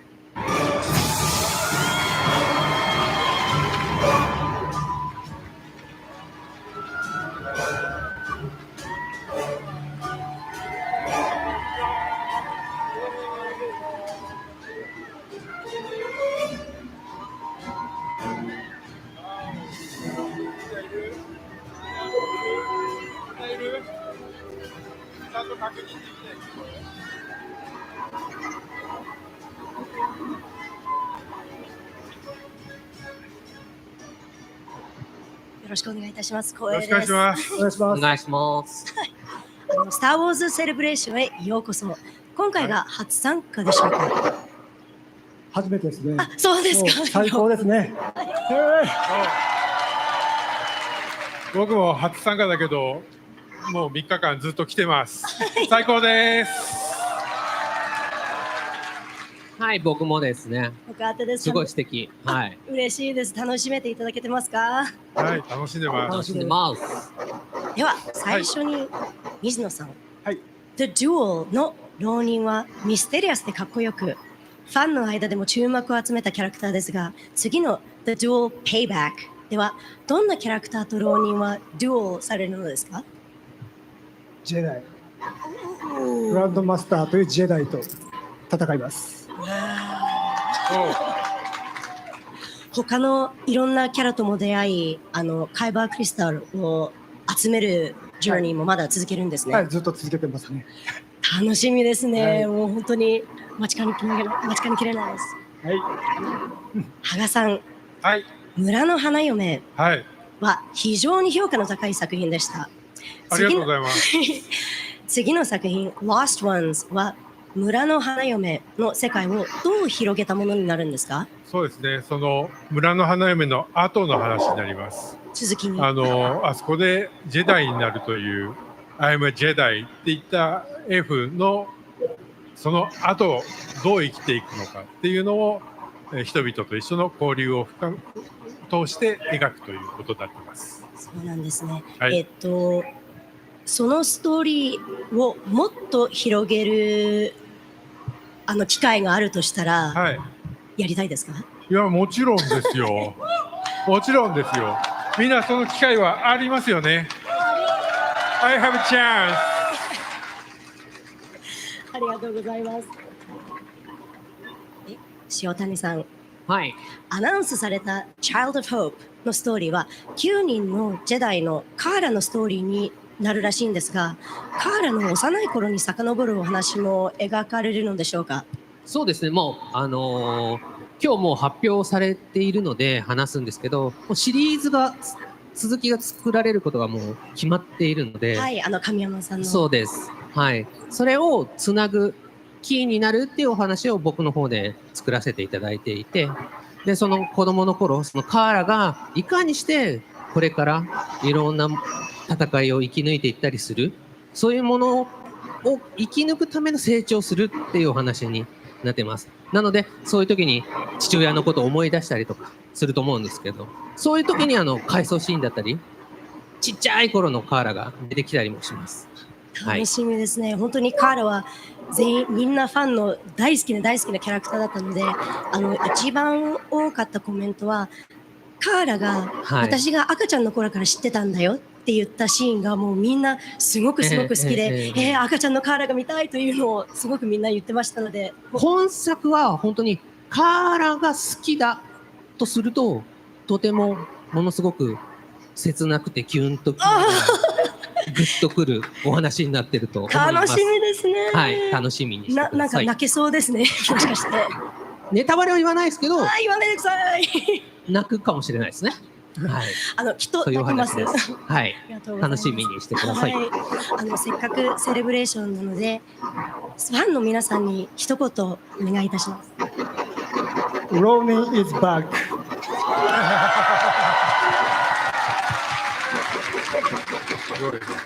あるのか。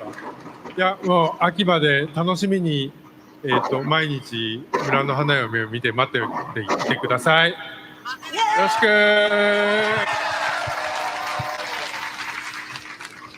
そうですね。僕の中のスター・ウォーズをぶつけたので、それをカーラの作品の中で感じてもらえれば嬉しいです。よろしくお願いします。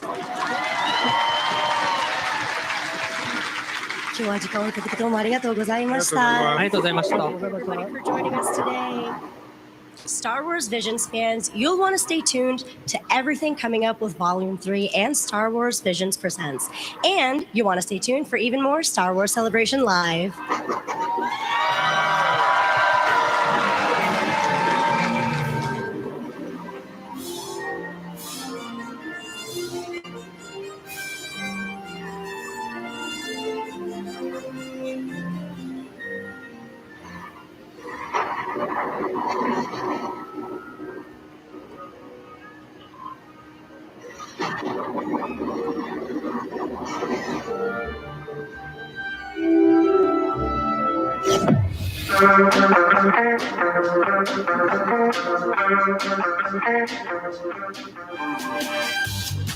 Oh, we are at the Hasbro booth with Chris and you.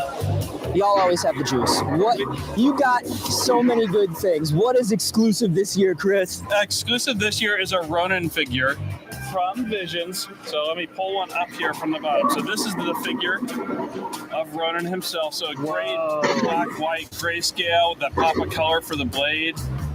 But this one's really cool because he's got a wired cape, so you can get all sorts of posing stuff going on there. Really get that. Gosh.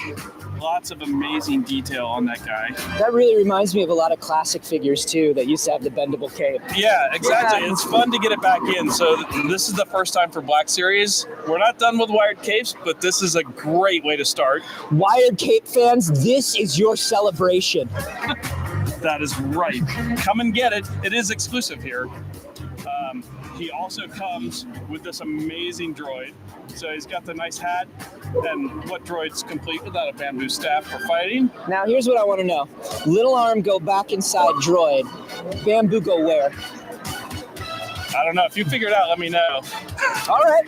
That's fair. So these are cool. So these are exclusive to the show. Those are exclusive to the show. They come in this amazing case. So this folds out and then they're in a blister in there, but it makes for a great display backdrop as well. Oh my gosh, I love that. Fun little presentation. There's a band, when you buy this thing new, there's a band that comes around the middle with a nice wrap around it. Really kind of that tea set sort of feel, beautiful artwork. So that's gorgeous. That's amazing. And of course, you don't just do exclusives here. You also are always wonderful with announcing new stuff here. Yeah, we had a panel earlier today. We did a lot of great new reveals, some cool stuff, including a bantha for the vintage collection for the first time in a long time. So fur, like multi-layers of stuff going on, a mouth with horrifying teeth in it. It's beautiful. Do you list horrifying teeth as like a point on the back of the box? Not yet. Okay. But I'm pushing for it. Yeah. I'm just putting it out there. I'm spitballing. But so we have a bantha, which I am hugely into. What else do we got? Another big highlight is Turgle from Jedi Survivor, along with Cal Kestis with a mullet haircut, optional head, and a big handlebar mustache. That's the canonical Cal Kestis. I don't care what anybody tells you. Canonical Cal Kestis is business in the front and party in the back. There you go. I didn't say it. You said it. No, so and it's I'm true. an official representative of Lucasfilm until the end of today. But yeah, so that's another highlight for me is bringing Turgle and Scuba Step from the game to figures for the first time. Like it's crazy, beautiful in all the best ways. That's so fun. That's great. So we've got the Ronin, we've got a Bantha, we've got Scuba Step, we've got Turgle, we've got Cal. There's a Marin figure for both Black Series and Vintage Collection. So who's Cal without Marin? So there's that. Man, we've got so many That's other my new space girlfriend. figures. You know that, right? Well, I didn't, but now everybody knows. That's now. That's also canon. Marin is my girlfriend. What else do we have? She does come with magical powers, so. How do you do that? We ask the elves. Okay. And they sprinkle their dust in. Wow. It's a tight relationship we have as toy makers to elves. So. Phenomenal. So we've got magic powers. Magic powers, to yes. be determined. And then what else? What else do we have? We've got a bunch of other figures. So some great new figures for Han and Chewbacca. I mean, classics of hitting. Have you? Yeah. Well, they're cool. I'm pretty big into Star Wars. Chewie's a nice big tall guy. Yeah. He stands out in the crowd. Han's not so tall, but he still stands out in the crowd. And now he's got all the articulation to do all the fun things you want to with Han. So those two for New Hope figures. We've got some other figures. We've got who else? Some vintage collection figures. So Moff Gideon in his armor. Nice. So really cool new addition to vintage collection there to build out kind of the world of some of the HasLabs that we've done previously. Yeah. So this sounds amazing. Well, Chris, thank you so much. If you're here at Celebration, you have got to stop by and see all this stuff in person. It looks absolutely wonderful. And if you're not here in person, stay right here because Star Wars Celebration continues.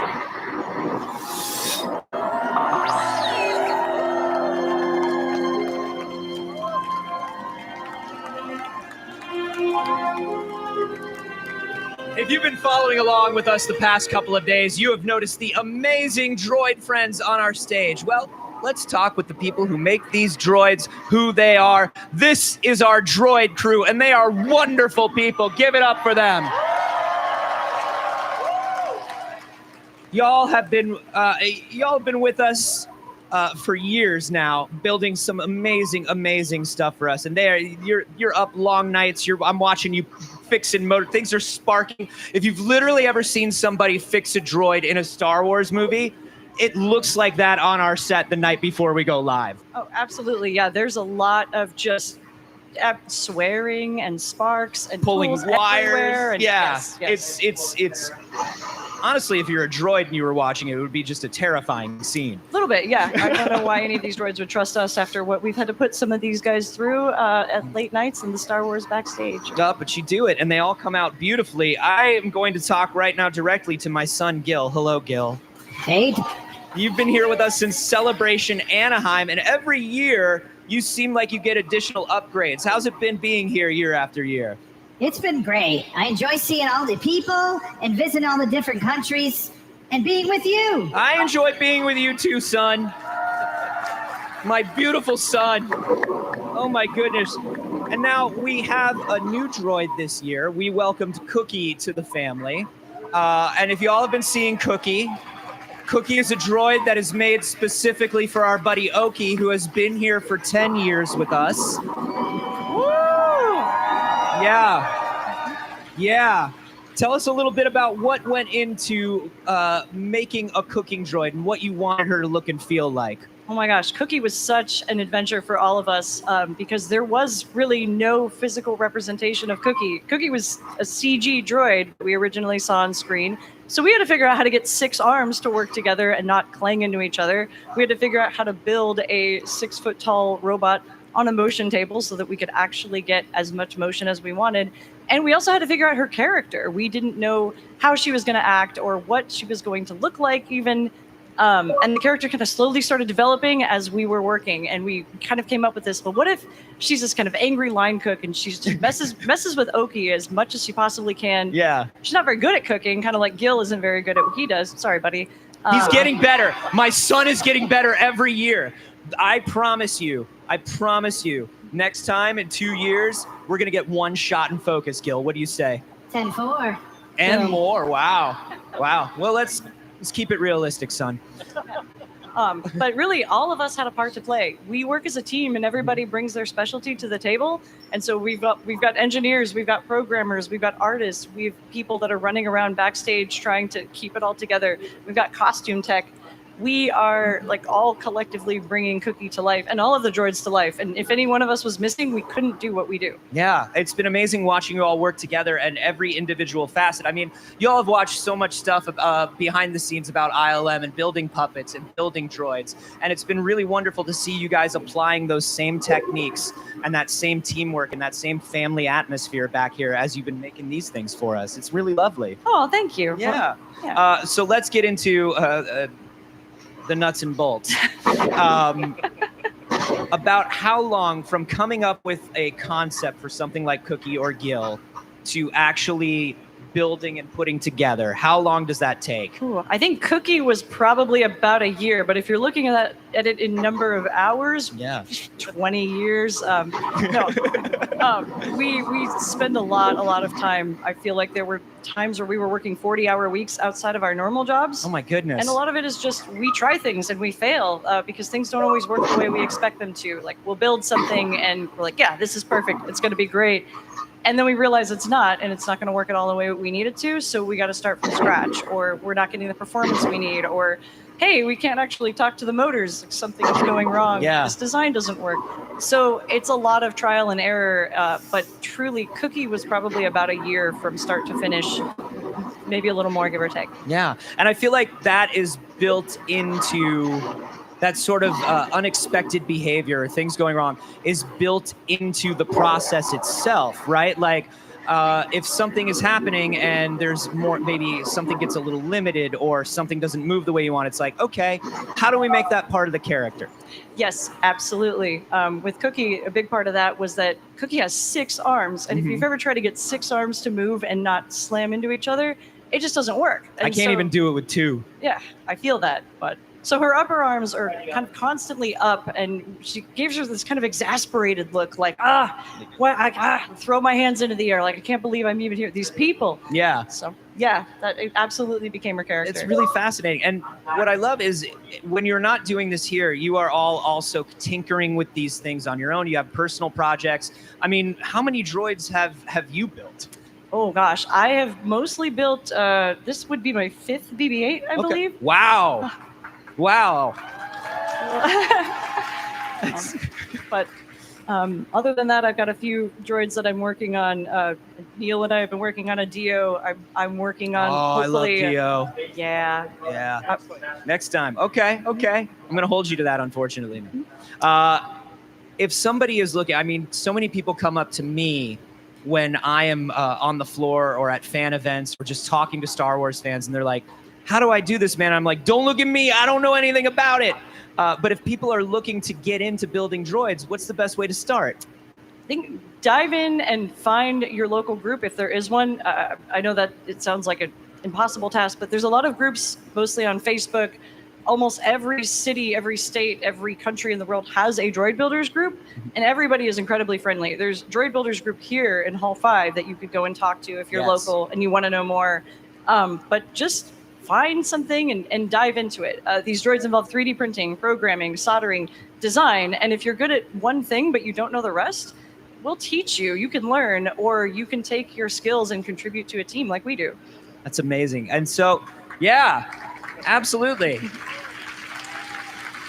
There's every part of the Star Wars community is so collaborative and welcoming. And it's nice to know that even something that seems as technically daunting, you know, you look at something like BB-8, and the first time you see BB-8, you think that's magic. Absolutely. There's no way that's anything but magic. I still think that every time I look at BB-8. Me too. And so to know that there's a group of people who will help you figure this out and makes it attainable to you, I think is so important. It's such a unique thing to the Star Wars community. Yeah, and it really just ties the whole community together. I mean, Celebration this is a giant family, and I feel like every year I'm coming to see old friends and make new ones. So it just adds to that magic. Yeah, absolutely. Guys, can we please get another round of applause for these hardworking people who have built such amazing magic for us on our stage? You are all so wonderful. Thank you for bringing these things to life for us. We've got more Star Wars Celebration Japan. Keep watching for more droid content.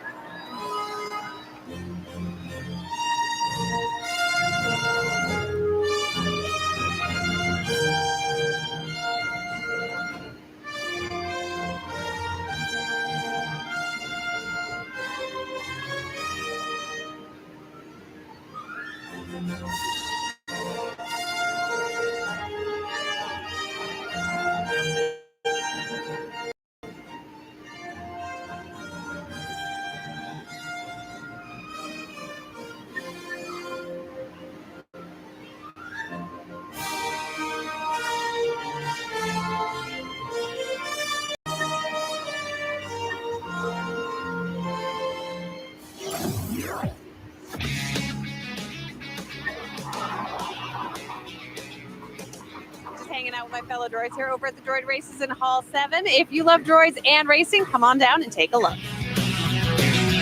1, 2, 3, go!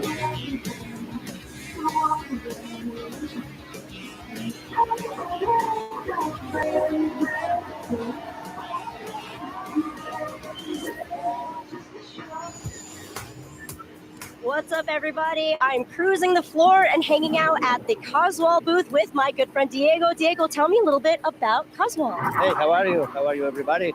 We are from Argentina. We have the oldest group in Argentina and South America about vintage collecting. And our goal is to show South America first and then to the world our precious culture in the plastic toys and were made in our country back in the 80s.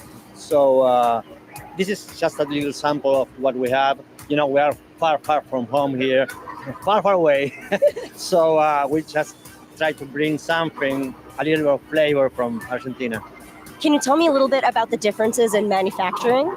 Yes. Well, back in the 80s, the company was called Top Toys. They get the Kenner license to make the Star Wars figures in Argentina.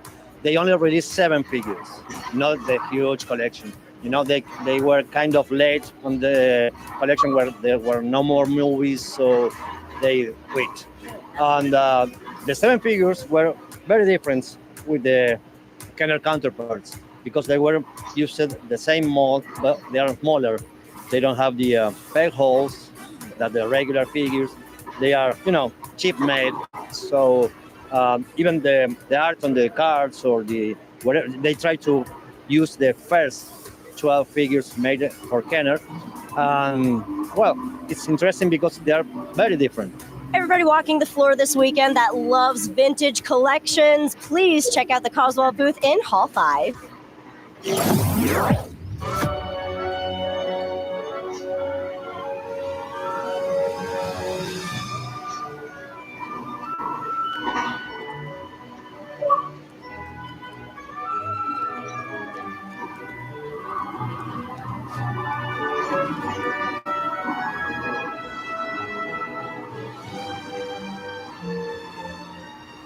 Nothing pluses up an outfit like some jewelry.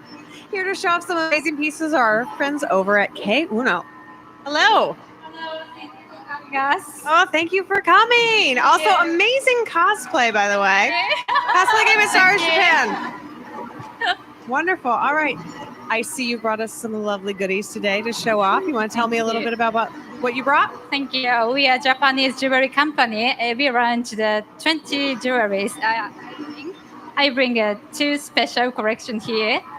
One is a Darth Vader rings. It's made from platinum and 276 pieces of diamonds on his helmet. Oh, wow. It's so shiny and it's express his strength and powerfulness. Yes, he is quite powerful in the Force.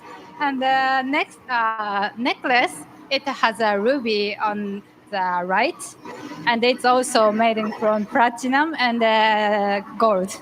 Wow. All right. What is it about Darth Vader that inspires you to make pieces like this? Oh, sorry.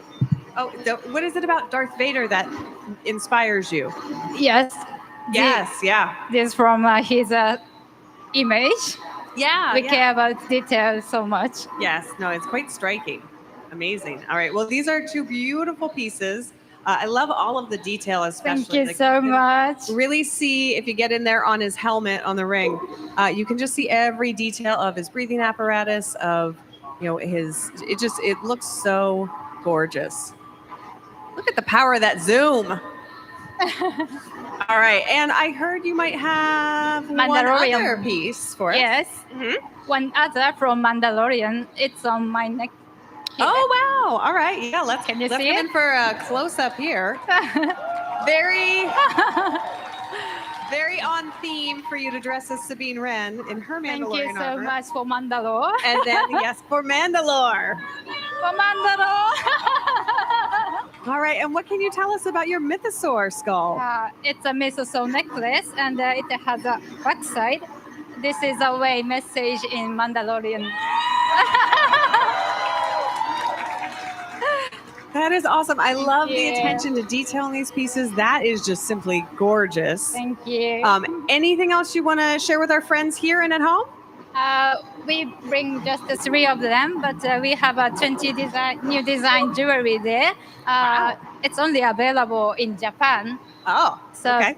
Please step by our booth, 27 to 25 in Hall 5. Beautiful. All right.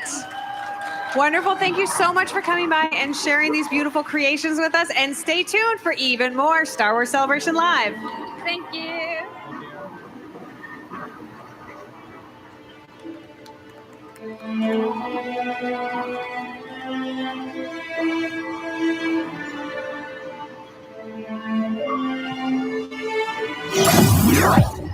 All right, guys, I am at the Jedi Order Japan booth, which is a community of Star Wars fans that get together and share their love for Star Wars via their craft. And with me is Yuki-san to tell us a little bit more. Yuki-san, こんにちは。こんにちは。今日はよろしくお願いします。ジジェダイオーダーのことをちょっとお話ししてください。はい、ジェダイオーダーはこのスター・ウォーズが大好きなファンたちで作っているコミュニティです。関西を中心に、東京もですね、あと全国にもメンバーがいて、みんな好きなスター・ウォーズをいろんな表現の仕方で楽しんで、友達と一緒にワイワイガヤガヤやっている、こういう団体になっています。今日のブースもなんですけれども、このスター・ウォーズセレブレーションでは自分たちで作ったグッズとか作品を持ってきて、それを皆さんに見てもらって、世界中のファンの友達になりたい、いろんな方と交流がしたい、そうやって来ています。とても素敵ですね。で、これは皆様が作られたと聞いたんですが、じゃあちょっと制作者にお願いします。はい。ではお願いします。私の作品は市販のフィギュアをカスタマイズしたもので、毛をつけたりだとか顔を変えたりだとかしてるんですけれども、それ以外にスター・ウォーズの世界観をジオラマに再現したものがありまして、こういった大きいものだとか小さい瓶の中に入っているものだとかを再現しております。僕が作ったのは、レゴ作品になります。製品よりも高い再現度を作ることを目標にしておりまして、で今回は再現度では世界一の自信がある作品を厳選して持ってきました。でこのシャトルタイディアム、中がこのようになっております。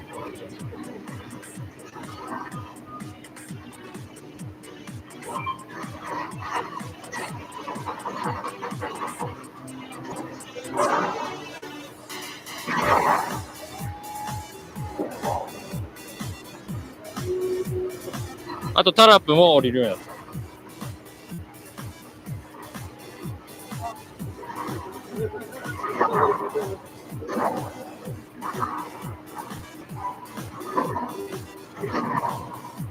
以上となります。はい、じゃあ私が、今回作ったのはクローントルーパーのバリエーションです。で、メディコムトイのフィギュアの、をいろいろカラーをペイントしたり、いろんなフィギュアのおまけをこうやってつけたりして、クローントルーパーのバリエーションをどんどん増やしていっています。クローントルーパー好きな人はこういったことでね、今まで売っていないものがどんどん再現できるということで、こういった楽しみをしています。私の作品は教えというものです。着物を切って厚紙を切った上に綿を入れて日本のファブリック、日本の布をくるんで作ります。で、立体的に見えるように足からつけてだんだんと段差をつけています。で、同じ着物の柄を見てこのキャラクターに合ってるかなっていうのを作るのが楽しみです。So if you guys are here this weekend, there are so many reasons to visit the Jedi Order booth. Yuki-san, please tell us a little bit more about what's going on the next 2 days. 明日は BB-8 が来ます。自分たちで作った BB-8 がちょっとここ日本なので、日本の雰囲気のあるお祭り感覚で一緒に写真が撮れる、そういう空間を明日は作るので、ぜひカメラを持ってきてください。で、あさって日曜日もいいですか？もちろんです。日曜日はまたガラリと変わって、これまで歴代のスター・ウォーズセレブレーションに参加してきたメンバーが今まで展示してきた作品や今回の新作、それを持ってきて、今までの作品と新しい作品と思ってもっともっと友達を増やしたい、そういうふうに来ますので、切り絵とかベジタブルカービング、あとルービックキューブとかいろんなものがありますので、それもぜひ見に来ていただきたいですね。どうもありがとうございます。今日はセレブレーションが終わった後も私たちいろんな活動をしていまして、今日はこのいろんなものを作ってる人たちなんですけれども、それだけじゃなくて、例えば、5月に、兵庫県神戸市でパレードに出ます。神戸祭りのパレード出たりとか、あとは大阪コミコン、東京コミコンでもこういうブースを出したり、みんなで集まったりしていますので、ぜひそこでもお友達になれたら嬉しいです。はい、よろしくお願いします。よろしくお願いします。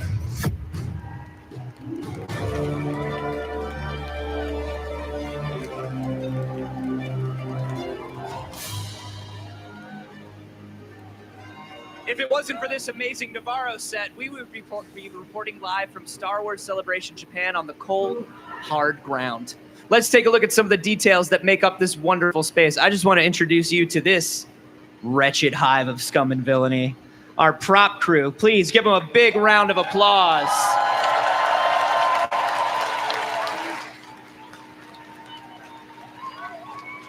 These folks, they're living out in wild space. They can't even set foot. They can't set foot in the galaxy. We do our best to stay low and slow, but no, I cannot say thank you. Oh, please, thank you. You guys have done so much for us over the years. And this set is absolutely gorgeous. Hanging out here in Navarro. And it's got so many new details. What were some of the things that you added to the set this year that you absolutely love? The house. Actually, the house is the Mandalorian house, so it's given now like more the vibration of a village. Yeah. And we have the cook. Of course. So we cannot forget that one. Of course. We repainted everything, so it's more bright than That's before. Right. We have a little porch. Where Bubba Freak is hidden. Yeah? Yes, he is. There's a little guy, that's a little tiny pair, that's a little Anzellan porch. He's hey, behind bud. there. So yeah, there's some nice details. Amazing. Yeah, I am always amazed at the sheer density of detail that you are able to put into such a small space. I mean, it is a huge stage, and this is a huge undertaking, but you're able to cram every little bit. Yes, we do. With these tiny things to give it that lived-in look that we all love from Star Wars. It's all in the details. It really is. In the detail. It really is. And I've got to ask you, I mean, if you had to put a number of hours, because I know you start working on this stage in Belgium back home. Correct. And then you ship it to whatever location we're doing. Correct. How much do you do at home, and then how much do you do here once we get here? Because it looked like a lot once you get here. It does, but actually we do the most at home. Yeah. And we actually have a small warehouse, but we build it up in one piece only here because we don't have the room to build it up. Yeah. So we made it very modular. So actually you can how could I say, build it up piece by piece, and Yeah. look at how it fits together.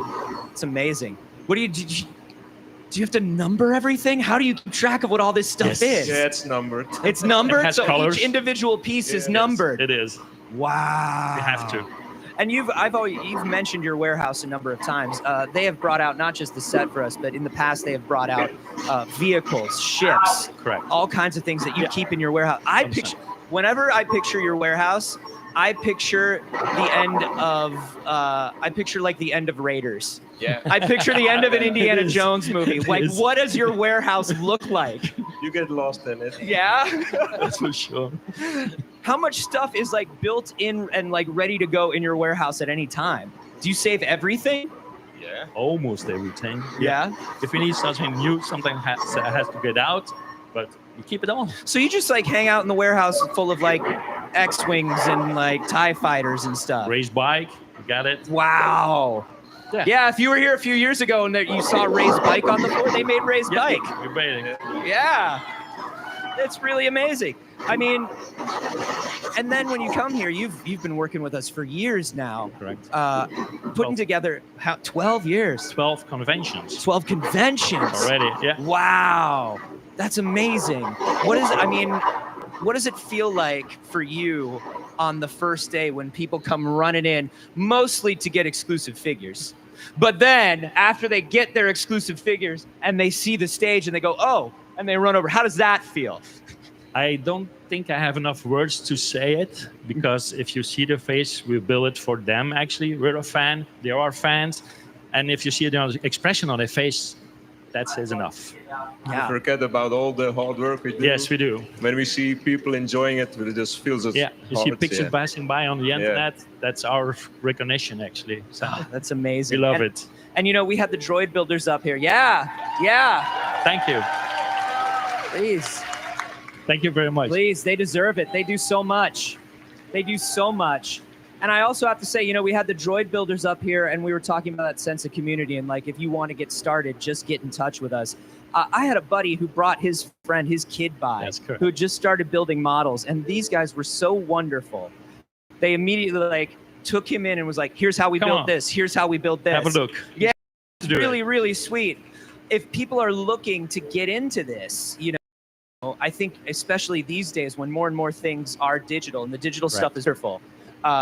If people want to get into sort of the old school kind of physical way of making things, how do they get involved with model building and set making? How would I express that? Yeah, just do it. Yes, if you see something, do you not want to try. Yeah, that is. There's no. Yeah, that's correct. We're good try to say it. Yeah. There's no try, no error. Just take wood, nails, and whatever, and start replicating it. Just start doing it. Just start doing You have it. to start somewhere. So That's right. Amazing. Well, guys, everybody here at Star Wars Celebration Live loves this set. We always love the work that you do from us. Everything from the blast doors to the forge and everything in between. Thank you all so much for the time and love that you put into it. Thank you. Thank you very much. We're pleased. Thank you. Thank you very much. Give it up for our prop team, y'all. They do it all. They do it all. GDs, bro, that was fun. GDs. Bro, me and Jeff, that for my life. Oh, fuck. I almost just lost $720, bro. Yeah.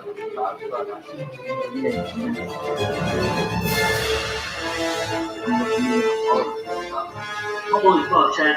Oh my fucking god. Dude, I just picked myself for losing $720. All I needed to do was hold the good luck music. I don't know how I was losing the Hey first half. everybody, I'm coming to you from the shore at the Jazzwares booth with Tim. How are you doing? I'm doing phenomenal. This is my first time in Japan. It's my second Star Wars celebration.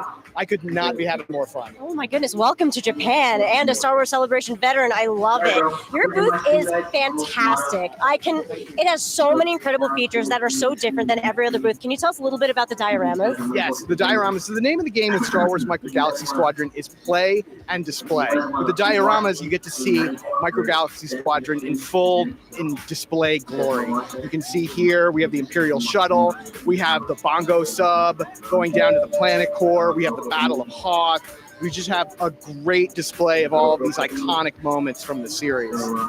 I love all of them. They are made so well with so much care taken to every single section. My other favorite part about your Jazzwares booth is definitely the play area. You can actually touch the figures. Yes, exactly. The other great part about Micro Galaxy Squadron is that while it's perfect for display and hardcore collectors, we want you to pass on what you have learned to all the younger fans and also the kids at heart that are still there. So you can take it out of the box, you can play with it, you can fly it through your own adventures. It's got great stuff like opening cockpits, retractable landing gear, rotating wings. Some of them even have motion and button-activated lights and sounds. So all of the, especially all the kids here are having a blast just getting in and playing. Absolutely. If you are here with us this weekend, you absolutely have to check out the Jazzwares booth and tinker around in the play area. It is so phenomenal.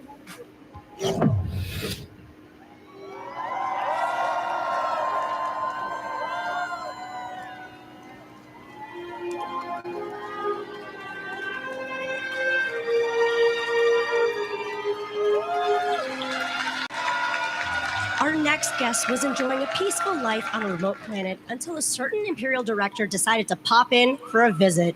Yeah, he might be mostly to blame for the creation of the Death Star, but to Stardust, he is Papa! Give a warm welcome to Mads Mikkelsen!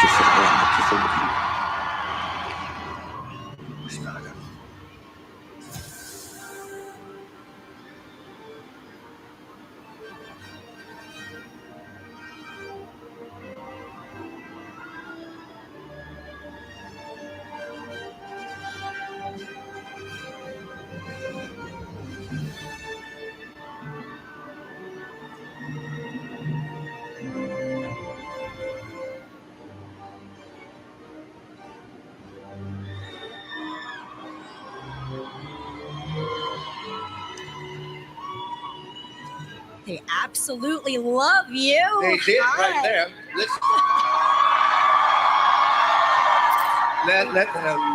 Let's see in 5 minutes. They might love you more.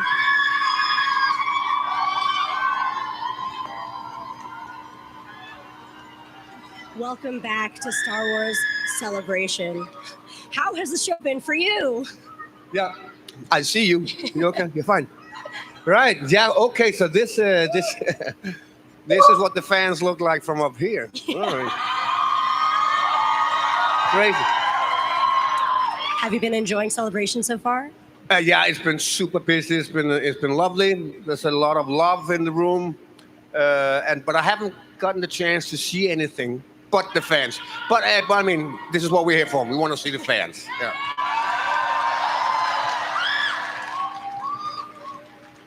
What's it like being amongst the fans again that share the same love for your character and for you? Well, it's kind of, I mean, it's always for us, it's a little surprising because we go in, we get up 5 a.m, we start doing a scene and we will end that scene maybe in 10 days. Then we move on to the next scene and then it becomes a film. And then we leave the project somehow. But then things like this is very unique with Star Wars. It goes on living its own life.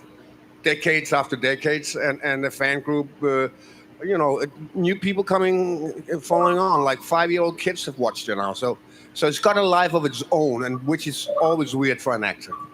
I totally understand that. However, I think for your character, Galen Erso, is especially interesting because you are now, I think, more beloved than ever because your character is exactly what Andor is portraying. Your sabotage is what Andor was trying to inspire throughout all season 1, and now we're going to get season 2.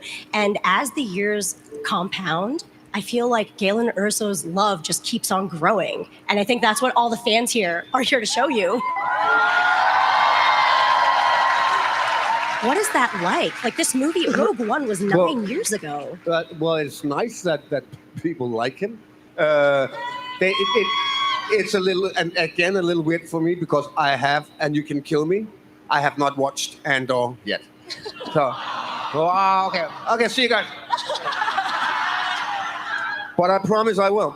But he's an important character, of course. This is the biggest weapon the world has ever seen. And he's the inventor of it, and he's also the destroyer of it. So of course, with his choices, all the stories in this universe could have gone differently.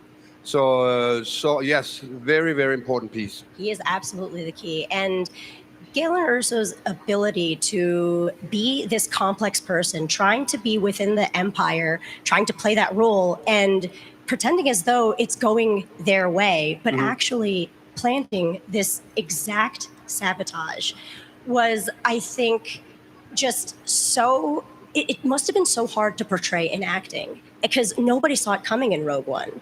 And everybody was so, like, stupendously surprised. Nobody wanted Galen Erso to be the bad guy because we wanted to root for the main character. But it turns Yeah. out that you are the hero. Yeah, I mean, the funny thing about the bad guys and the heroes is that they're not always aware what they are, right? So if you grew up in the Empire, you don't see you, so you don't wake up in the morning going, "I'm the bad guy," right? Sure. This part of the world is doing the right thing. Sure. This is what you know. But I think that down the line, after a few years, he realized how powerful that weapon was, and it's not only about falling in the wrong hands of the Empire, but it could also have been the rebels. There would be some in the rebels who would get their hands on that weapon one day and not use it for something that we would love to see, right? So for him, it's just a big moral, complex dilemma, and he makes that choice. Yeah. So fascinating. It has been quite a long time since Rogue One, but do you have any special memories from being on set during that time? I think all the scenes with Jin were lovely. Obviously, with Felicita, I didn't have a lot of scenes with her. I get to see her after 20 some years, and then I die. But I had a lot of scenes with this younger version of Jin, a little 4-year-old and one that was 7 years old, and we had a lot of fun together. It was very, very. They were very, very sweet girls, all three of them. That's so fantastic. So this is just a question. It doesn't allude to anything at all. But if they were to approach you and ask you to play Galen Erso again to expand on his story, would you be interested? No, yeah, of course, yeah. I don't know, and I don't know a lot of actors who will say, "No, I don't want to do a Star Wars thing." Like, yeah, of course, yeah. So, are there anyone here that from Disney? We'll see. I mean, I guess they have my phone number somewhere. Yeah. They'll certainly approach you. What are you most looking forward to in your time here in Japan? Well, I'm going to get a few days off now, Yeah. and often when we come, it's a long distance. We do this and then we go home and we go, "Oh my God, I didn't get to see anything." But I am going to rent a bike. I'm just going to bike around in the city and hopefully do it in the right side of the road. Be on the left side. Yeah. You're going to have such a good time. Thank you so much for taking the time to talk to us today. Everybody loves you so much. Thank you. We love you. Thank you for having me. Enjoy it. Thank you, guys. More Star Wars Celebration Live coming right up now. Day 3 is coming to a close, but not before a little more Star Wars fun.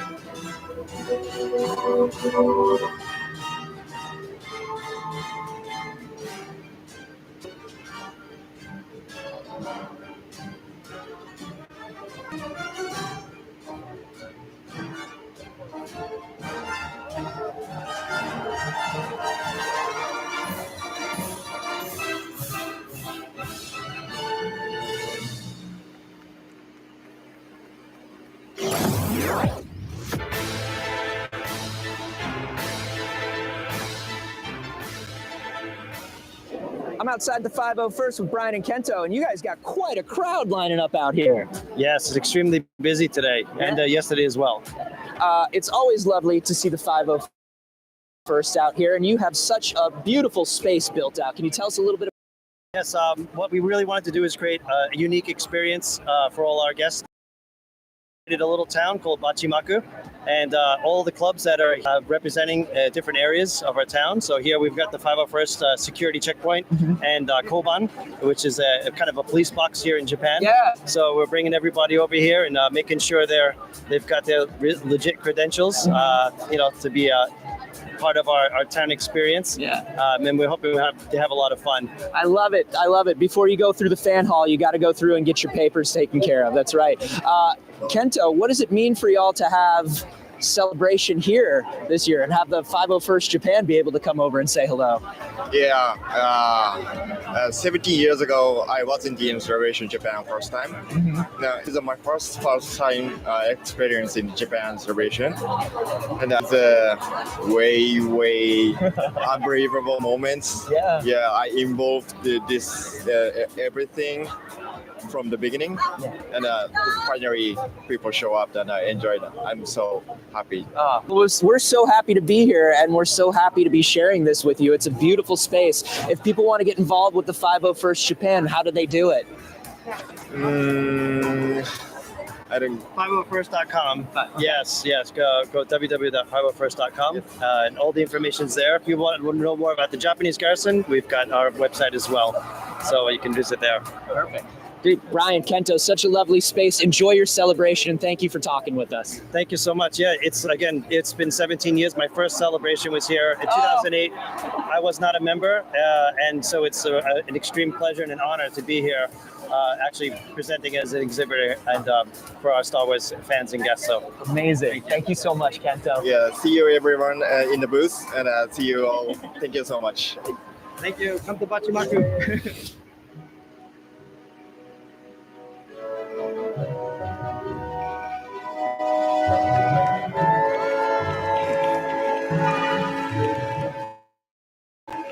Oh my goodness! I want you all to say hello one more time to my very good friend Oki.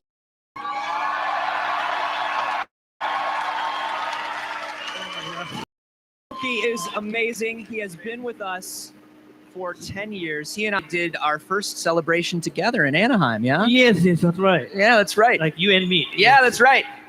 We needed a guest to help us out on the stage, and we found out that there was this amazing vegetable carver who was here, and he was a big fan of Star Wars, and we said, get him up here. Let's see what he can do. I want to know how good. Oh, he's an amazing vegetable carver, huh? Okay, I'll be the judge of that. I don't know anything about carving vegetables, but I thought I would judge it. And all I remember was that your English is very fast. Yeah. It's true. And my Japanese is terrible, so here we are. And yet our friendship persists. But for the next 10 years, Oki has either attended or sent his friends along to say hello, give us greetings, send us gifts, omage, from your friends. Oh, okay. Yeah. I know. And he's always been a part of this team, and we are so lucky to have him on stage with us again for the 10th anniversary of the first time he joined us. Thank you for being here, Oki. Thank you very much. Thank you. And we were just hoping that you could show us a little bit of your art live. You've been doing it in the background here. Yes. But we thought we'd show off a little bit of what you do. You want to carve something up for us? Right now. Right now. Yes, right please. now. Okay, I'm all right. I don't know what to say. I was thinking about having restaurant for like surprise. Yeah. Is that I should do now or Do it now. Okay. Let's do it. Okay, I Let's have do one thing. For my there. friends. Oh. Oh, sorry. Oh, it's Cookie. He made Cookie. You know, if I make those things, how complicated I understand. Every single of characters or vehicles. Yes, it's very difficult. Yeah. No, I would imagine Cookie being new and having so many moving parts was not an easy thing to figure out in the moment. I wanted to show my gratitude to who built this. Yeah. Like they are doing like midnight until 5 o'clock or something. Yeah, they're here. They work late nights. From Wednesday. Yeah. Every night. I was so surprised. Yeah. Oh. We sprung Cookie on you. You didn't know Cookie was going to happen. Yes. Yeah. Well, after 10 years, he deserves some help. He right? deserves a little help. Yeah. That's right. Yeah. He's been doing it on his own. We got you, Cookie. Now, Cookie is not much help, admittedly. No. I didn't know what to do this first day. Yeah. Now it's okay. Right, Cookie? Yes. So okay. Yeah, there you go. So let's do something. What can you carve real quick? What's your if you're if you like are sitting home or sitting here and you're getting warmed up, what do you carve? What's like the first thing you carve? Okay. Yeah. あれですね。最初にやるならどれがいいかっていう感じですね。はい。That is obviously the mouse droid he did. Yeah. I had a private session yesterday. Very exciting. Right here, and we totally worked on these droids together. Amazing. My first, they gave me a scalpel. Yeah. It has to be really sharp. We talked about the type of vegetables you need to use. Very, very all of the skinny. tower, or all of the tires there and the antenna. Total. Fast. Yeah, you did pretty look well. like you had fun. You did pretty well.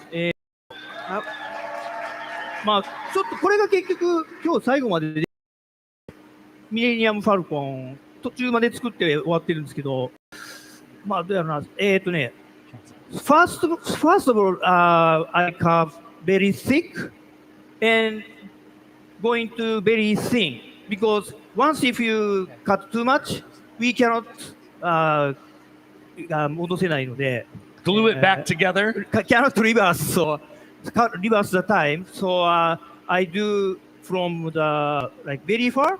Yeah. Yes, and going to deep and deeper like this. Okay. Like this. なるほど。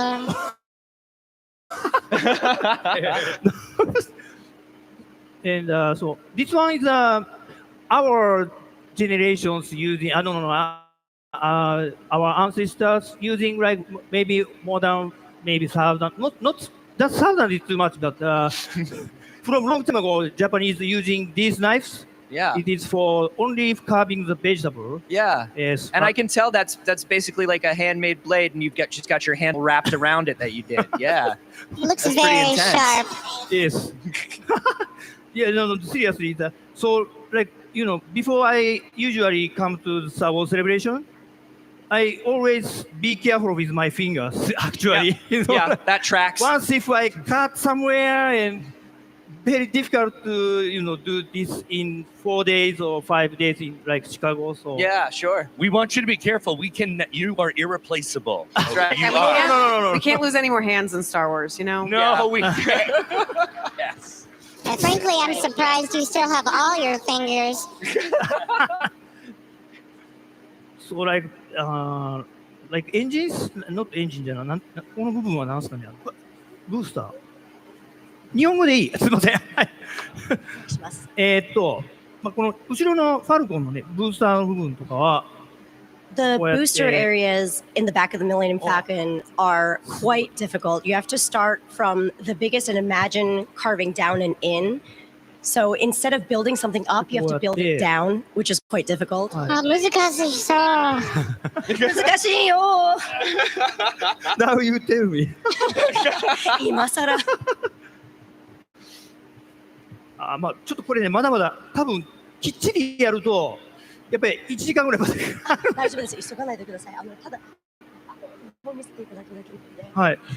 He said that まあまあこんな感じでこうやって持ってこうするか、細かいところになると持ち替えてこうやってこう入れていくんですけど。達人ですね。He is a true professional. He's trying to explain to us exactly how you're supposed to hold the carving knife in order to make the exact divots that you're supposed to even accentuate the shadows that are going into it. Whoa. You're thinking of shadows. Buddy, I can't chop an onion. Are you kidding me? I'm tearing up every time I make a freaking dinner. I can't chop anything. Yes. Right. So actually, like doing same thing again, you know, like so. Like right now, like I told Mats Mikkelsen, I tried to carve him yesterday night, but first one very far to look, so I gave up and tried to carve next one, but it didn't work. So I apologized to him to show him. No, I don't think you need to apologize. I think that looks very good. It looks just like him. That looks great. I didn't know that Mads had left. Right? Doesn't it look great, everybody? You just thought he got smaller. ほんまになんかめちゃめちゃ男前すぎてね。本当にすごい。もうなんか昨日の晩ちょっと宴会やって。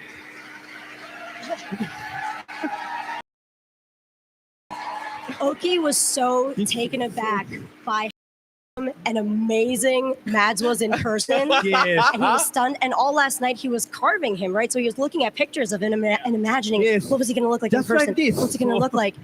And then when he actually met him, he was like awestruck. He's a good-looking dude. So Mads Mikkelsen's a good-looking dude. さっきだからもうまともにね出すか出さないか迷うぐらいのレベルでもうでももう作ってせっかくなんでお出ししようと思って出してあんまり似てなくてすいませんみたいな感じで言ったんですけど。Oki was just saying that because he wasn't confident in his work, because he was looking at pictures of him and imagining, and then in person he was so much more incredible that he wasn't sure about giving it to Mads. Oh. もうめちゃめちゃ優しかったです。っていうかね、もう皆さん優しすぎてね。本当に。I don't know if everyone can see this, but he's so skilled with his hands, everyone. I mean, he is going lightning speed. We threw this segment at him, and he is just flying. Yeah, this was not on the schedule. Yeah. That's truly incredible. Yeah. これでもあれですね。クロージングに間に合うので、あとこのコーナー何分ぐらいあるんですか？大丈夫です。マジで大丈夫なんですか？ほんまに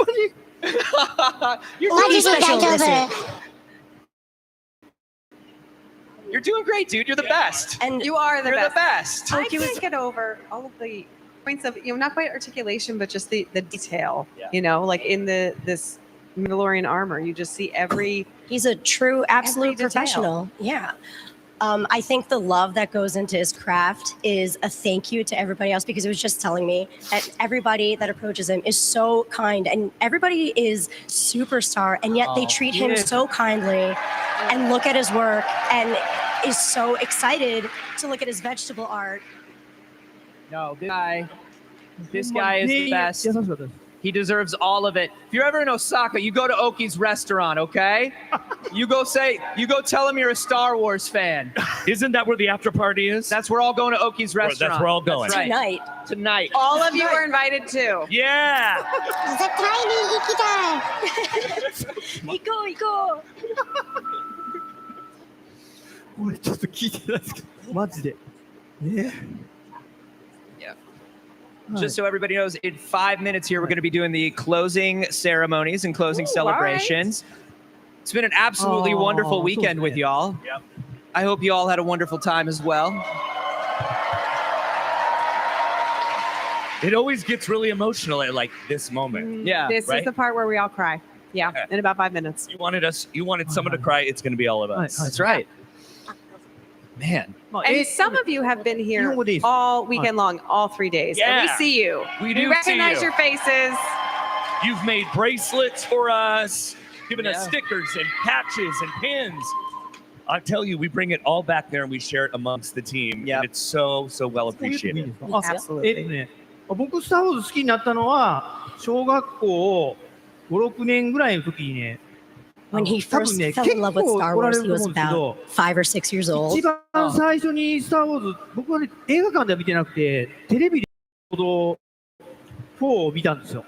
The first time he ever saw Star Wars was on TV, and it was A New 渡 Hope 辺徹さん episode が 4. 声優さんやった時の一番最初の一番古いやつ、まあ、当時はねリモコンじゃなくてうちのテレビはこのスイッチを押さなあかん Back in the 本当に day, we 昔の didn't. ブラウン管ですわほんで本当にちっちゃいテレビでなんかねあの時はいきなり始まらなかったんですよ。もうなんか最初に R2D2 とC3PO がコメディみたいな感じしてていつ始まんねやろうと思いながら長いこと見てていきなり始まったらこうまあ本当のブラウン管のちっちゃいテレビでゴゴゴゴってくるじゃないですか。すげえと思ってもう Reina go. So, あすいません。so back in his day, televisions didn't have remote controls, and you had to physically go to the TV to change the channels, and it would take a second for the TV to warm up and actually come into bloom. And by the time it was on, it was already happening where C-3PO and R2D2 were talking to each other, and to him it was kind of like a Manzai comedy moment, and he couldn't quite tell if that was the beginning or not, and he was like, when's it going to start? What is this exactly? And then he kept true and continued watching, and then suddenly he started seeing the depth of the story, and he was immediately immersed. Yeah. Yeah. でね、やっぱりちょっと一個だけいいですか。僕がね、この昨日もね、僕パネルでちょっと喋らせてもらったんですけど、やっぱりね、僕がこれをやりだしたのはね、なんかね、ちょっと待って、最初はちょっとノーカット。Yeah, you're good, bud. 最 You're 初は good, ね bud.、まあもともと野菜彫刻っていうのはしてたんですけど、あれですか。野菜彫刻はしてたんですけど、まあエピソード3の時に今の僕のさっき映ってたんですけど、ジェダイオーダーっていうとこ、ジェダイオーダージャパンっていうファンクラブ、ファンサークルに入って、まあ一緒に立ち上げた人は別にいてて、僕も入らせてもらったんですけど、でそこでね、なんか知り合った友達がまあ普通また行きますわでなるじゃないですか。その晩にそのまま10人ぐらい来てくれはったんですね、お店に。でもうこれは何かしないとと思って、やばいと思ってこう冷蔵庫開けたらこの人参が1本あったんですよ。ほんでパッと取ってバーッと気がついたら R2D2 になってたんですよ。ほんでこれをみんなに持っていったらもうドーンってなって、もうみんなもうめちゃめちゃ喜んでくれて、もうその続きを20年やってる感じなんですよね。本当にもうだから僕友達様々なんですよね、もうね。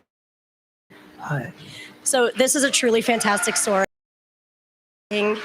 Star Wars characters into his vegetables. He's always been a. But one day, after watching episode 3, I believe is what he said, he joined a fan group called Jedi Order Japan, who does just a lot of like fun little trinkets and things like that, collecting. And I actually got to see them as well, and they really are fantastic. And after he met them, all 10 of them came to his restaurant after their meeting, and he was so inspired and excited about it that he got to share his love for Star Wars with everybody, that he was like, I have to do something. Looked in his refrigerator, found a carrot, carved it into R2D2, and the rest is history. He's been doing it ever since. Dude, and it's been 10 years here with us, and we are overjoyed and so lucky to have you. Oki the vegetable carver, everybody. Give it up for Oki.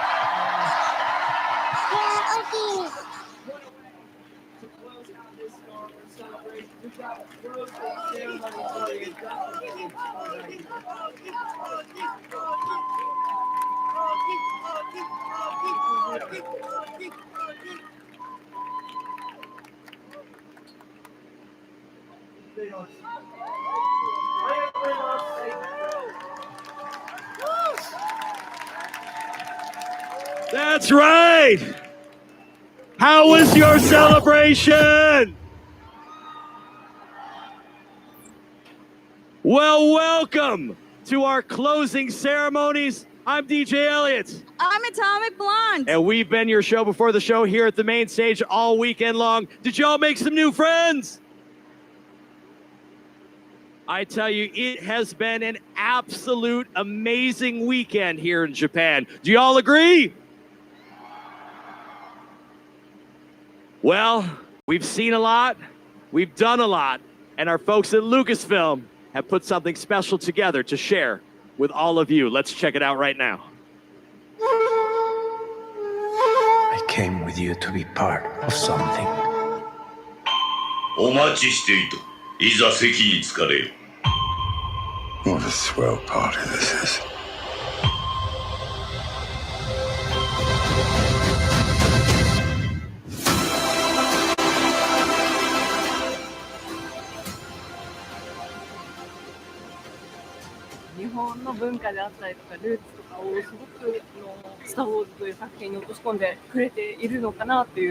Because of that, I think it's really special that it's come back here.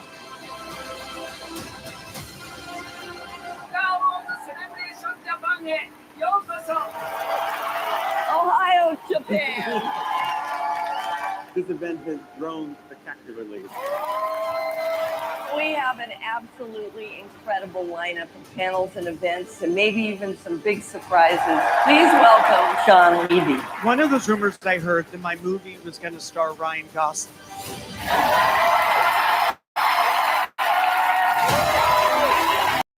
It's just so good. I do want to share something.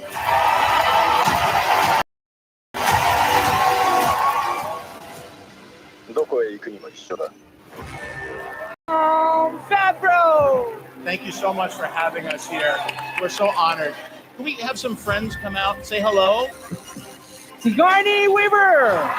Pedro Pascal! Grogu stole my heart. And, you know, I just saw him in the green room. Wow. All right. Great. So good. The spirits here just feel so uplifted, and everyone feels part of the same community, and that's what makes it so special. Every day there's been something new, exciting, panels, new people to meet, new activities. The one and only Hayden Christensen. This is the Clone Wars. The biggest thing I'm excited for today is the animation panel. None of these shows happen without a theme. Super important. What can we share about Tales of the Underworld today? We're gonna watch a whole episode right now. So let's say there was a new series. What would you say to that? I wouldn't talk about it. I would just show it.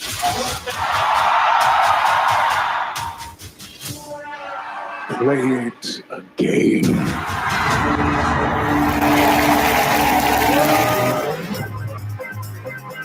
The Empire cannot win. Diego Luna and Alan Tudyk!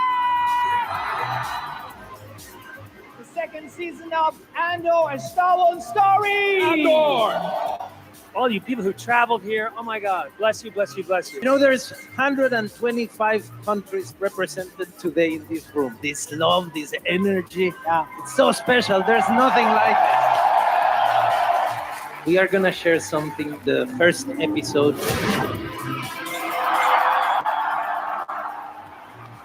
大勢のファンに囲まれて見るっていうこうセレブレーションですだけしか体験できないものだったかと思いました。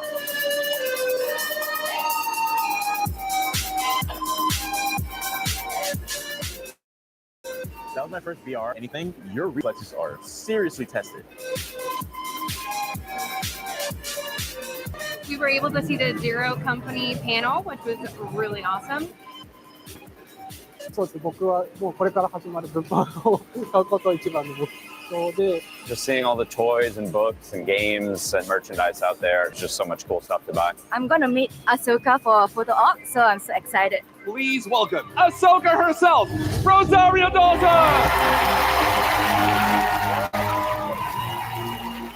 I'm just so excited to be with this again. You know, I've known Hayden since we were teenagers. Plus, no one swings lightsaber like you, man. Holy. Woo! I was worried for Rosario because you came strong. You were like, oh, so you're coming in heavy, huh? I'm very excited for what this season brings. But Anakin will be back for season 2. It's like boom, boom, boom, boom, boom, fandom, all the costumes.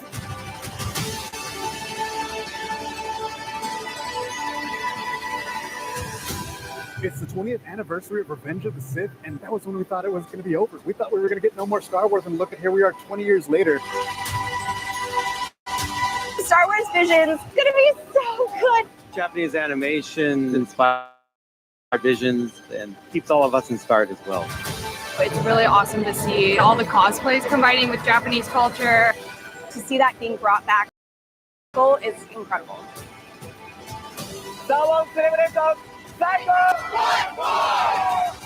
Star Wars works best when it's a total community. I've made so many friends at Star Wars Celebration. I'm halfway across the world, and I still feel like I'm with my family. We feel united as one. And we're all here because we feel so good about being a part of this galaxy far, far away. May the Force be with you. Such a concentration of joy in one place.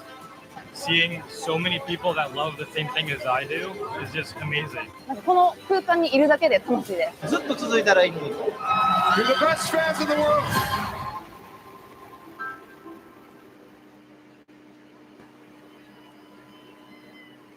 That's right. There's been excitement spread throughout the entire convention space, but we weren't the only stage. Let's check in with Katie Queen and Level Up Leroy at the Galaxy stage.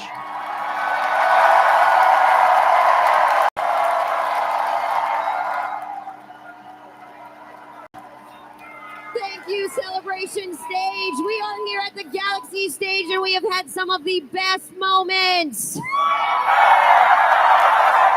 We have to give a shout out to the Twin Sun stage, who had an amazing standing room only cosplay showcase judged by Ashley Eckstein, Vanessa Marshall, and Taro Inayoshi.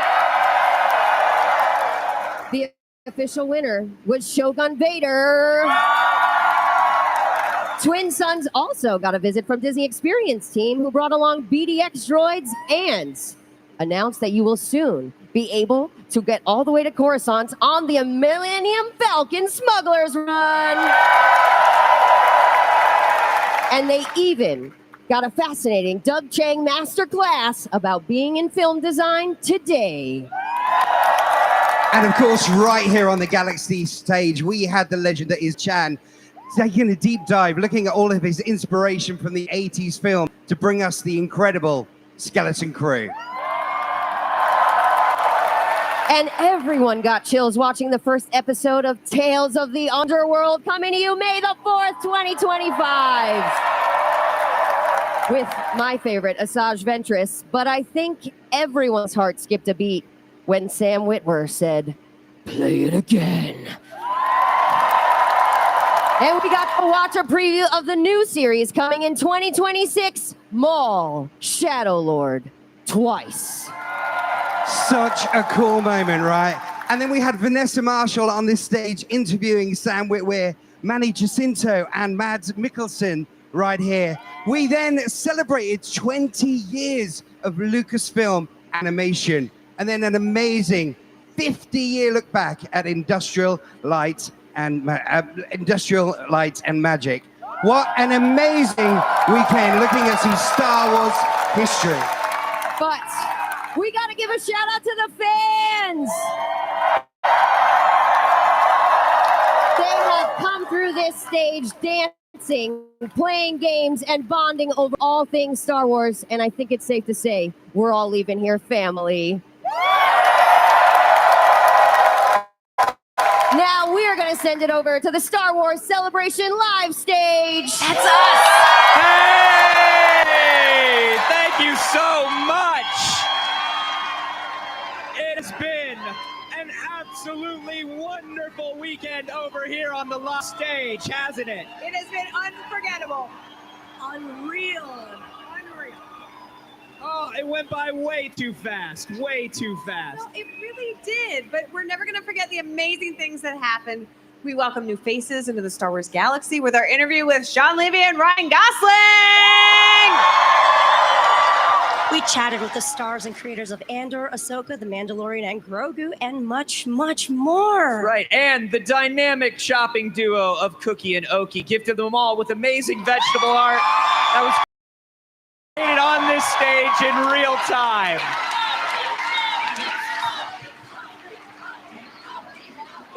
Okay. Oh, we have had an amazing time, right, everybody?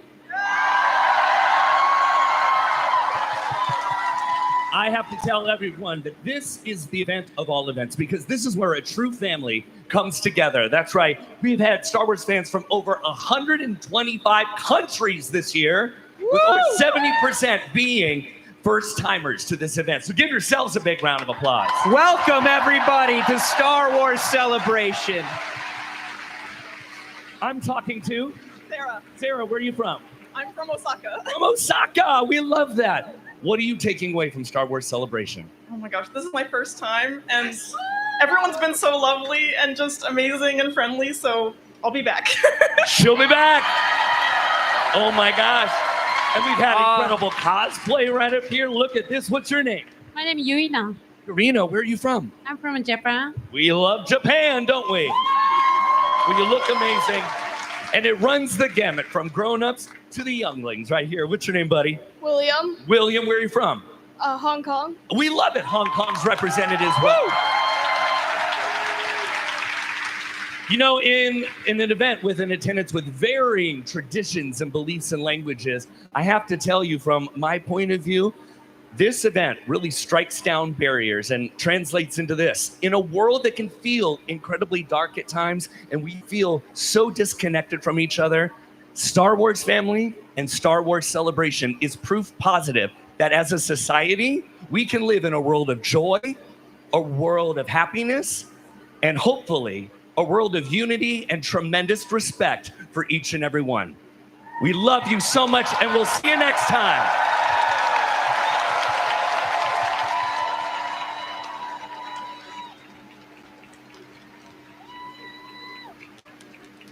Well said, Cam. We seriously had the best time. Most of it was because of all of you. You in the room, you watching at home, it's all for the fans. And we couldn't do any of this without you and your support. So thank you so much. Arigato. Yeah, this was great. This was great. You know what? How about we do this again soon? You know, maybe we got a big anniversary coming up for Star Wars. I feel like we should get together and figure out where and when the next Star Wars Celebration will be. Don't you think? I'd like that, Anthony. All right. Yeah. Back to you. Let's get some news.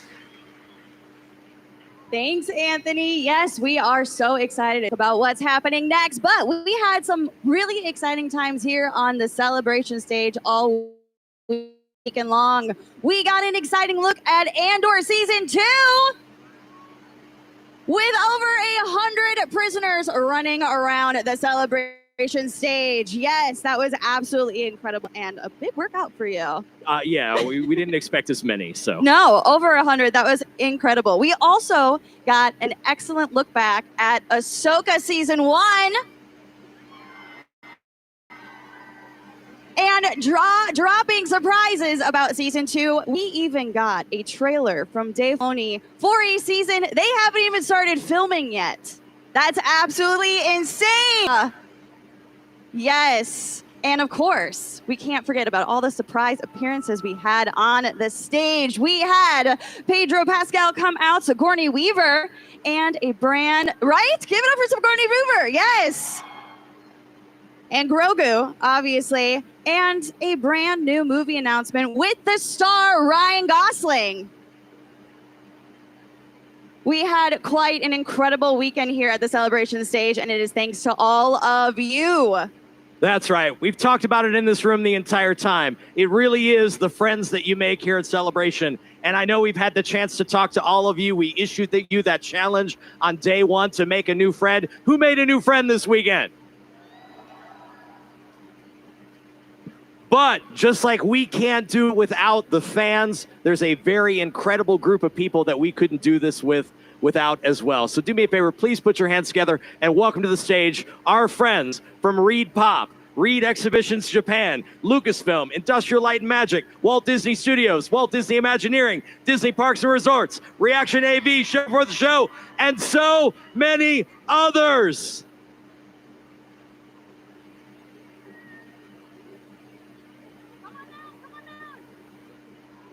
Most of these folks have been working on this show for 2 years, and in a blink of an eye, we're here, everybody. What a weekend. But now I'm pretty sure what you all want to know is what's happening next. When are we getting together again, right? All right, so Star Wars Celebration will return in 2027, where we will all gather to also celebrate the first 50 years of the franchise.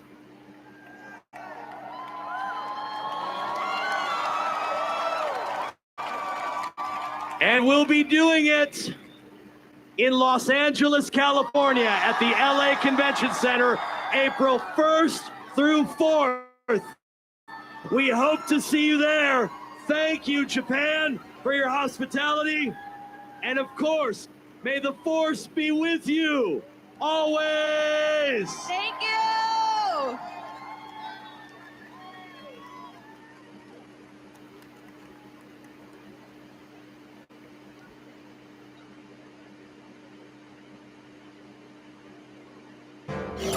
So who's coming to LA?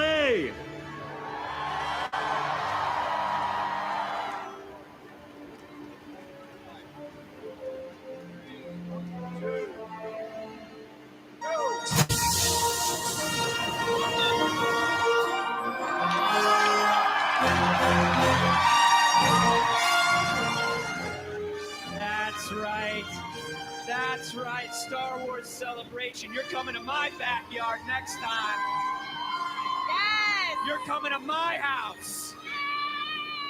You heard it right, folks. That's not an April Fool's joke. April 1st through the 4th, 2027, we'll be back celebrating Star Wars together in sunny Los Angeles, California. That's right. In Anthony's backyard. I'm getting 10,000 couches. You can all sleep at my place. That's not enough. I hope to see all of you there. Every single one of you. Me, get ready for the Gill Show 2027. You let them open one day. This may have been my first Star Wars celebration, but the love you all shared will guarantee it's not my last. Oh. I am so happy we're all here together. Before we officially end Star Wars Celebration Live 2025, we have to thank everyone, both in front and in the back of the stage, who worked tirelessly to bring you the content you deserve. We also want to thank, of course, all of you. Thank you so much for being here. Thank you so much for watching at home. Thank you so much for your love for Star Wars. This isn't possible without you. This Star Wars celebration once again confirmed that Star Wars fans are the best fans in the galaxy. And Star Wars is for everyone. From the whole Star Wars Celebration Live team, thank you for watching and following along these amazing, amazing days. May the Force be with you. フォースが共にあらんことを